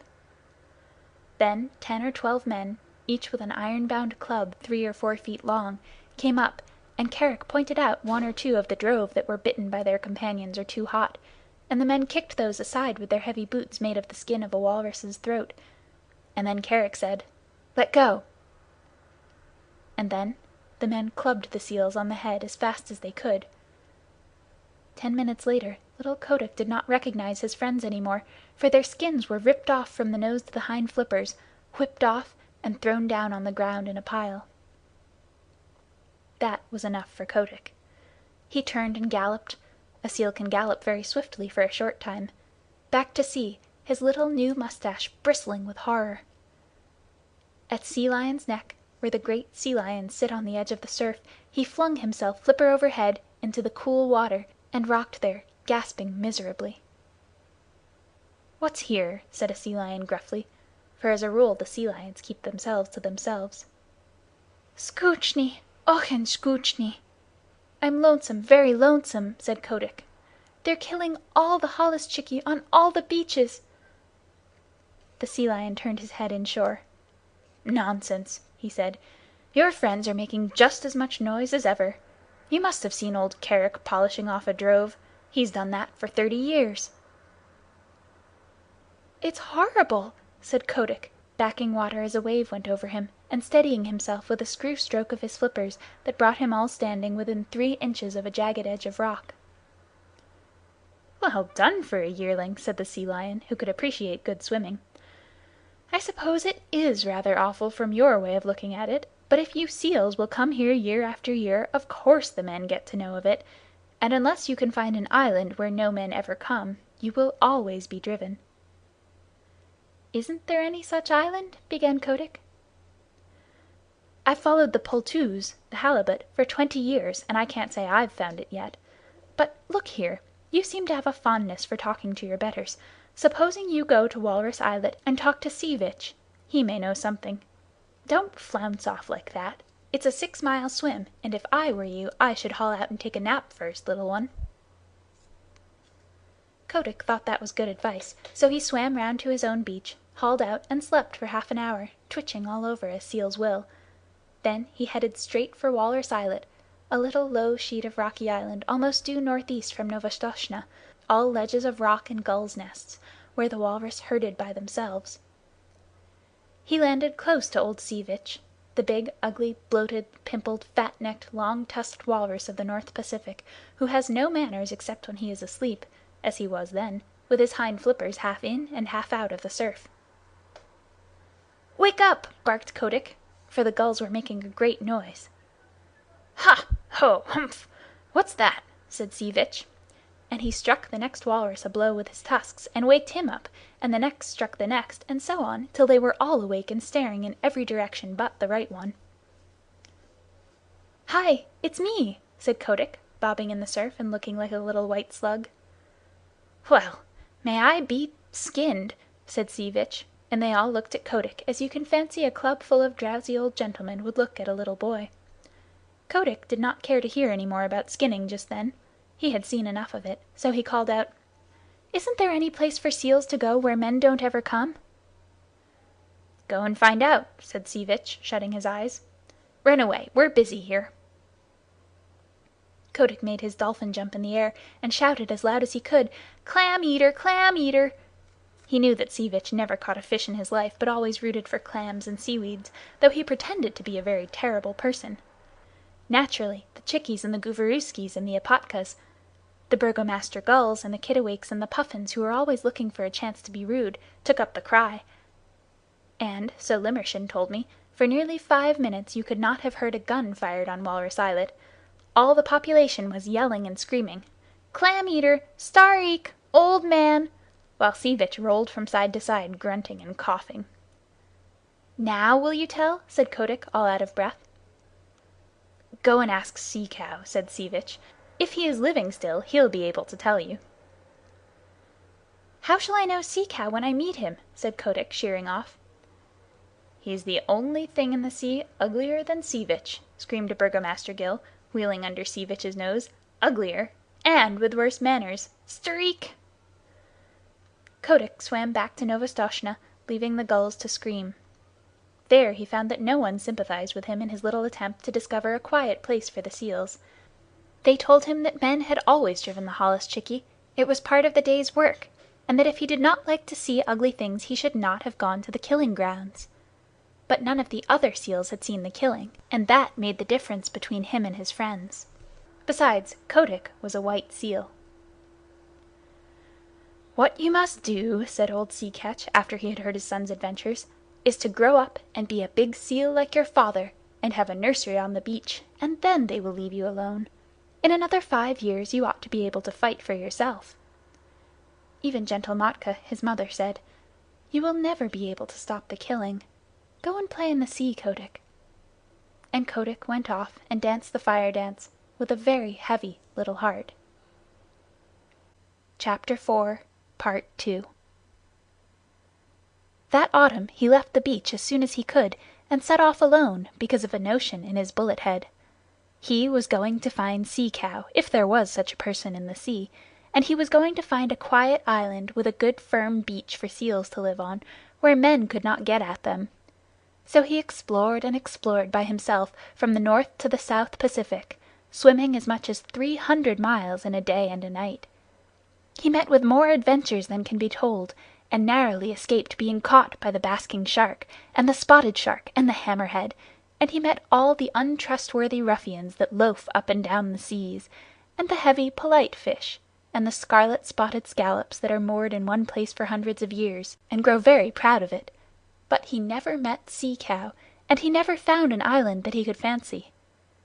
If the beach was good and hard, with a slope behind it for seals to play on, there was always the smoke of a whaler on the horizon, boiling down blubber, and Kotick knew what that meant.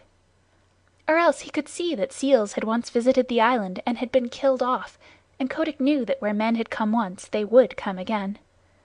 He picked up with an old stumpy-tailed albatross, who told him that Kerguelen Island was the very place for peace and quiet, and when Kotick went down there he was all but smashed to pieces against some wicked black cliffs in a heavy sleet storm with lightning and thunder. Yet, as he pulled out against the gale, he could see even there had once been a seal nursery. And it was so in all the other islands that he visited. Limmershin gave a long list of them, for he said that Kotick spent 5 seasons exploring, with a 4 months' rest each year at Novastoshnah, when the holluschickie used to make fun of him in his imaginary islands. He went to the Galapagos, a horrid dry place on the equator, where he was nearly baked to death. He went to the Georgia Islands, the Orkneys, Emerald Island, Little Nightingale Island, Gough Island, Bouvet Island, the Crozets, and even to a little speck of an island south of the Cape of Good Hope. But everywhere the people of the sea told him the same things. Seals had come to those islands once upon a time, but men had killed them all off. Even when he swam thousands of miles out of the Pacific and got to a place called Cape Corrientes, that was when he was coming back from Gough Island, he found a few hundred mangy seals on a rock, and they told him that men came there too. That nearly broke his heart, and he headed round the Horn back to his own beaches, and on his way north he hauled out on an island full of green trees, where he found an old, old seal who was dying, and Kotick caught fish for him and told him all his failures. "Now," said Kotick, "I am going back to Novastoshnah, and if I am driven to the killing pens with the holluschickie, I shall not care." The old seal said, "Try once more. I am the last of the lost rookery of Mas Afuera, and in the days when men killed us by the 100,000, there was a story on the beaches that some day a white seal would come out of the north and lead the seal people to a quiet place. I am old, and I shall never live to see that day, but others will. Try once more." And Kotick curled up his mustache, it was a beauty, and said, "I am the only white seal that has ever been born on the beaches, and I am the only seal, black or white, who has ever thought of looking for new islands." This cheered him immensely, and when he came back to Novastoshnah that summer, Matka, his mother, begged him to marry and settle down, for he was no longer a holluschickie, but a full-grown sea-catch, with a curly white mane on his shoulders, as heavy, as big, and as fierce as his father. "Give me another season," he said. "Remember, mother, it is always the 7th wave that goes farthest up the beach." Curiously enough, there was another seal who thought that she would put off marrying till the next year, and Kotick danced the fire dance with her all down Lukannon Beach, the night before he set off on his last exploration. This time he went westwards, because he had fallen on the trail of a great shoal of halibut, and he needed at least 100 pounds of fish a day to keep him in good condition. He chased them till he was tired, and then he curled himself up and went to sleep on the hollows of a groundswell that sets into Copper Island. He knew the coast perfectly well, so about midnight, when he felt himself gently bumped on a weed bed, he said, "Tide's running strong tonight," and turning over under water, opened his eyes slowly and stretched. Then he jumped like a cat, for he saw huge things nosing about in the shoal water and browsing on the heavy fringes of the weeds. "By the great combers of Magellan!" he said, beneath his mustache. "Who in the deep sea are these people?" They were like no walrus, sea lion, seal, bear, whale, shark, fish, squid, or scallop that Kotick had ever seen before. They were between 20 and 30 feet long, and they had no hind flippers, but a shovel-like tail that looked as if it had been whittled out of wet leather. Their heads were the most foolish-looking things you ever saw, and they balanced on the ends of their tails in deep water when they weren't grazing, bowing solemnly to each other and waving their front flippers as a fat man waves his arm. "Ahem!" said Kotick. "Good sport, gentlemen?" The big things answered by bowing and waving their flippers like the frog footman. When they began feeding again, Kotick saw that their upper lip was split into 2 pieces that they could twitch apart about a foot and bring together again with a whole bushel of seaweed between the splits. They tucked the stuff into their mouths and chumped solemnly. "Messy style of feeding, that," said Kotick. They bowed again, and Kotick began to lose his temper. "Very good," he said. "If you do happen to have an extra joint in your front flipper, you needn't show off so. I see you bow gracefully, but I should like to know your names." The split lips moved and twitched, and the glassy green eyes stared, but they did not speak. "Well," said Kotick, "you're the only people I've ever met uglier than Sea Vitch, and with worse manners."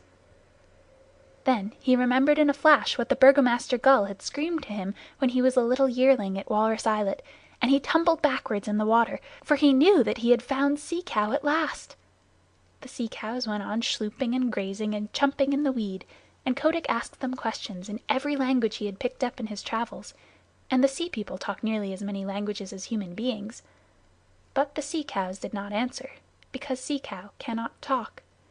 He has only 6 bones in his neck where he ought to have 7, and they say under the sea that prevents him from speaking even to his companions. But, as you know, he has an extra joint in his foreflipper, and by waving it up and down and about, he makes what answers to a sort of clumsy telegraphic code. By daylight Kotick's mane was standing up on end, and his temper was gone where the dead crabs go.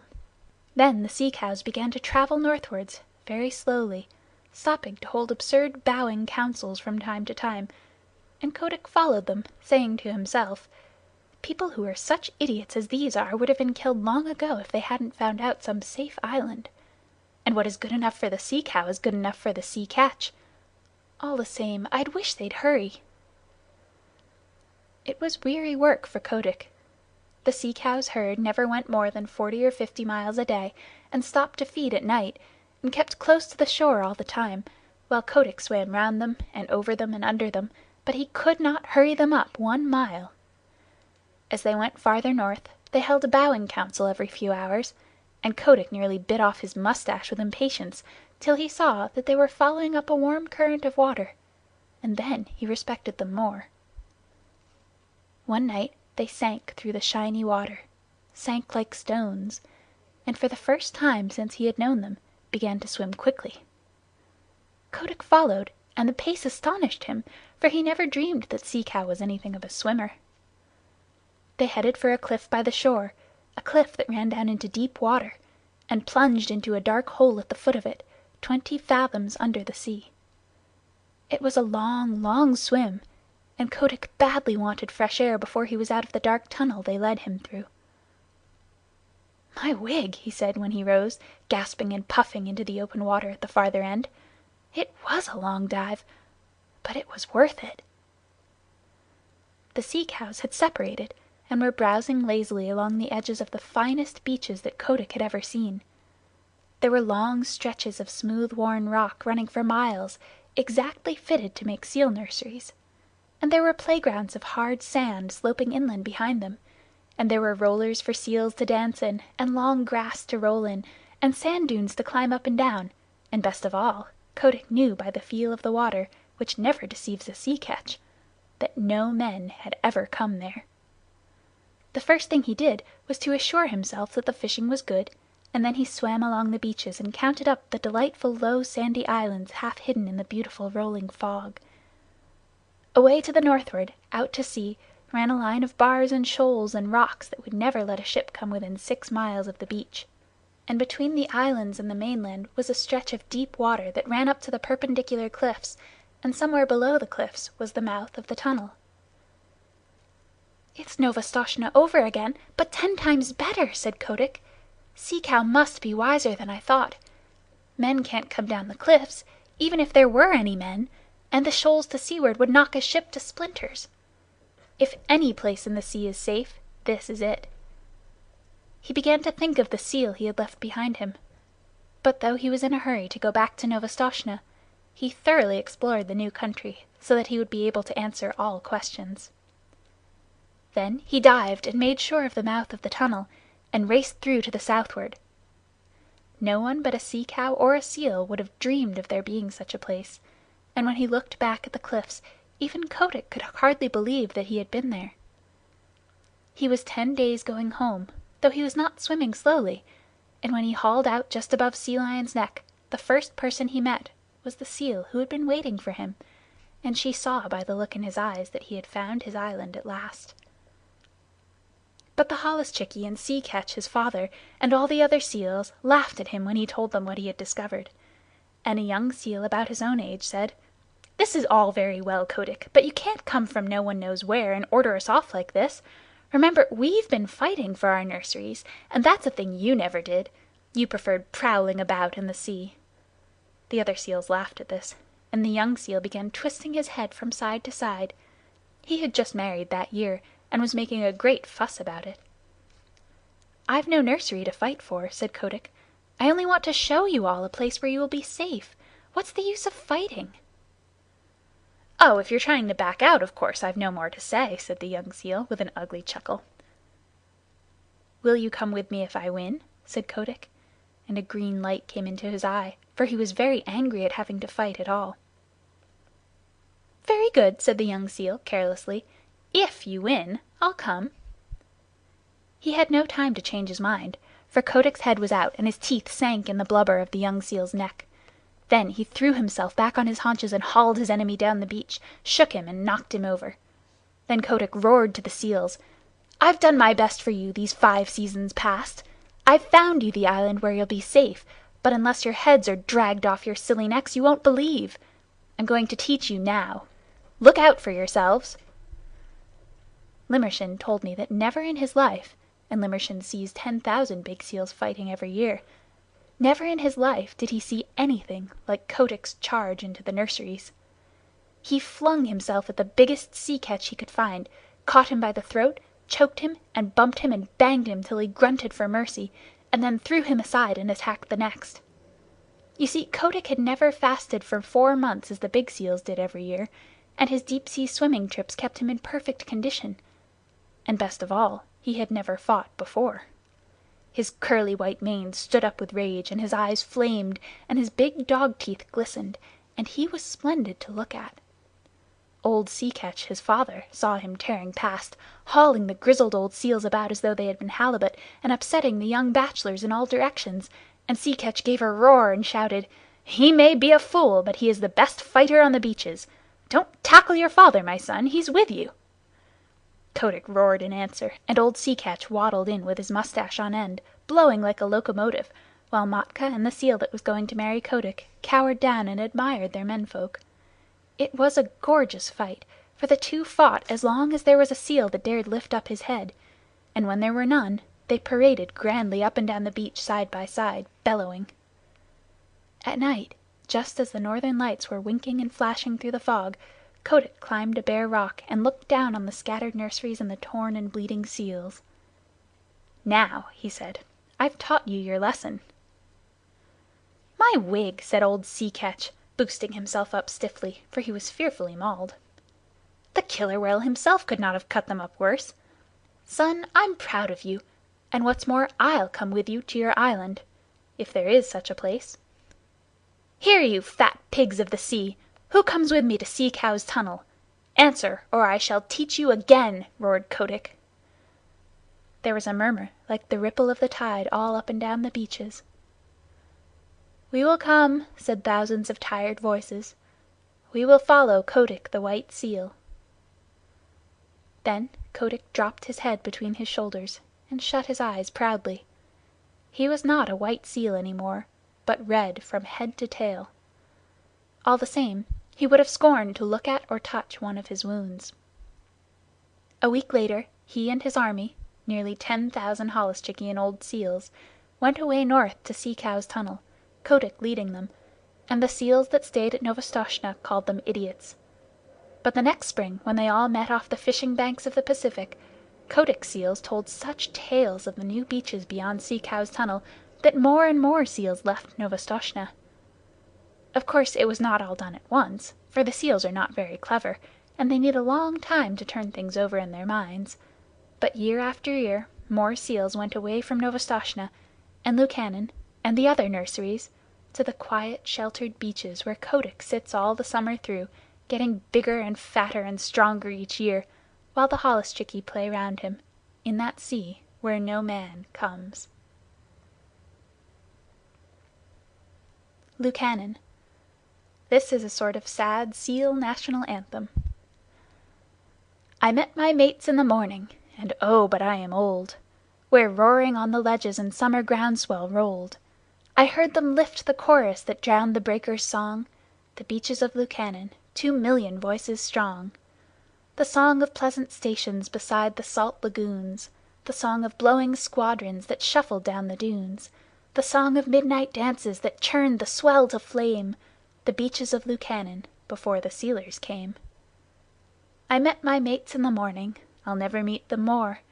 They came and went in legions that darkened all the shore. And o'er the foam-flecked offing, as far as voice could reach, we hailed the landing parties and we sang them up the beach.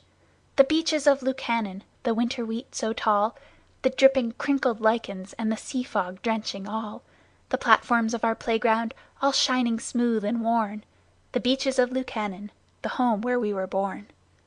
I met my mates in the morning, a broken, scattered band. Men shoot us in the water and club us on the land. Men drive us to the salt house like silly sheep and tame, and still we sing Lukannon before the sealers came. Wheel down to southward, O Gooverooska, go, and tell the deep-sea viceroys the story of our woe. Ere empty as the shark's egg the tempest flings ashore, the beaches of Lukannon shall know their sons no more. Chapter 5. Rikki-Tikki-Tavi. At the hole where he went in, Red-Eye called to Wrinkle-Skin. Hear what little Red-Eye saith: Nag, come up and dance with Death. Eye to eye and head to head, keep the measure, Nag. This shall end when one is dead. At thy pleasure, Nag. Turn for turn and twist for twist, run and hide thee, Nag. Ha! The hooded Death has missed. Woe betide thee, Nag. This is the story of the great war that Rikki-Tikki-Tavi fought single-handed through the bathrooms of the big bungalow in Segowli Cantonment. Darzee, the tailor bird, helped him, and Chuchundra, the muskrat, who never comes out in the middle of the floor but always creeps round by the wall, gave him advice, but Rikki-Tikki did the real fighting. He was a mongoose, rather like a little cat in his fur and his tail, but quite like a weasel in his head and his habits. His eyes and the end of his restless nose were pink. He could scratch himself anywhere he pleased with any leg, front or back, that he chose to use. He could fluff up his tail till it looked like a bottle brush, and his war cry as he scuttled through the long grass was, "Rikki-Tik-Tikki-Tik-Tk!" One day a high summer flood washed him out of the burrow where he lived with his father and mother, and carried him, kicking and clucking, down a roadside ditch. He found a little wisp of grass floating there, and clung to it till he lost his senses. When he revived, he was lying in the hot sun on the middle of a garden path, very draggled indeed, and a small boy was saying, "Here's a dead mongoose. Let's have a funeral." "No," said his mother, "let's take him in and dry him. Perhaps he isn't really dead." They took him into the house, and a big man picked him up between his finger and thumb and said he was not dead, but half choked. So they wrapped him in cotton wool and warmed him over a little fire, and he opened his eyes and sneezed.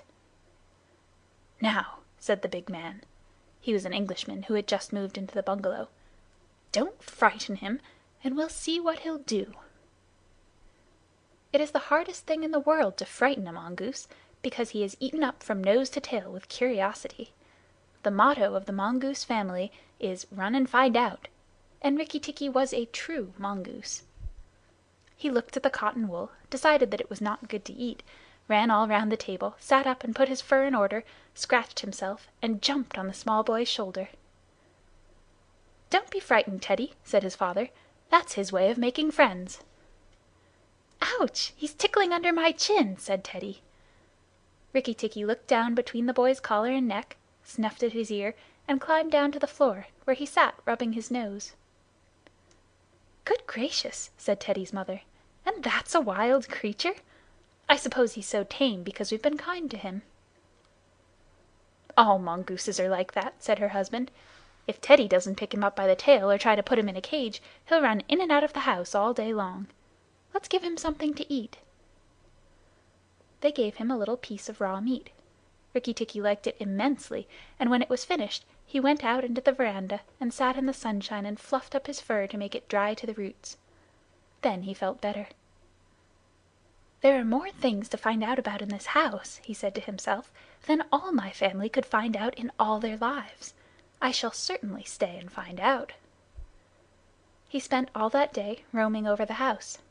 He nearly drowned himself in the bathtubs, put his nose into the ink on a writing table, and burnt it on the end of a big man's cigar, for he climbed up in the big man's lap to see how writing was done. At nightfall he ran into Teddy's nursery to watch how kerosene lamps were lighted, and when Teddy went to bed Rikki-Tikki climbed up too. But he was a restless companion, because he had to get up and attend to every noise all through the night, and find out what made it. Teddy's mother and father came in, the last thing, to look at their boy, and Rikki-Tikki was awake on the pillow. "I don't like that," said Teddy's mother. "He may bite the child." "He'll do no such thing," said the father. "Teddy's safer with that little beast than if he had a bloodhound to watch him. If a snake came into the nursery now—" But Teddy's mother wouldn't think of anything so awful. Early in the morning Rikki-Tikki came to early breakfast in the veranda, riding on Teddy's shoulder, and they gave him banana and some boiled egg, and he sat on all their laps one after the other, because every well-brought-up mongoose always hopes to be a house mongoose some day and have rooms to run about in. And Rikki-Tikki's mother—she used to live in the general's house at Segowli—had carefully told Rikki what to do if he ever came across white men. Then Rikki-Tikki went out into the garden to see what was to be seen.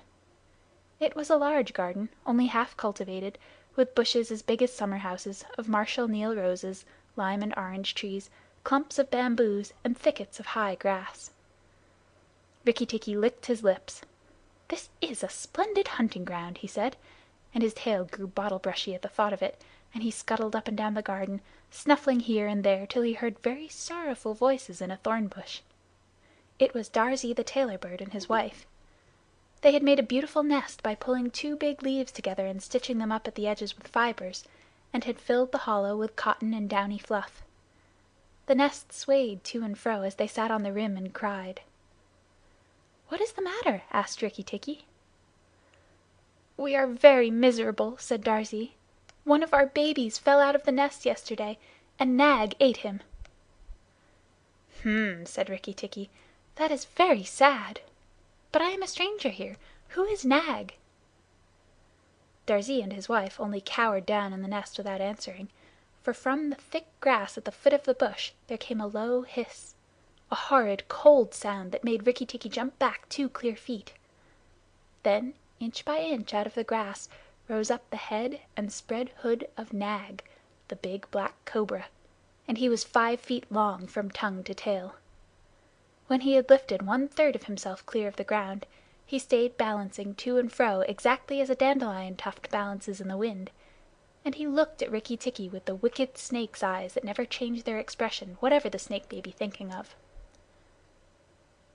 "Who is Nag?" said he. "I am Nag. The great god Brahm put his mark upon all our people when the first cobra spread his hood to keep the sun off Brahm as he slept. Look, and be afraid."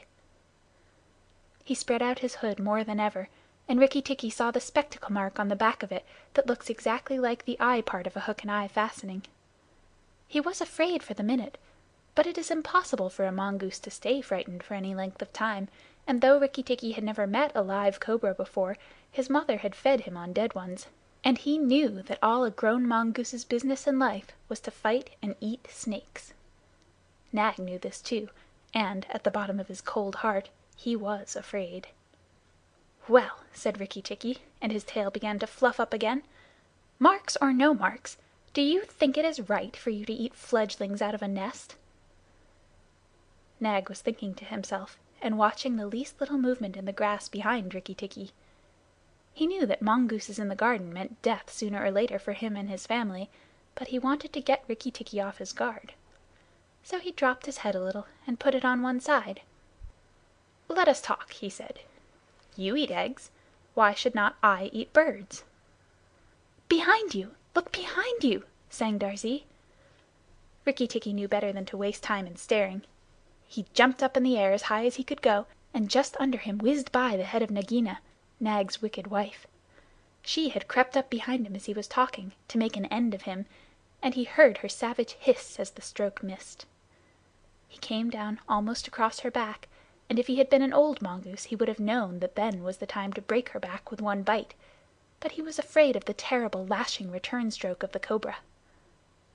He bit, indeed, but did not bite long enough, and he jumped clear of the whisking tail, leaving Nagina torn and angry.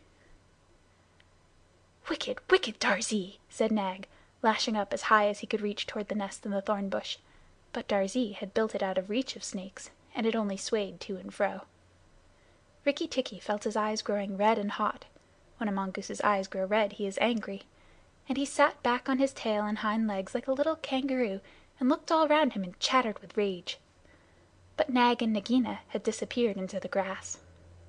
When a snake misses its stroke, it never says anything or gives any sign of what it means to do next.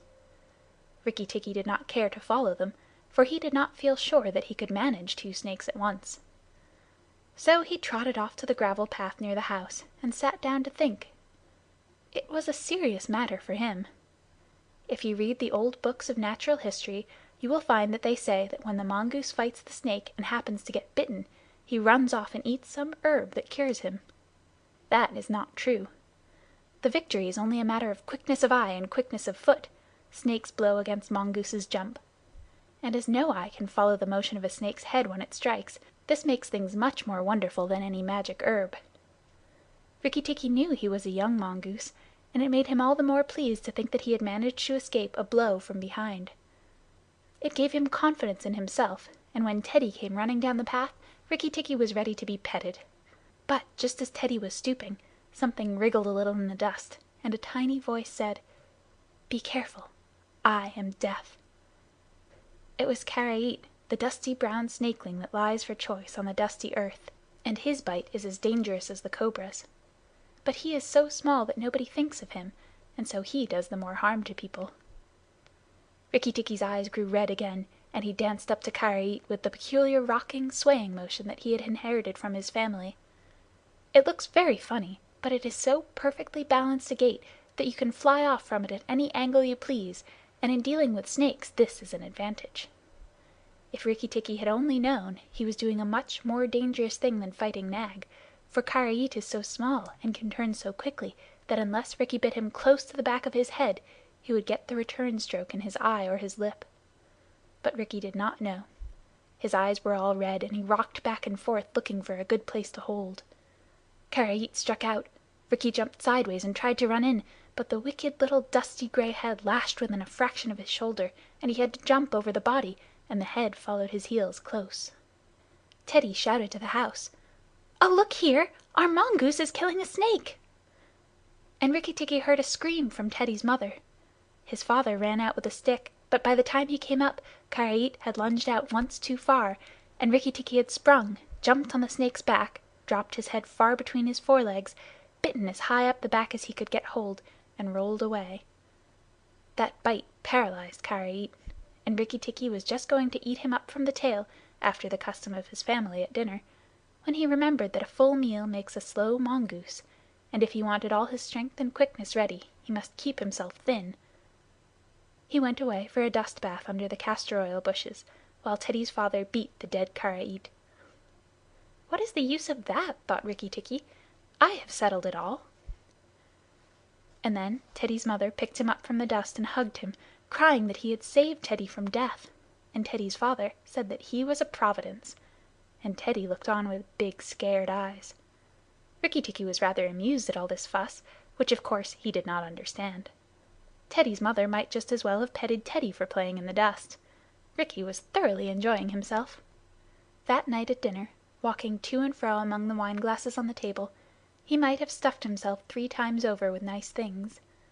But he remembered Nag and Nagaina, and though it was very pleasant to be patted and petted by Teddy's mother and to sit on Teddy's shoulder, his eyes would get red from time to time, and he would go off into his long war cry of Rik-tik-tikki-tikki-tick. Teddy carried him off to bed and insisted on Rikki-Tikki sleeping under his chin. Rikki-Tikki was too well bred to bite or scratch, but as soon as Teddy was asleep he went off for his nightly walk round the house, and in the dark he ran up against Chuchundra the muskrat, creeping round by the wall.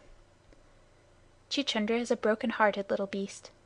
He whimpers and cheeps all the night, trying to make up his mind to run into the middle of the room, but he never gets there.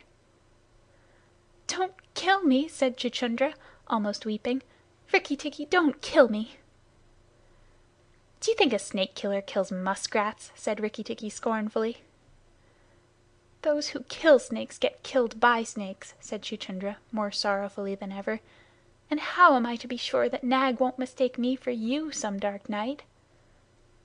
"There's not the least danger," said Rikki-Tikki, "but Nag is in the garden, and I know you don't go there." "My cousin Chua the rat told me," said Chuchundra, and then he stopped. "Told you what?" "Hush! Nag is everywhere, Rikki-Tikki. You should have talked to Chua in the garden." "I didn't, so you must tell me. Quick, Chuchundra, or I'll bite you." Chuchundra sat down and cried till the tears rolled off his whiskers. "I am a very poor man," he sobbed. "I never had spirit enough to run out into the middle of the room. Hush! I mustn't tell you anything. Can't you hear, Rikki-Tikki?" Rikki-Tikki listened. The house was as still, but he thought he could just hear the faintest scratch, scratch in the world, a noise just as faint as that of a wasp walking on a window pane, the dry scratch of a snake's scales on brickwork. "That's Nag or Nagina," he said to himself, "and he is crawling into the bathroom sluice. You're right, Chuchundra. I should have talked to Chua." He stole off to Teddy's bathroom, but there was nothing there, and then to Teddy's mother's bathroom. At the bottom of the smooth plaster wall there was a brick pulled out to make a sluice for the bath water, and as Rikki-Tikki stole in by the masonry curb where the bath is put, he heard Nag and Nagina whispering together outside in the moonlight. "When the house is emptied of people," said Nagina to her husband, "he will have to go away, and then the garden will be our own again. Go in quietly, and remember that the big man who killed Karait is the first one to bite. Then come out and tell me, and we will hunt for Rikki-Tikki together." "But are you sure there is anything to be gained by killing the people?" said Nag. "Everything. When there were no people in the bungalow, did we have any mongoose in the garden? So long as the bungalow is empty, we are king and queen of the garden. And remember that as soon as our eggs in the melon bed hatch, as they may tomorrow, our children will need room and quiet." "I had not thought of that," said Nag. "I will go, but there is no need that we should hunt for Rikki-Tikki afterwards. I will kill the big man and his wife, and the child if I can, and come away quietly. Then the bungalow will be empty, and Rikki-Tikki will go." Rikki-Tikki tingled all over with rage and hatred at this, and then Nag's head came through the sluice, and his 5 feet of cold body followed it. Angry as he was, Rikki-Tikki was very frightened as he saw the size of the big cobra. Nag coiled himself up, raised his head, and looked into the bathroom in the dark, and Rikki could see his eyes glitter.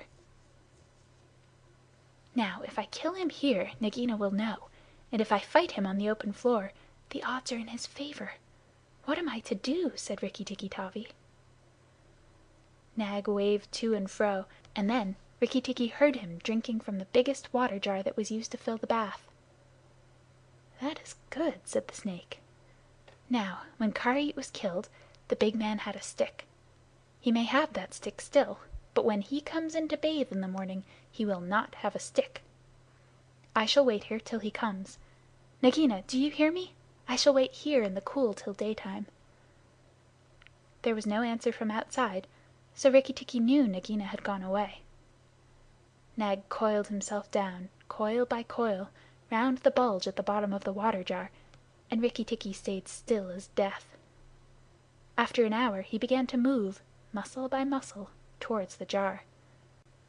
Nag was asleep, and Rikki-Tikki looked at his big back, wondering which would be the best place for a good hold. "If I don't break his back at the first jump," said Rikki, "he can still fight, and if he fights, oh, Rikki!" He looked at the thickness of the neck below the hood, but that was too much for him, and a bite near the tail would only make Nag savage. "It must be the head," he said at last, "the head above the hood. And when I am once there I must not let go." Then he jumped. The head was lying a little clear of the water jar under the curve of it, and, as his teeth met, Rikki braced his back against the bulge of the red earthenware to hold down the head. This gave him just 1 second's purchase, and he made the most of it. Then he was battered to and fro, as a rat is shaken by a dog, to and fro on the floor, up and down and round in great circles, but his eyes were red, and he held on as the body cart-whipped over the floor, upsetting the tin dipper and the soap dish and the flesh brush, and banged against the tin side of the bath. As he held, he closed his jaws tighter and tighter, for he made sure he would be banged to death, and, for the honor of his family, he preferred to be found with his teeth locked. He was dizzy, aching, and felt shaken to pieces when something went off like a thunderclap just behind him. A hot wind knocked him senseless, and red fire singed his fur. The big man had been wakened by the noise, and had fired both barrels of a shotgun into Nag just behind the hood. Rikki-Tikki held on with his eyes shut, for now he was quite sure he was dead, but the head did not move, and the big man picked him up and said, "It's the mongoose again, Alice. The little chap has saved our lives now." Then Teddy's mother came in with a very white face, and saw what was left of Nag, and Rikki-Tikki dragged himself to Teddy's bedroom, and spent half the rest of the night shaking himself tenderly to find out whether he really was broken into 40 pieces as he fancied. When morning came he was very stiff, but well pleased with his doings. "Now I have Nagaina to settle with, and she will be worse than 5 Nags, and there's no knowing when those eggs she spoke of will hatch. Goodness, I must go and see Darzee," he said. Without waiting for breakfast, Rikki-Tikki ran to the thorn bush where Darzee was singing a song of triumph at the top of his voice. The news of Nag's death was all over the garden, for the sweeper had thrown the body on the rubbish heap. "Oh, you stupid tuft of feathers!" said Rikki-Tikki angrily. "Is this the time to sing?" "Nag is dead, is dead, is dead!" sang Darzee. "The valiant Rikki-Tikki caught him by the head and held fast. The big man brought the bang stick, and Nag fell in 2 pieces. He will never eat my babies again." "All that's true enough, but where's Nagaina?" said Rikki-Tikki, looking carefully round him. "Nagaina came to the bathroom sluice and called for Nag," Darzee went on, "and Nag came out of the end of a stick. The sweeper picked him up on the end of a stick and threw him upon the rubbish heap. Let us sing about the great, the red-eyed Rikki-Tikki!" And Darzee filled his throat and sang. "If I could get up to your nest, I'd roll your babies out," said Rikki-Tikki. "You don't know when to do the right thing at the right time. You're safe enough in your nest there, but it's war for me down here. Stop singing a minute, Darzee." "For the great, the beautiful Rikki-Tikki's sake, I will stop," said Darzee. "What is it, O killer of the terrible Nag?" "Where is Nagaina for the 3rd time?" "On the rubbish heap by the stables, mourning for Nag. Great is Rikki-Tikki with the white teeth." "Bother my white teeth! Have you ever heard where she keeps her eggs?"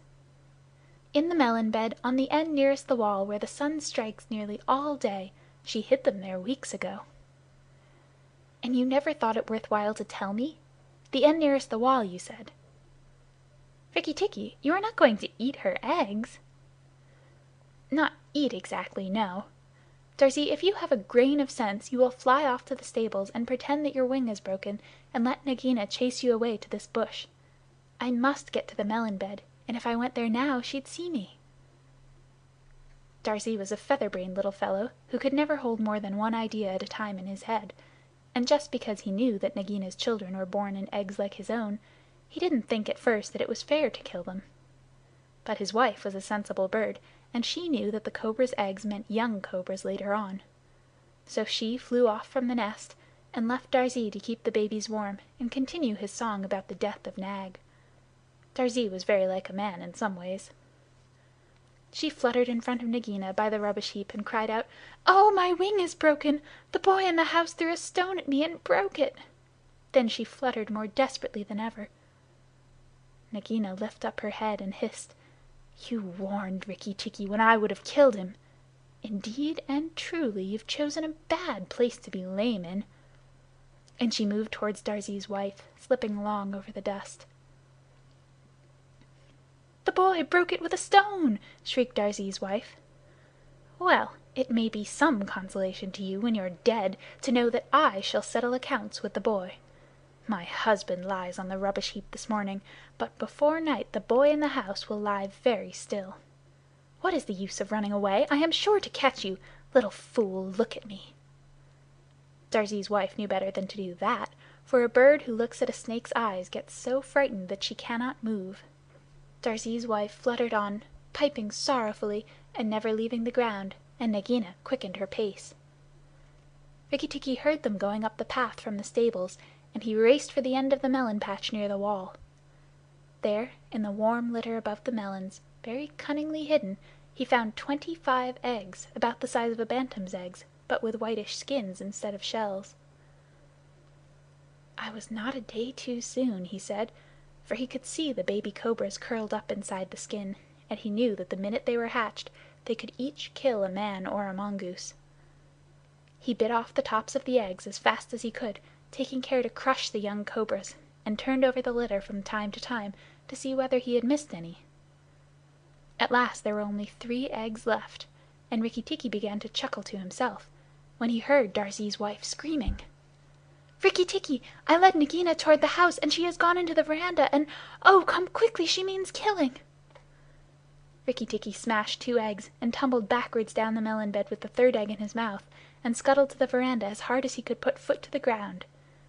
Teddy and his mother and father were there at early breakfast, but Rikki-Tikki saw that they were not eating anything. They sat stone still, and their faces were white. Nagina was coiled up on the matting by Teddy's chair, within easy striking distance of Teddy's bare leg, and she was swaying to and fro, singing a song of triumph. "Son of the big man that killed Nag," she hissed. "Stay still. I am not ready yet. Wait a little. Keep very still, all you 3. If you move, I strike, and if you do not move, I strike. Oh, foolish people who killed my Nag!" Teddy's eyes were fixed on his father, and all his father could do was whisper, "Sit still, Teddy. You mustn't move. Teddy, keep still." Then Rikki-Tikki came up and cried, "Turn round, Nagina. Turn and fight."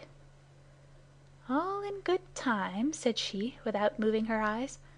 "I will settle my account with you presently. Look at your friends, Rikki-Tikki. They are still and white. They are afraid. They dare not move, and if you come a step nearer, I strike." "Look at your eggs," said Rikki-Tikki, "in the melon bed near the wall. Go and look, Nagina." The big snake turned half round and saw the egg on the veranda. "Ah! Give it to me," she said. Rikki-Tikki put his paws one on each side of the egg, and his eyes were blood red. What price for a snake's egg? For a young cobra? For a young king cobra? For the last, the very last of the brood? The ants are eating all the others down by the melon bed. Nagina spun clear round, forgetting everything for the sake of the one egg, and Rikki-Tikki saw Teddy's father shoot out a big hand, catch Teddy by the shoulder, and drag him across the little table with the teacups, safe and out of reach of Nagina. "Tricked! Tricked! Tricked! Rick-tick-tick!" chuckled Rikki-Tikki. "The boy is safe, and it was I that caught Nag by the hood last night in the bathroom." Then he began to jump up and down, all 4 feet together, his head close to the floor. He threw me to and fro, but he could not shake me off. He was dead before a big man blew him in two. I did it! Rikki-Tikki-Tik-Tik! Come then, Nagaina, come and fight with me. You shall not be a widow long." Nagaina saw that she had lost her chances of killing Teddy, and the egg lay between Rikki-Tikki's paws. "Give me the egg, Rikki-Tikki. Give me the last of my eggs, and I will go away and never come back," she said, lowering her hood. "Yes, you will go away, and you will never come back, for you will go to the rubbish heap with Nag. Fight, widow! The big man has gone for his gun. Fight!" Rikki-Tikki was bounding all round Nagaina, keeping just out of reach of her stroke, his little eyes like hot coals. Nagaina gathered herself together and flung out at him. Rikki-Tikki jumped up and backwards. Again and again she struck, and each time her head came with a whack on the matting of the veranda, and she gathered herself together like a watch-spring. Then Rikki-Tikki danced in a circle to get behind her, and Nagaina spun round to keep her head to his head, so that the rustle of her tail on the matting sounded like dry leaves blown along by the wind. He had forgotten the egg. It still lay on the veranda, and Nagaina came nearer and nearer to it, till at last, while Rikki-Tikki was drawing breath, she caught it in her mouth, turned to the veranda steps, and flew like an arrow down the path, with Rikki-Tikki behind her.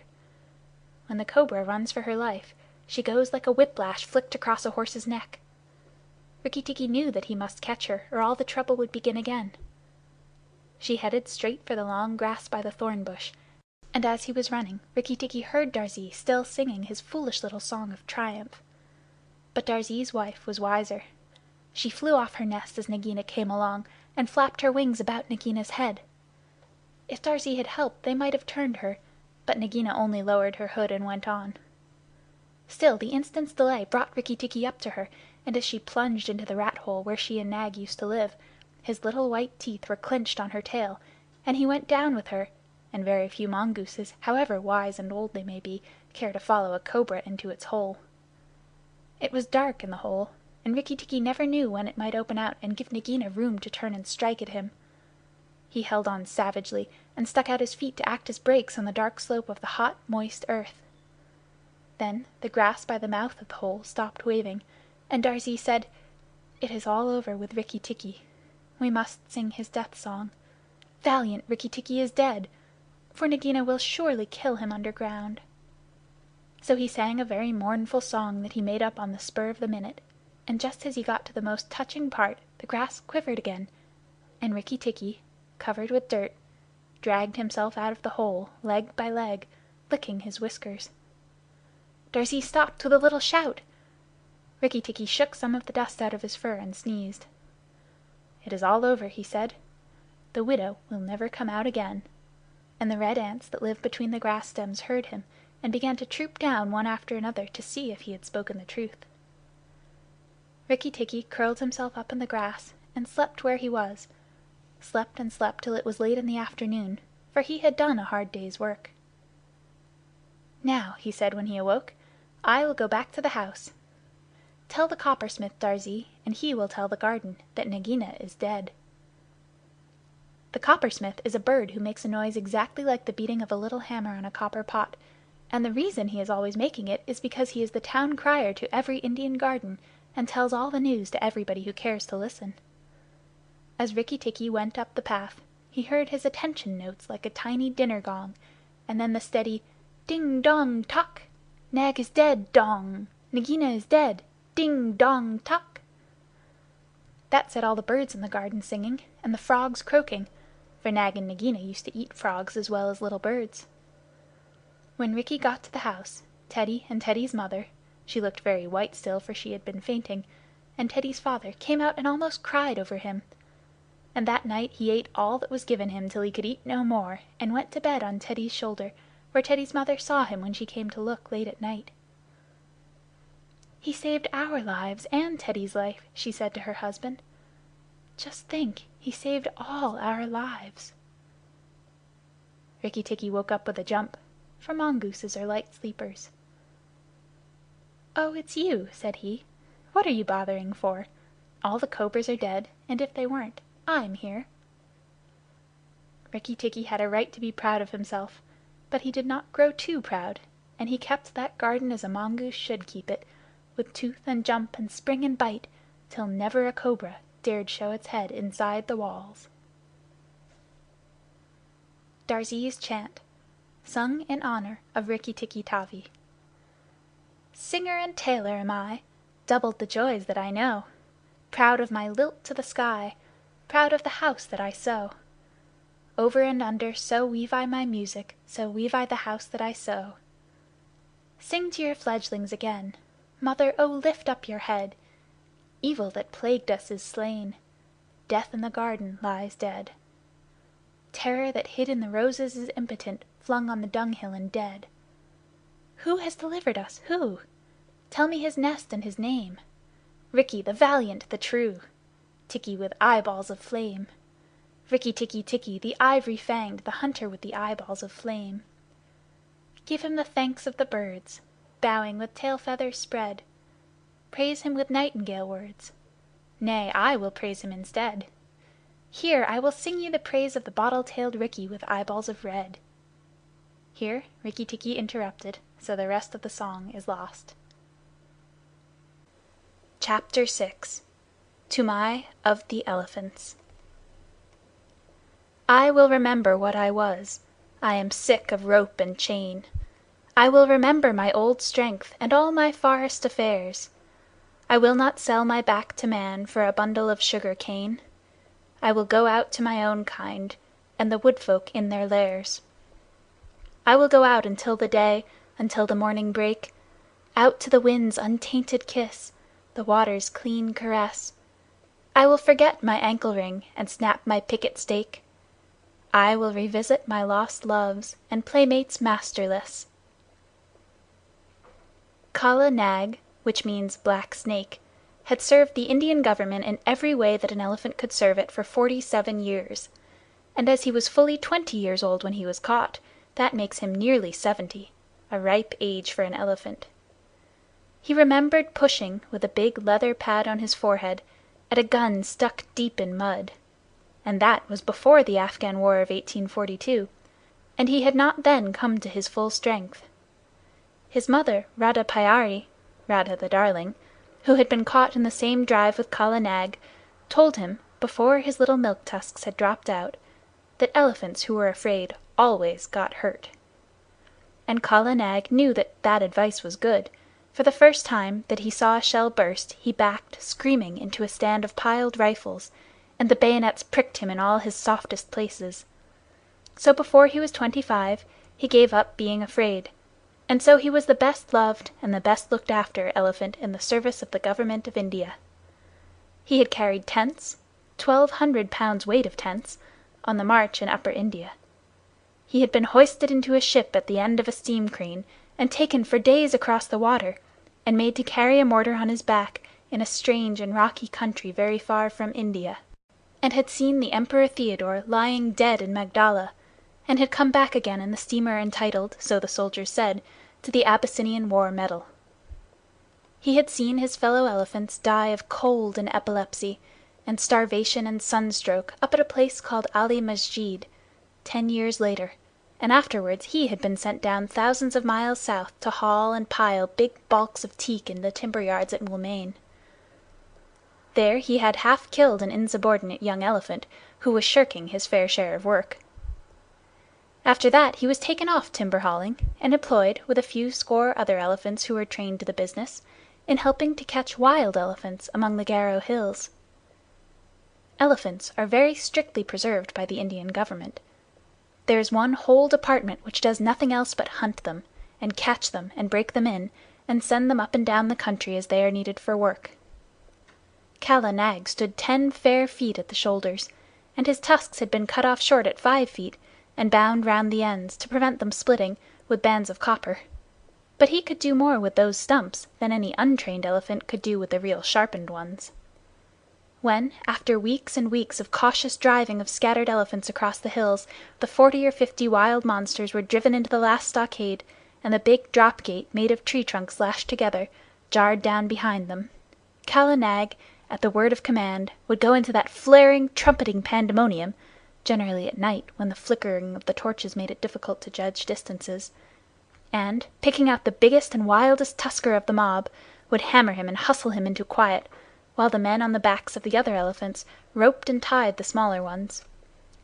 There was nothing in the way of fighting that Kala Nag, the old wise black snake, did not know, for he had stood up more than once in his time to the charge of the wounded tiger, and, curling up his soft trunk to be out of harm's way, had knocked the springing brute sideways in mid-air with a quick sickle cut of his head that he had invented all by himself, had knocked him over and kneeled upon him with his huge knees till the life went out with a gasp and a howl, and there was only a fluffy striped thing on the ground for Kala Nag to pull by the tail.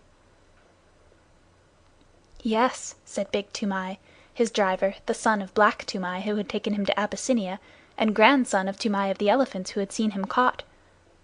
"There is nothing that the black snake fears except me. He has seen 3 generations of us feed him and groom him, and he will live to see 4." "He is afraid of me also," said Little Toomai, standing up to his full height of 4 feet, with only one rag upon him.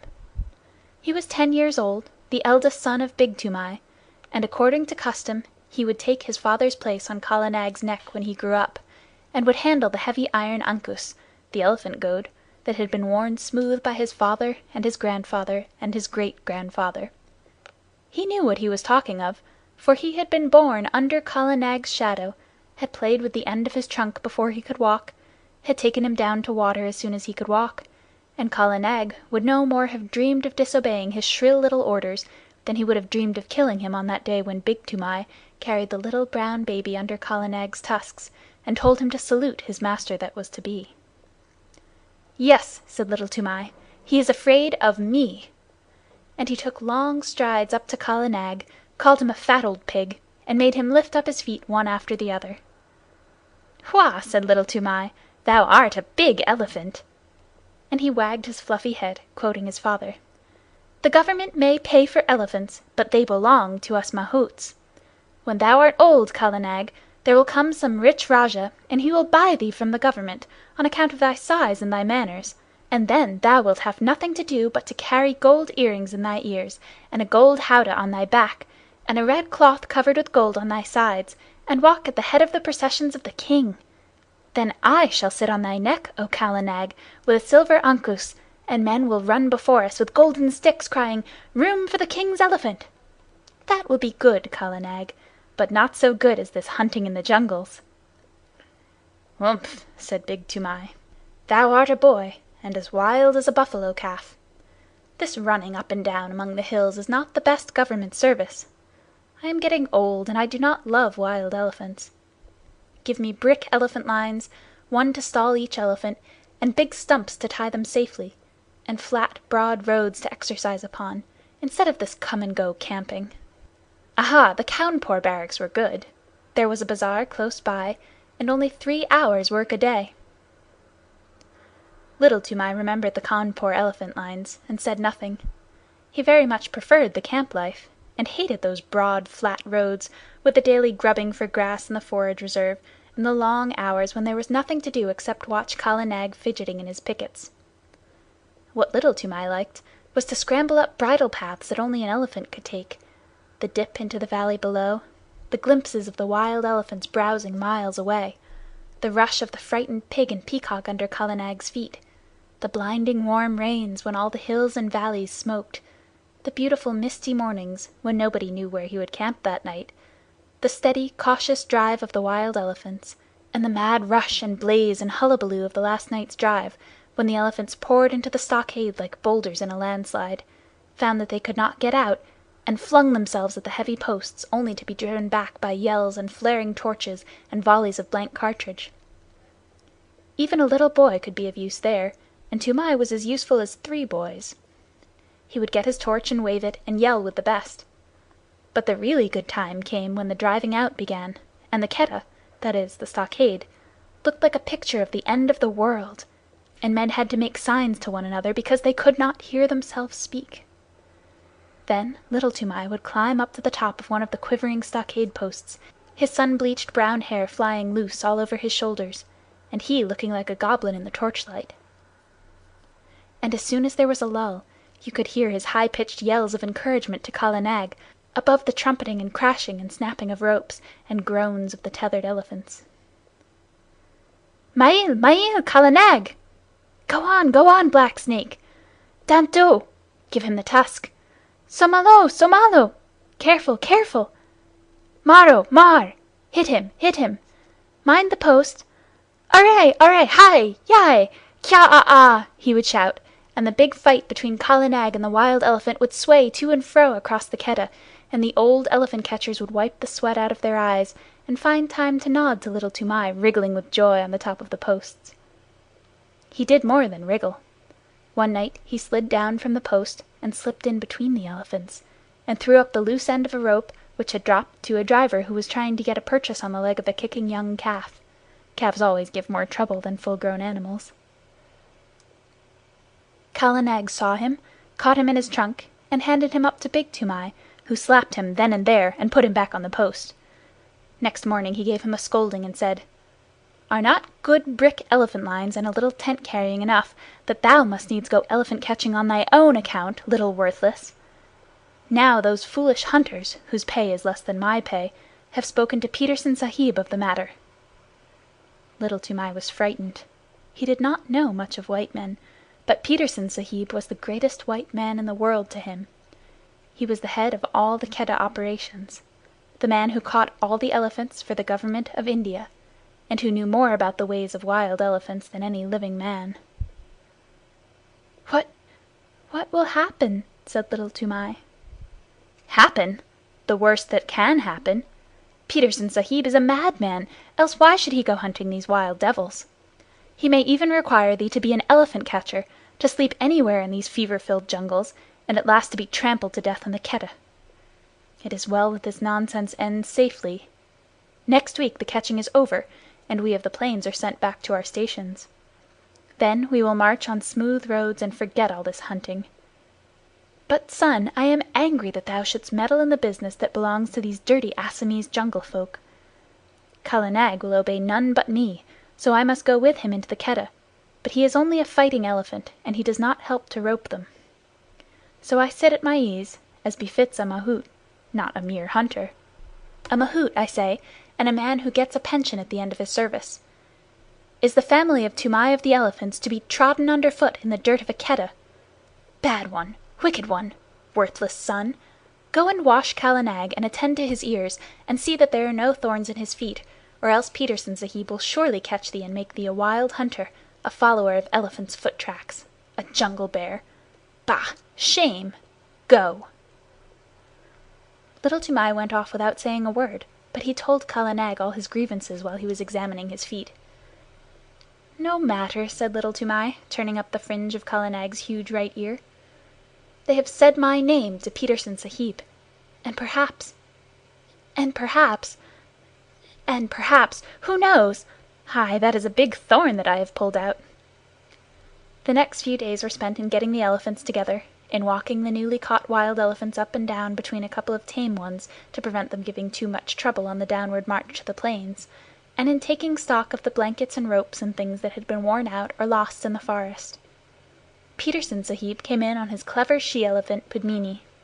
He had been paying off other camps among the hills, for the season was coming to an end, and there was a native clerk sitting at a table under a tree to pay the drivers their wages. As each man was paid, he went back to his elephant and joined the line that stood ready to start. The catchers and hunters and beaters, the men of the regular Keddah, who stayed in the jungle year in and year out, sat on the backs of the elephants that belonged to Petersen Sahib's permanent force, or leaned against the trees with their guns across their arms, and made fun of the drivers who were going away, and laughed when the newly caught elephants broke the line and ran about. Big Toomai went up to the clerk, with Little Toomai behind him, and Machua Appa, the head tracker, said in an undertone to a friend of his, "There goes one piece of good elephant stuff at least. 'Tis a pity to send that young jungle cock to mount in the plains." Now Petersen Sahib had ears all over him, as a man must have who listens to the most silent of all living things, the wild elephant. He turned where he was lying all along on Pudmini's back, and said, "What is that? I did not know of a man among the plains drivers who had wit enough to rope even a dead elephant." "This is not a man, but a boy. He went into the Keddah the last drive, and threw our Mao there the rope when we were trying to get that young calf with the blotch on his shoulder away from his mother." Machua Appa pointed at Little Toomai, and Petersen Sahib looked, and Little Toomai bowed to the earth. "He throw a rope? He is smaller than a picket pin. Little one, what is thy name?" said Petersen Sahib. Little Toomai was too frightened to speak, but Kala Nag was behind him, and Toomai made a sign with his hand, and the elephant caught him up in his trunk and held him level with Pudmini's forehead, in front of the great Petersen Sahib. Then Little Toomai covered his face with his hands, for he was only a child, and except where elephants were concerned, he was just as bashful as a child could be. "Oho!" said Petersen Sahib, smiling under his mustache. "And why didst thou teach thy elephant that trick? Was it to help thee steal green corn from the roofs of the houses when the ears are put out to dry?" "Not green corn, Protector of the Poor. Melons," said Little Toomai, and all the men sitting about broke into a roar of laughter. Most of them had taught their elephants that trick when they were boys. Little Toomai was hanging 8 feet up in the air, and he wished very much that he were 8 feet underground. "He is Toomai, my son, Sahib," said Big Toomai, scowling. "He is a very bad boy, and he will end in jail, Sahib." "Of that I have my doubts," said Petersen Sahib. "A boy who can face a full Keddah at his age does not end in jails. See, little one, here are 4 annas to spend on sweetmeats because thou hast a little head under that great thatch of hair. In time thou mayest become a hunter, too." Big Toomai scowled more than ever. "Remember, though, that Keddahs are not good for children to play in," Petersen Sahib went on. "Must I never go there, Sahib?" asked Little Toomai with a big gasp. "Yes." Petersen Sahib smiled again. "When thou hast seen the elephants dance, that is the proper time. Come to me when thou hast seen the elephants dance, and then I will let thee go into all the Keddahs." There was another roar of laughter, for that is an old joke among elephant catchers, and it means just never. There are great cleared flat places hidden away in the forests that are called elephants' ballrooms, but even these are only found by accident, and no man has ever seen the elephants dance. When a driver boasts of his skill and bravery, the other drivers say, "And when didst thou see the elephants dance?" Kala Nag put Little Toomai down, and he bowed to the earth again, and went away with his father, and gave the silver 4-anna piece to his mother, who was nursing his baby brother, and they all were put up on Kala Nag's back, and the line of grunting, squealing elephants rolled down the hill path to the plains. It was a very lively march on account of the new elephants, who gave trouble at every ford, and needed coaxing or beating every other minute. Big Toomai prodded Kala Nag spitefully, for he was very angry, but Little Toomai was too happy to speak. Petersen Sahib had noticed him and given him money, so he felt as a private soldier would feel if he had been called out of the ranks and praised by his commander-in-chief. "What did Petersen Sahib mean by the elephant dance?" he said, at last, softly to his mother. Big Toomai heard him and grunted, "That thou shouldst never be one of these hill buffaloes of trackers. That was what he meant. Oh, you in front, what is blocking the way?" An Assamese driver, 2 or 3 elephants ahead, turned round angrily, crying, "Bring up Kala Nag, and knock this youngster of mine into good behavior. Why should Petersen Sahib have chosen me to go down with you donkeys of the rice field? Lay your beast alongside, Toomai, and let him prod with his tusks. By all the gods of the hills, these new elephants are possessed, or else they can smell their companions in the jungle." Kala Nag hit the new elephant in the ribs and knocked the wind out of him, as Big Toomai said, "We have swept the hills of wild elephants at the last catch. It is only your carelessness in driving. Must I keep order along the whole line?" "Hear him!" said the other driver. "We have swept the hills. Ho, ho! You are very wise, you plains people. Anyone but a mudhead who never saw the jungle would know that they know that the drives are ended for the season. Therefore all the wild elephants tonight will. But why should I waste wisdom on a river turtle?" "What will they do?" Little Toomai called out. "Oh, hey, little one! Art thou there? Well, I will tell thee, for thou hast a cool head. They will dance, and it behooves thy father, who has swept all the hills of all the elephants, to double-chain his pickets tonight." "What talk is this?" said Big Toomai. For 40 years, father and son, we have tended elephants, and we have never heard such moonshine about dances." "Yes, but a plain man who lives in a hut only knows the 4 walls of his hut." "Well, leave thy elephants unshackled tonight and see what comes. As for the dancing, I have seen the place where Bapri Bap! How many windings has the Dihang River? Here's another ford, and we must swim the calves. Stop still, you behind there." And in this way, talking and wrangling and splashing through the rivers, they made their first march to a sort of receiving camp for the new elephants. But they lost their tempers long before they got there. Then the elephants were chained by their hind legs to the big stumps of pickets, and extra ropes were fitted to the new elephants, and the fodder was piled before them, and the hill drivers went back to Peterson Sahib through the afternoon light, telling the plains drivers to be extra careful that night, and laughing when the plains drivers asked the reason. Little Toomai attended to Kala Nag's supper, and as evening fell, wandered through the camp, unspeakably happy, in search of a tom-tom. When an Indian child's heart is full, he does not run about and make noise in an irregular fashion. He sits down to a sort of revel all by himself. And Little Toomai had been spoken to by Peterson Sahib! If he had not found what he wanted, I believe he would have been ill.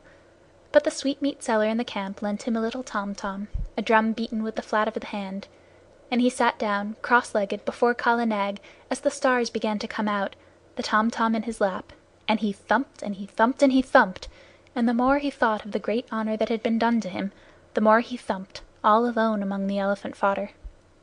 There was no tune and no words, but the thumping made him happy.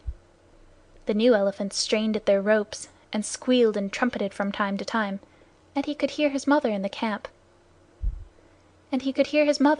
hut putting his small brother to sleep with an old, old song about the great god Shiv, who once told all the animals what they should eat. It is a very soothing lullaby, and the first verse says: "Shiv, who poured the harvest and made the winds to blow, sitting at the doorways of a day of long ago, gave to each his portion, food and toil and fate, from the king upon the guddy to the beggar at the gate. All things made he, Shiva the preserver. Mahadeo, Mahadeo, he made them all. Thorn for the camel, fodder for the kine, and mother's heart for sleepy head, O little son of mine." Little Toomai came in with a joyous tunk-a-tunk at the end of each verse, till he felt sleepy and stretched himself on the fodder at Kala Nag's side. At last the elephants began to lie down one after another, as is their custom, till only Kala Nag at the right of the line was left standing up, and he rocked slowly from side to side, his ears put forward to listen to the night wind as it blew very softly across the hills. The air was full of all the night noises that, taken together, make one big silence. The click of one bamboo stem against the other, the rustle of something alive in the undergrowth, the scratch and squawk of a half-waked bird (birds are awake in the night much more often than we imagine), and the fall of water ever so far away. Little Toomai slept for some time, and when he waked it was brilliant moonlight, and Kala Nag was still standing up with his ears cocked.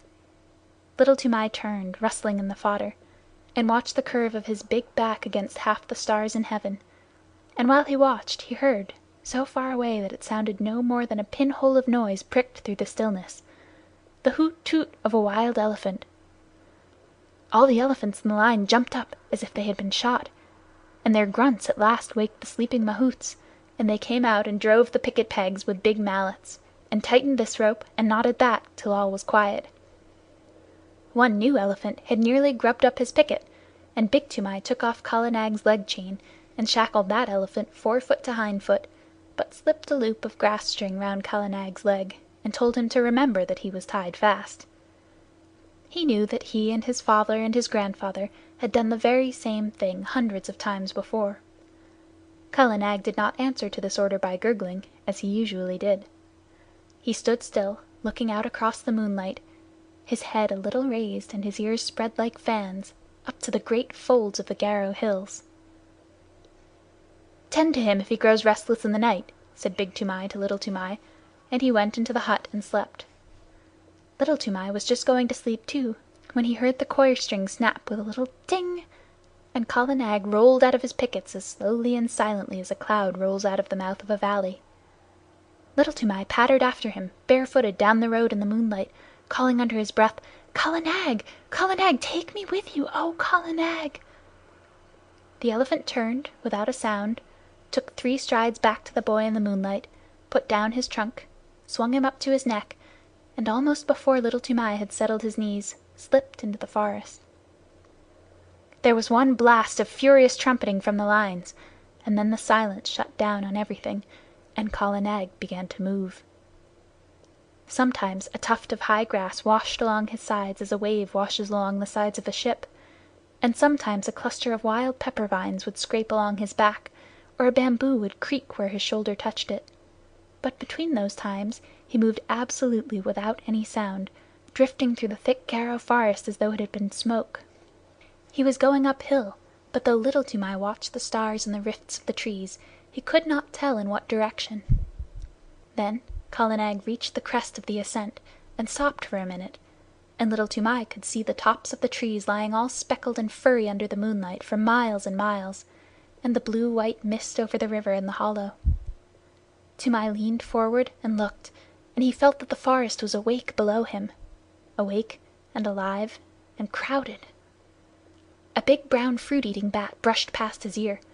A porcupine's quills rattled in the thicket, and in the darkness between the tree stems he heard a hog-bear digging hard in the moist, warm earth, and snuffing as it digged. Then the branches closed over his head again, and Kala Nag began to go down into the valley, not quietly this time, but as a runaway gun goes down a steep bank, in one rush. The huge limbs moved as steadily as pistons, 8 feet to each stride, and the wrinkled skin of the elbow points rustled. The undergrowth on either side of him ripped with a noise like torn canvas, and the saplings that he heaved away right and left with his shoulders sprang back again and banged him on the flank, and great trails of creepers, all matted together, hung from his tusks as he threw his head from side to side and plowed out his pathway. Then Little Toomai laid himself down close to the great neck, lest a swinging bough should sweep him to the ground, and he wished that he were back in the lines again. The grass began to get squashy, and Kala Nag's feet sucked and squelched as he put them down, and the night mist at the bottom of the valley chilled Little Toomai. There was a splash and a trample, and the rush of running water, and Kala Nag strode through the bed of a river, feeling his way at each step. Above the noise of the water, as it swirled round the elephant's legs, Little Toomai could hear more splashing and some trumpeting both upstream and down. Great grunts and angry snortings, and all the mist about him seemed to be full of rolling, wavy shadows. "Aye," he said, half aloud, his teeth chattering. "The elephant folk are out tonight. It is the dance, then." Kala Nag swashed out of the water, blew his trunk clear, and began another climb. But this time he was not alone, and he had not to make his path. That was made already, 6 feet wide in front of him, where the bent jungle grass was trying to recover itself and stand up. Many elephants must have gone that way only a few minutes before. Little Toomai looked back, and behind him a great wild tusker, with his little pig's eyes glowing like hot coals, was just lifting himself out of the misty river. Then the trees closed up again, and they went on and up, with trumpetings and crashings and the sound of breaking branches on every side of them. At last Kala Nag stood still between 2 tree trunks at the very top of the hill. They were part of a circle of trees that grew round an irregular space of some 3 or 4 acres, and in all that space, as Little Toomai could see, the ground had been trampled down as hard as a brick floor.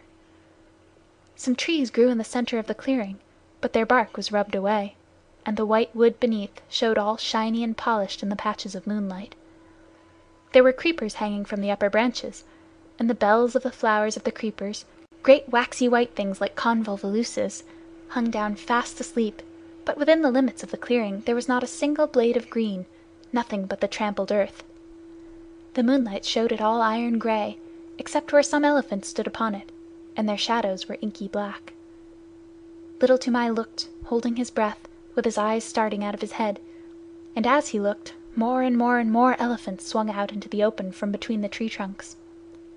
Little Toomai could only count up to 10, and he counted again and again on his fingers till he lost count of the tens, and his head began to swim. Outside the clearing he could hear them crashing in the undergrowth as they worked their way up the hillside, but as soon as they were within the circle of tree trunks they moved like ghosts. There were white-tusked wild males, with fallen leaves and nuts and twigs lying in the wrinkles of their necks and the folds of their ears; fat, slow-footed she-elephants, with restless little pinky black calves only 3 or 4 feet high, running under their stomachs; young elephants with their tusks just beginning to show, and very proud of them; lanky, scraggy old maid elephants, with their hollow, anxious faces and trunks like rough bark; savage old bull elephants, scarred from shoulder to flank with great weals and cuts of bygone fights, and the caked dirt of their solitary mud baths dripping from their shoulders. And there was one with a broken tusk and the marks of the full stroke, the terrible drawing scrape of a tiger's claws on his side. They were standing head to head, or walking to and fro across the ground in couples, or rocking and swaying all by themselves, scores and scores of elephants. Toomai knew that so long as he lay on Kala Nag's neck nothing would happen to him, for even in that rush and scramble of a Keddah drive a wild elephant does not reach up with his trunk and drag a man off the neck of a tame elephant. And these elephants were not thinking of men that night. Once they started and put their ears forward when they heard the chinking of a leg iron in the forest, but it was Pudmini, Petersen Sahib's pet elephant, her chain snapped short off, grunting, snuffling up the hillside. She must have broken her pickets and come straight from Petersen Sahib's camp. And Little Toomai saw another elephant, one that he did not know, with deep rope galls on his back and breast. He too must have run away from some camp in the hills about. At last there was no sound of any more elephants moving in the forest, and Kala Nag rolled out from his station between the trees and went into the middle of the crowd, clucking and gurgling, and all the elephants began to talk in their own tongue and to move about.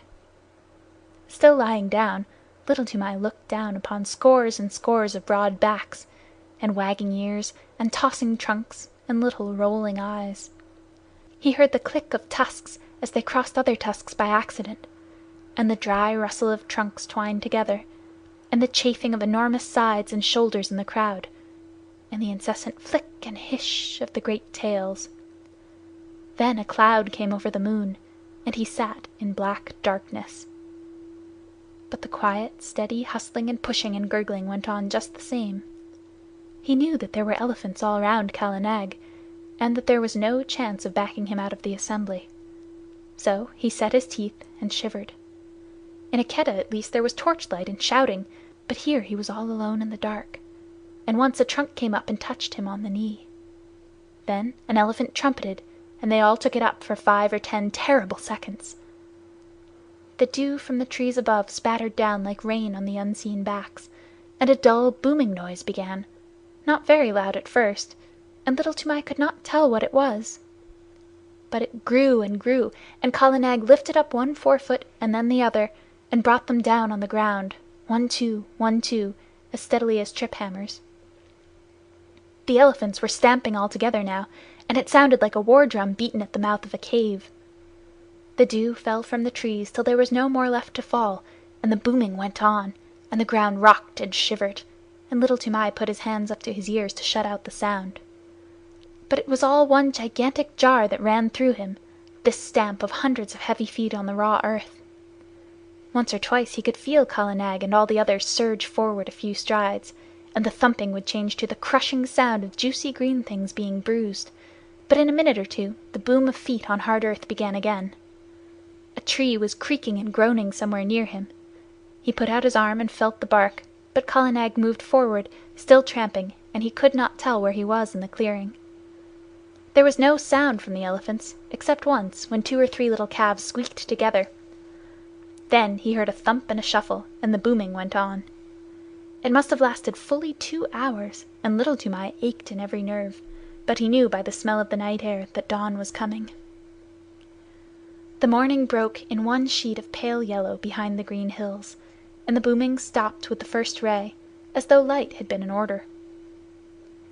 Before Little Toomai had gotten the ringing out of his head, before even he had shifted his position, there was not an elephant in sight except Kala Nag, Pudmini, and the elephant with the rope galls, and there was neither sign nor rustle nor whisper down the hillsides to show where the others had gone. Little Toomai stared again and again. The clearing, as he remembered it, had grown in the night. More trees stood in the middle of it, but the undergrowth and the jungle grass at the sides had been rolled back. Little Toomai stared once more. Now he understood the trampling. The elephants had stamped out more room, had stamped the thick grass and juicy cane to trash, the trash into slivers, the slivers into tiny fibers, and the fibers into hard earth. "Wah!" said Little Toomai, and his eyes were very heavy. "Kala Nag, my lord, let us keep by Pudmini and go back to Petersen Sahib's camp, or I shall drop from thy neck." The third elephant watched the two go away, snorted, wheeled round, and took his own path. He may have belonged to some little native king's establishment, 50 or 60 or 100 miles away. 2 hours later, as Petersen Sahib was eating early breakfast, his elephants, who had been double chained that night, began to trumpet, and Pudmini, mired to the shoulders, with Kala Nag very footsore, shambled into the camp. Little Toomai's face was gray and pinched, and his hair was full of leaves and drenched with dew, but he tried to salute Petersen Sahib and cried faintly, "The dance! The elephant dance! I have seen it, and I die!" As Kala Nag sat down, he slid off his neck in a dead faint. But since native children have no nerves worth speaking of, in 2 hours he was lying very contentedly in Petersen Sahib's hammock, with Petersen Sahib's shooting coat under his head, and a glass of warm milk, a little brandy, with a dash of quinine inside him. And while the old, hairy, scarred hunters of the jungle sat 3 deep before him, looking at him as though he were a spirit, he told his tale in short words, as a child will, and wound up with, "Now, if I lie in one word, send men to see, and they will find that the elephant folk have trampled down more room in their dance room, and they will find 10 and 10 and many times 10 tracks leading to that dance room. They made more room with their feet. I have seen it. Kala Nag took me, and I saw. Also, Kala Nag is very leg-weary." Little Toomai laid back and slept all through the long afternoon and into the twilight, and while he slept, Petersen Sahib and Machua Appa followed the track of the 2 elephants for 15 miles across the hills. Petersen Sahib had spent 18 years in catching elephants, and he had only once before found such a dance place. Machua Appa had no need to look twice at the clearing to see what had been done there, or to scratch with his toe in the packed rammed earth. "The child speaks the truth," said he. "All this was done last night, and I have counted 70 tracks crossing the river. See, Sahib, where Pudmini's leg iron cut the bark of that tree.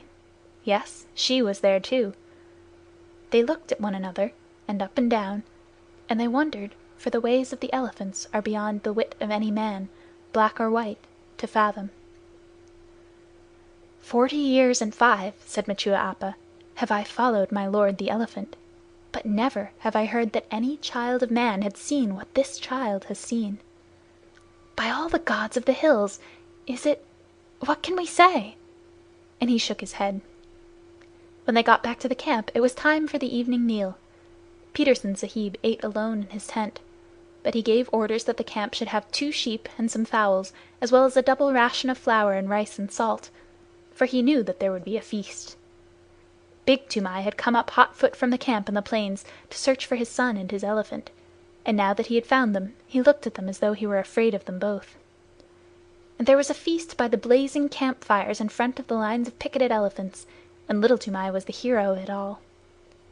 And the big brown elephant catchers, the trackers and drivers and ropers, and the men who knew all the secrets of breaking the wildest elephants, passed him from one to the other, and they marked his forehead with blood from the breast of a newly killed jungle cock, to show that he was a forester, initiated and free of all the jungles. And at last, when the flames died down and the red light of the logs made the elephants look as though they had been dipped in blood too, Machua Appa, the head of all the drivers and all the Keddas, Machua Appa, Petersen Sahib's other self, who had never seen a made road in 40 years, Machua Appa, who was so great that he had no other name than Machua Appa, leaped to his feet with Little Toomai held in the air above his head and shouted, "Listen, my brothers! Listen too, you my lords in the lines there! For I, Machua Appa, am speaking. This little one shall no more be called Little Toomai, but Toomai of the Elephants, as his great-grandfather was called before him. What never man has seen, he has seen through the long night, and the favor of the elephant folk and of the gods of the jungles is with him. He shall become a great tracker. He shall become greater than I, even I, Machua Appa. He shall follow the new trail and the stale trail and the mixed trail with a clear eye. He shall take no harm in the Keddah when he runs under their bellies to rope the wild tuskers. And if he slips before the feet of the charging bull elephant, the bull elephant shall know who he is and shall not crush him. Ahai! My lords in the chains!" He whirled up to the line of pickets. "Here is the little one that has seen your dances in your hidden places, the sight that never man saw. Give him honor, my lords! Salaam karo, my children! Make your salute to Toomai of the Elephants! Gunga Pershad, aha! Hira Guj, Birchi Guj, Kutar Guj, aha! Pudmini, thou hast seen him at the dance, and thou too, Kala Nag, my pearl among elephants, aha! Together, to Toomai of the Elephants, Barao!" And at that last wild yell the whole line flung up their trunks till the tips touched their foreheads, and broke out into the full salute, the crashing trumpet peal that only the Viceroy of India hears, the Salaam-ut of the Keddah. But it was all for the sake of Little Toomai, who had seen what never man had seen before, the dance of the elephants at night, and alone in the heart of the Garo Hills. Shiv and the Grasshopper. The song that Toomai's mother sang to the baby. Shiv, who poured the harvest and made the winds to blow, sitting at the doorways of a day of long ago, gave to each his portion, food and toil and fate, from the king upon the gudi to the beggar at the gate. All things made he, Shiva the preserver. Mahadeo, Mahadeo, he made them all. Thorn for the camel, fodder for the kine, and mother's heart for sleepy head, O little son of mine. Wheat he gave to the rich folk, millet to the poor, broken scraps for holy men that beg from door to door, cattle to the tiger, carrion to the kite, and rags and bones to wicked wolves without the wall at night. Naught he found too lofty, none he saw too low. Parbati beside him watched them come and go. Taught to cheat her husband, turning Shiv to jest, stole the little grasshopper and hid it in her breast. So she tricked him, Shiva the preserver. Mahadeo, Mahadeo, turn and see. Taller the camels, heavier the kine, but this was least of little things, O little son of mine. When the dole was ended, laughingly she said, "Master of a million mouths, is not one unfed?"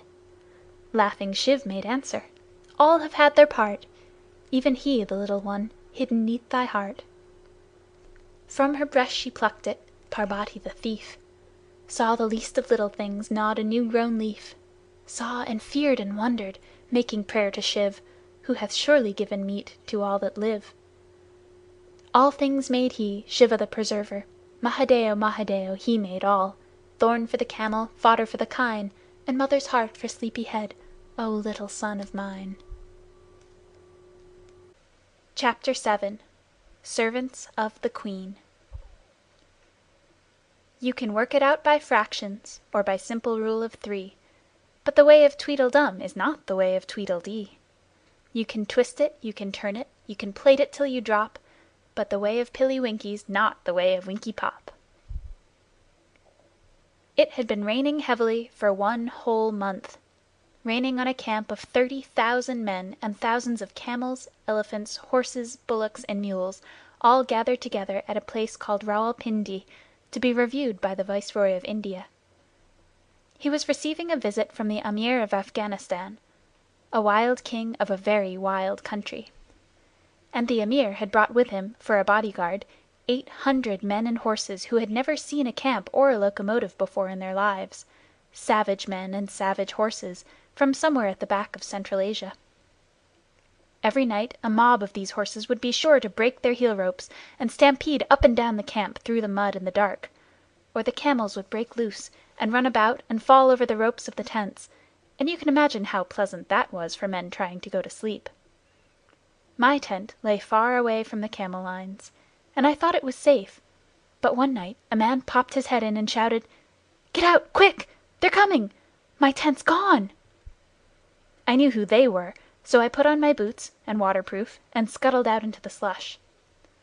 Little Vixen, my fox terrier, went out through the other side, and then there was a roaring and a grunting and a bubbling, and I saw the tent cave in as the pole snapped and began to dance about like a mad ghost.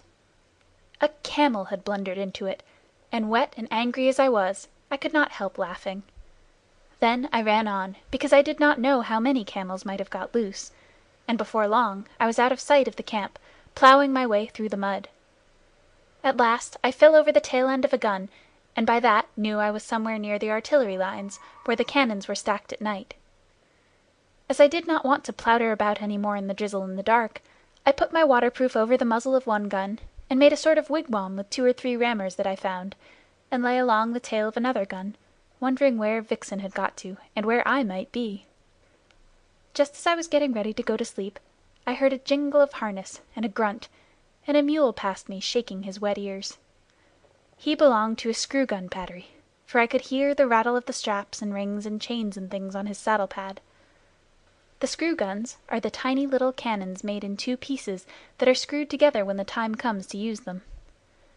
They are taken up mountains, anywhere that a mule can find a road, and they are very useful for fighting in rocky country.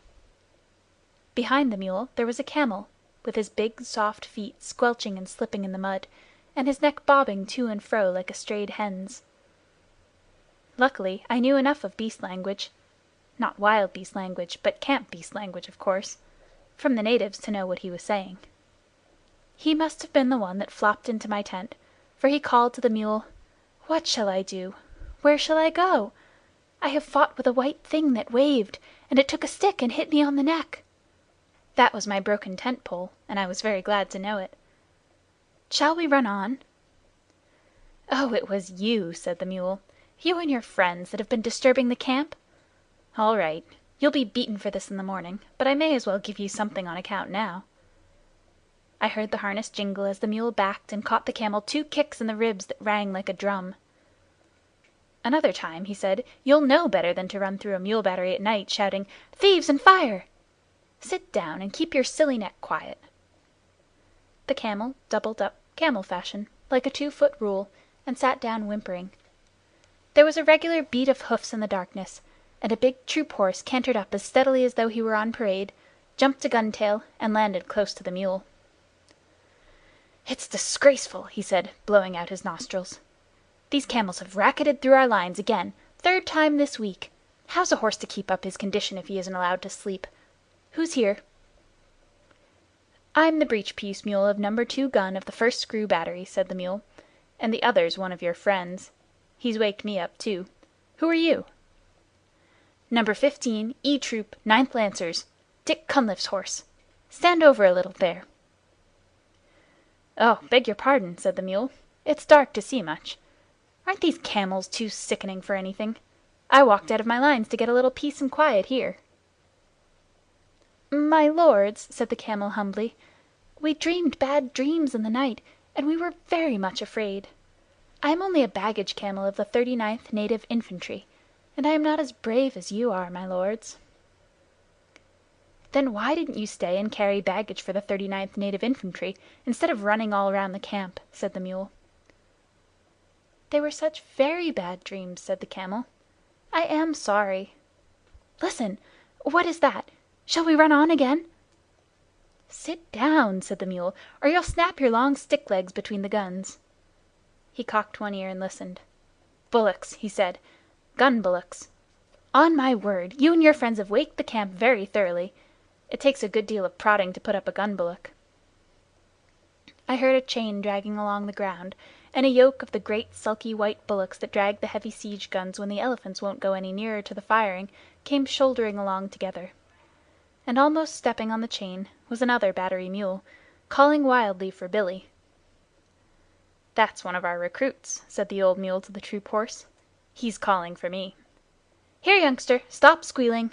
The dark never hurt anybody yet." The gun bullocks lay down together and began chewing the cud, but the young mule huddled close to Billy. "Things," he said. "Fearful and horrible things, Billy. They came into our lines while we were asleep. Do you think they'll kill us?" "I've a very great mind to give you a No. 1 kicking," said Billy. "The idea of a 14-hand mule with your training disgracing the battery before this gentleman—" "Gently, gently," said the troop horse. "Remember, they are always like this to begin with. The first time I ever saw a man—it was in Australia when I was a 3-year-old. I ran for half a day, and if I'd seen a camel I should be running still." Nearly all our horses for the English cavalry are brought to India from Australia, and are broken in by the troopers themselves. "True enough," said Billy. "Stop shaking, youngster. The first time they put the full harness with all its chains on my back, I stood on my forelegs and kicked every bit of it off. I hadn't learned the real science of kicking then, but the battery said they'd never seen anything like it." "But this wasn't harness or anything that jingled," said the young mule. "You know I don't mind that now, Billy. It was the things like trees, and they fell up and down the lines and bubbled, and my head rope broke, and I couldn't find my driver, and I couldn't find you, Billy, so I ran off with these gentlemen." Said Billy. "As soon as I heard the camels were loose, I came away on my own account. When a battery, a screw gun mule, calls gun bullocks gentlemen, he must be very badly shaken up. Who are you fellows on the ground there?" The gun bullocks rolled their cuds and answered both together, "The 7th yoke of the 1st gun of the big gun battery. We were asleep when the camels came, but when we were trampled on we got up and walked away. It is better to lie quiet in the mud than to be disturbed on good bedding. We told your friend here that there was nothing to be afraid of, but he knew so much that he thought otherwise. Wah!" They went on chewing. "That comes of being afraid," said Billy. "You get laughed at by gun bullocks. I hope you like it, young'un." The young mule's teeth snapped, and I heard him say something about not being afraid of any beefy old bullock in the world. But the bullocks only clicked their horns together and went on chewing. "Now, don't be angry after you've been afraid. That's the worst kind of cowardice," said the troop horse. "Anybody can be forgiven for being scared in the night, I think, if they see things they don't understand. We've broken out of our pickets again and again, 450 of us, just because a new recruit got to telling tales of whip snakes at home in Australia, till we were scared to death of the loose ends of our head ropes." "That's all very well in camp," said Billy. "I'm not above stampeding myself, for the fun of the thing, when I haven't been out for a day or two. But what do you do on active service?" "Oh, that's quite another set of new shoes," said the troop horse. "Dick Cunliffe's on my back then, and drives his knees into me, and all I have to do is to watch where I am putting my feet, and to keep my hind legs well under me, and be bridle-wise." "What's bridle-wise?" said the young mule. "By the blue gums of the black blocks!" snorted the troop horse. "Do you mean to say that you aren't taught to be bridle-wise in your business? How can you do anything unless you can spin round at once when the rein is pressed on your neck? It means life or death to your man, and of course that's life or death to you. Get round with your hind legs under you the instant you feel the rein on your neck. If you haven't room to swing round, rear up a little and come round on your hind legs. That's being bridle-wise." "We aren't taught that way," said Billy the mule stiffly. "We're taught to obey the man at our head, step off when he says, and step in when he says so. I suppose it comes to the same thing. Now, with all this fine fancy business and rearing, which must be very bad for your hocks, what do you do?" "Well, that depends," said the troop horse. "Generally, I have to go in among a lot of yelling, hairy men with knives, long shiny knives, worse than the farrier's knives, and I have to take care that Dick's boot is just touching the next man's boot without crushing it. I can see Dick's lance to the right of my right eye, and I know I'm safe. I shouldn't care to be the man or horse that stood up to Dick and me when we're in a hurry." "Don't the knives hurt?" said the young mule. "Well, I got one cut across the chest once, but that wasn't Dick's fault." "A lot I should have cared whose fault it was if it hurt," said the young mule. "You must," said the troop horse. "If you don't trust your man, you may as well run away at once. That's what some of our horses do, and I don't blame them. As I was saying, it wasn't Dick's fault. The man was lying on the ground, and I stretched myself not to tread on him, and he slashed up at me. Next time I have to go over a man lying down, I shall step on him, hard." Said Billy. "It sounds very foolish. Knives are dirty things at any time. The proper thing to do is to climb up a mountain with a well-balanced saddle, hang on by all 4 feet and your ears too, and creep and crawl and wiggle along till you come out hundreds of feet above anyone else, on a ledge where there's just room enough for your hoofs. Then you stand still and keep quiet. Never ask a man to hold your head, young'un. Keep quiet while the guns are being put together, and then you watch the little poppy shells drop down into the tree tops ever so far below." "Don't you ever trip?" said the troop horse. "They say that when a mule trips you can split a hen's ear," said Billy. "Now and again, perhaps, a badly packed saddle will upset a mule, but it's very seldom. I wish I could show you our business. It's beautiful. Why, it took me 3 years to find out what the men were driving at. The science of the thing is never to show up against the skyline, because if you do you may get fired at. Remember that, young 'un. Always keep hidden as much as possible, even if you have to go a mile out of your way. I lead the battery when it comes to that sort of climbing." "Fired at without the chance of running into the people who are firing?" said the troop horse, thinking hard. "I couldn't stand that. I should want to charge with Dick." "Oh, no, you wouldn't. You know that as soon as the guns are in position, they'll do the charging. That's scientific and neat. But knives, pah!"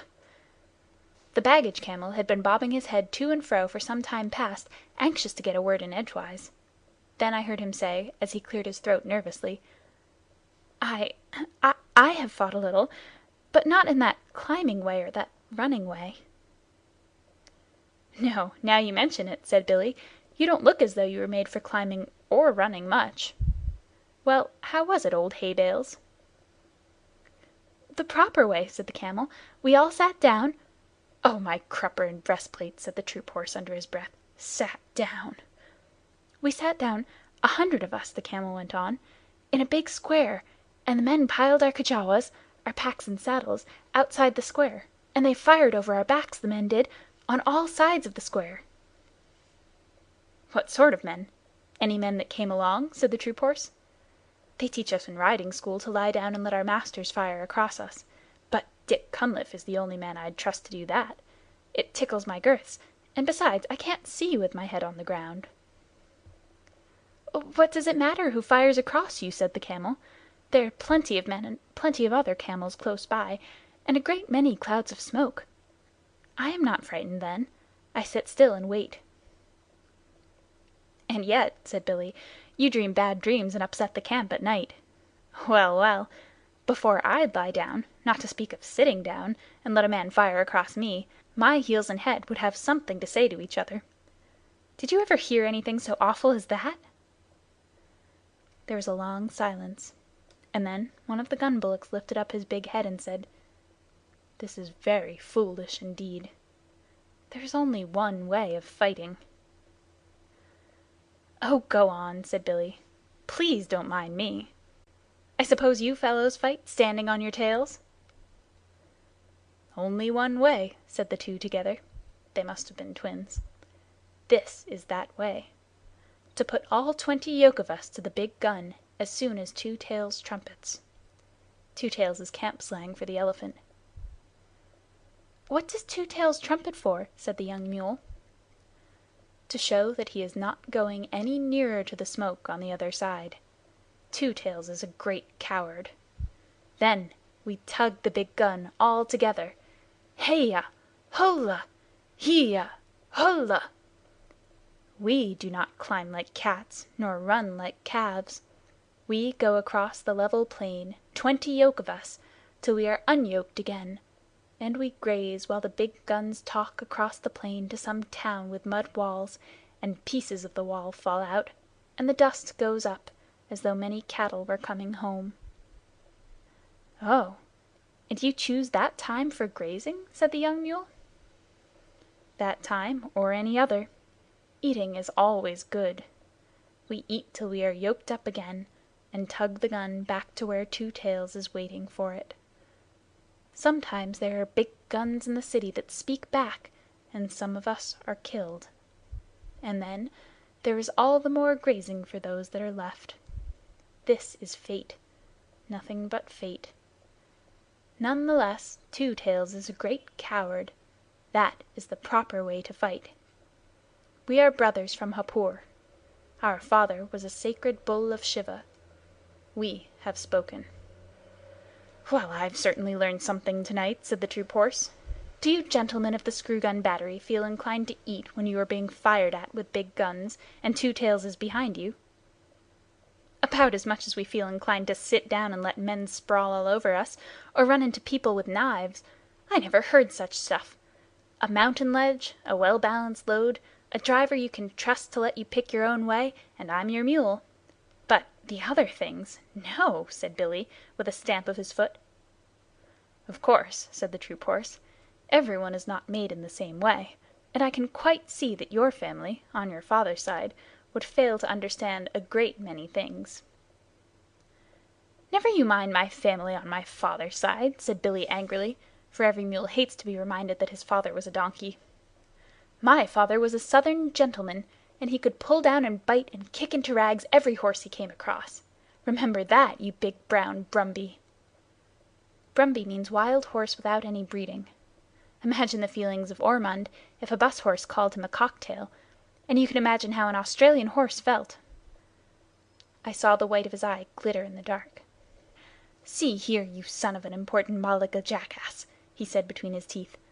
"I'd have you know that I'm related on my mother's side to Carbine, winner of the Melbourne Cup, and where I come from we aren't accustomed to being ridden over roughshod by any parrot-mouthed, pig-headed mule in a popgun pea-shooter battery. Are you ready?" "On your hind legs!" squealed Billy. They both reared up facing each other, and I was expecting a furious fight, when a gurgly, rumbly voice called out of the darkness to the right, "Children, what are you fighting about there? Be quiet!" Both beasts dropped down with a snort of disgust, for neither horse nor mule can bear to listen to an elephant's voice. "It's Two Tails," said the troop horse. "I can't stand him. A tail at each end isn't fair." "My feelings exactly," said Billy, crowding into the troop horse for company. "We're very alike in some things." "I suppose we've inherited them from our mothers," said the troop horse. "It's not worth quarreling about. Hi, Two Tails, are you tied up?" "Yes," said Two Tails, with a laugh all up his trunk. "I'm picketed for the night. I've heard what you fellows have been saying. But don't be afraid. I'm not coming over." The bullocks and the camels said, half aloud, "Afraid of Two Tails! What nonsense!" And the bullocks went on, "We are sorry that you heard, but it is true. Two Tails, why are you afraid of the guns when they fire?" "Well," said Two Tails, rubbing one hind leg against the other, exactly like a little boy saying a poem, "I don't quite know whether you'd understand." "We don't, but we have to pull the guns," said the bullocks. "I know it, and I know you are a good deal braver than you think you are. But it's different with me. My battery captain called me a pachydermatous anachronism the other day." "That's another way of fighting, I suppose," said Billy, who was recovering his spirits. "You don't know what that means, of course, but I do. It means betwixt and between, and that is just where I am. I can see inside my head what will happen when a shell bursts, and you bullocks can't." "I can," said the troop horse. "At least a little bit. I try not to think about it." "I can see more than you do, and I do think about it. I know there's a great deal of me to take care of, and I know that nobody knows how to cure me when I'm sick. All they can do is to stop my driver's pay till I get well, and I can't trust my driver." "Ah," said the troop horse, "that explains it. I can trust Dick." "You could put a whole regiment of Dicks on my back without making me feel any better. I know just enough to be uncomfortable, and not enough to go on in spite of it." "We do not understand," said the bullocks. "I know you don't. I'm not talking to you. You don't know what blood is." "We do," said the bullocks. "It is red stuff that soaks into the ground and smells." The troop horse gave a kick and a bound and a snort. "Don't talk of it," he said. "I can smell it now, just thinking of it. It makes me want to run, when I haven't Dick on my back." "But it's not here," said the camel and the bullocks. "Why are you so stupid?" "It's vile stuff," said Billy. "I don't want to run, but I don't want to talk about it." "There you are," said Two Tails, waving his tail to explain. "Surely. Yes, we have been here all night," said the bullocks. Two Tails stamped his foot till the iron ring on it jingled. "Oh, I'm not talking to you. You can't see inside your heads." "No, we see out of our 4 eyes," said the bullocks. We see straight in front of us. If I could do that and nothing else, you wouldn't be needed to pull the big guns at all. If I was like my captain, he can see things inside his head before the firing begins, and he shakes all over, but he knows too much to run away. If I was like him, I could pull the guns. But if I were as wise as all that, I should never be here. I should be a king in the forest as I used to be, sleeping half the day and bathing when I liked. I haven't had a good bath for a month." "That's all very fine," said Billy, "but giving a thing a long name doesn't make it any better." "Hush!" said the troop horse. "I think I understand what Two Tails means." "You'll understand better in a minute," said Two Tails angrily. "Now you just explain to me why you don't like this." He began trumpeting furiously at the top of his trumpet. "Stop that!" said Billy and the troop horse together, and I could hear them stamp and shiver. An elephant's trumpeting is always nasty, especially on a dark night. "I shan't stop," said Two Tails. "Won't you explain that, please?" "Humph! Rumph! Rah!" Then he stopped suddenly, and I heard a little whimper in the dark, and I knew that Vixen had found me at last. She knew as well as I did that if there is one thing in the world an elephant is more afraid of than another, it is a little barking dog. So she stopped to bully Two Tails and his pickets, and yapped round his big feet. Two Tails shuffled and squeaked. "Go away, little dog," he said. "Don't snuff at my ankles or I'll kick you. Good little dog. Nice little doggy, then. Go home, you yelping beast. Oh, why doesn't someone take her away? She'll bite me in a minute." "Seems to me," said Billy the troop horse, "that our friend Two Tails is afraid of most things. Now, if I had a full meal for every dog I've kicked across the parade ground, I should be as fat as Two Tails nearly." I whistled, and Vixen ran up to me, muddy all over, and licked my nose, and told me a long tale about hunting for me all through the camp. I never let her know that I understood beast talk, or she would have taken all sorts of liberties. So I buttoned her into the breast of my overcoat, and Two Tails shuffled and stamped and growled to himself. "Extraordinary, most extraordinary," he said. "It runs in our family. Now where has that nasty little beast gone to?" I heard him feeling about with his trunk. "We all seem to be affected in various ways," he went on, blowing his nose. "Now, you gentlemen were alarmed, I believe, when I trumpeted?" "Not alarmed exactly," said the troop horse, "but it made me feel as though I had hornets where my saddle ought to be. Don't begin again." "I'm frightened of a little dog, and the camel here is frightened by bad dreams in the night." "It is very lucky for us that we haven't all got to fight in the same way," said the troop horse. "What I want to know," said the young mule, who had been quiet for a long while, "what I want to know is, why we have to fight at all." "Because we're told to," said the troop horse, with a snort of contempt. "Orders," said Billy the mule, and his teeth snapped. "Hookum high! It is an order," said the camel with a gurgle, and Two Tails and the bullocks repeated, "Hookum high!" "Yes, but who gives the orders?" said the recruit mule. "The man who walks at your head, or sits on your back, and holds the nose rope, or twists your tail," said Billy, and the troop horse and the camel and the bullocks one after the other. "But who gives them the orders?" "Now you want to know too much, young'un," said Billy, "and that is one way of getting kicked. All you have to do is to obey the man at your head and ask no questions." "He's quite right," said Two Tails. "I can't always obey, because I'm betwixt and between, but Billy's right. Obey the man next you who gives the order, or you'll stop all the battery, besides getting a thrashing." The gun bullocks got up to go.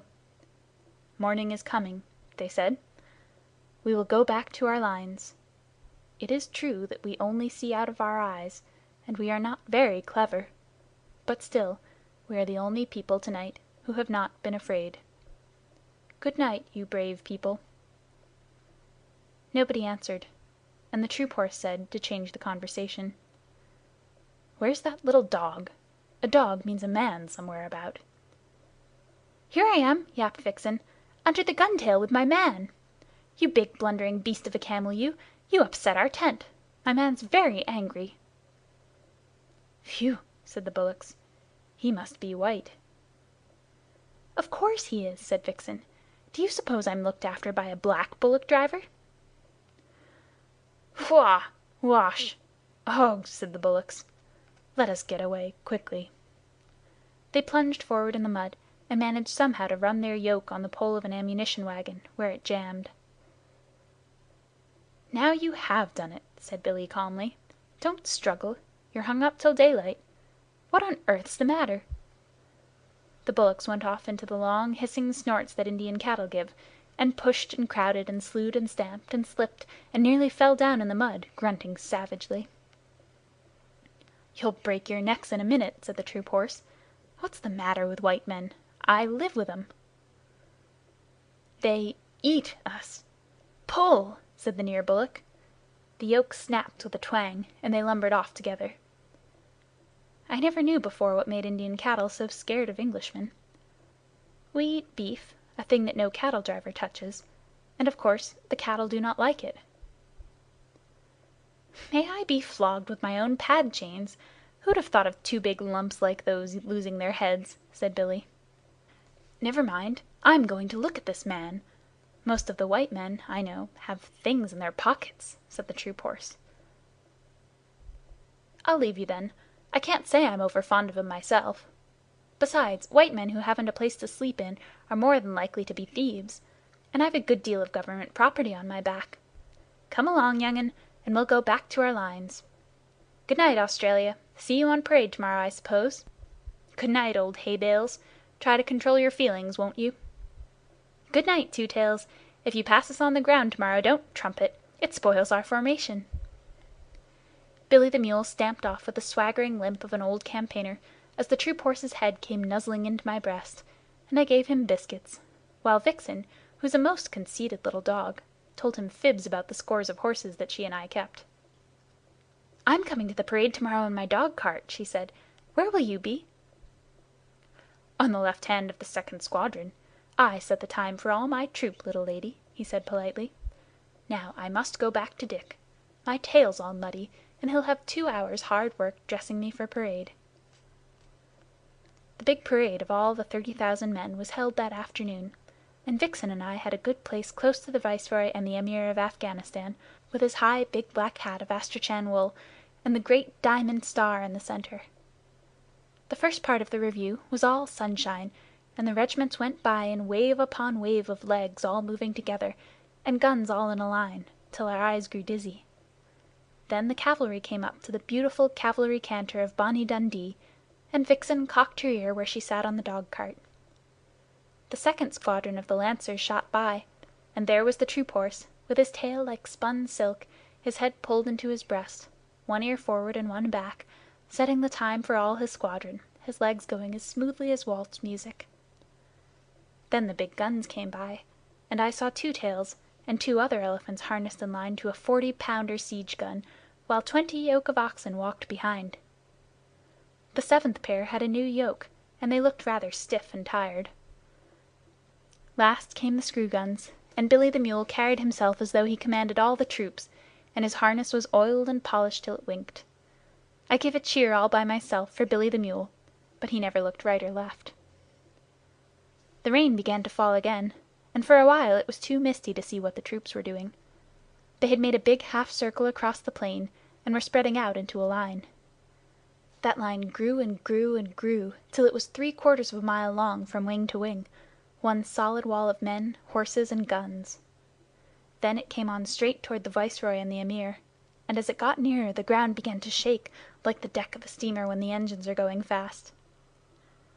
Unless you have been there, you cannot imagine what a frightening effect the steady come-down of troops has on the spectators, even when they know it is only a review.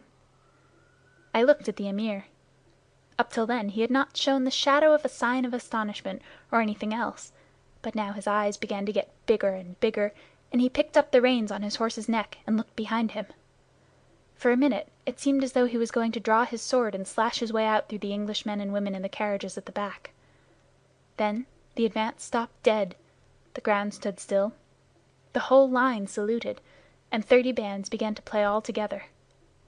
That was the end of the review, and the regiments went off to their camps in the rain, and an infantry band struck up with "The animals went in 2 by 2, hurrah!" The animals went in 2 by 2, the elephant and the battery mule, and they all got into the ark, for to get out of the rain. Then I heard an old, grizzled, long-haired Central Asian chief, who had come down with the Amir, asking questions of a native officer. "Now," said he, "in what manner was this wonderful thing done?" And the officer answered, "An order was given, and they obeyed." "But are the beasts as wise as the men?" said the chief. "They obey as the men do. Mule, horse, elephant, or bullock, he obeys his driver, and the driver his sergeant, and the sergeant his lieutenant, and the lieutenant his captain, and the captain his major, and the major his colonel, and the colonel his brigadier commanding 3 regiments, and the brigadier the general, who obeys the viceroy, who is the servant of the empress. Thus it is done." "Would it were so in Afghanistan," said the chief, "for there we obey only our own wills." "And for that reason," said the native officer, twirling his mustache, "your Amir, whom you do not obey, must come here and take orders from our viceroy." Parade Song of the Camp Animals. Elephants of the Gun Team. We lent to Alexander the strength of Hercules, the wisdom of our foreheads, the cunning of our knees. We bowed our necks to service, they ne'er were loosed again. Make way there, way for the 10-foot teams of the 40-pounder train. Gun Bullocks. Those heroes in their harnesses avoid a cannon ball, and what they know of powder upsets them one and all. Then we come into action and tug the guns again. Make way there, way for the 20 yoke of the 40-pounder train. Cavalry Horses. By the brand on my shoulder, the finest of tunes is played by the lancers, hussars, and dragoons. And it's sweeter than stables or water to me, the cavalry canter of bonny Dundee. Then feed us and break us, and handle and groom, and give us good riders and plenty of room, and launch us in column of squadron, and see the way of the war horse to bonny Dundee. Screw gun mules. As me and my companions were scrambling up a hill, the path was lost in rolling stones, but we went forward still. For we can wriggle and climb, my lads, and turn up everywhere. Oh, it's our delight on a mountain height, with a leg or 2 to spare. Good luck to every sergeant, then, that lets us pick our road. Bad luck to all the driver-men that cannot pack a load. For we can wriggle and climb, my lads, and turn up everywhere. Oh, it's our delight on a mountain height, with a leg or 2 to spare. Commissariat Camels. We haven't a camelty tune of our own to help us trollop along, but every neck is a hair trombone, rat-ta-ta is a hair trombone, and this is our marching song. Can't, don't, shan't, won't, pass it along the line. Somebody's pack has slid from his back, wish it were only mine. Somebody's load has tipped off in the road, cheer for a halt and a row. Ur, yar, grr, ar, somebody's catching it now. All the beasts together. Children of the camp are we, serving each in his degree. Children of the yoke and goad, pack and harness, pad and load. See our line across the plain, like a heel rope bent again, reaching, writhing, rolling far, sweeping all away to war. While the men that walk beside, dusty, silent, heavy-eyed, cannot tell why we or they march and suffer day by day. Children of the camp are we, serving each in his degree.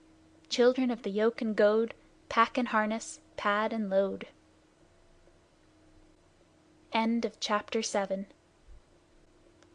End of The Jungle Book by Rudyard Kipling.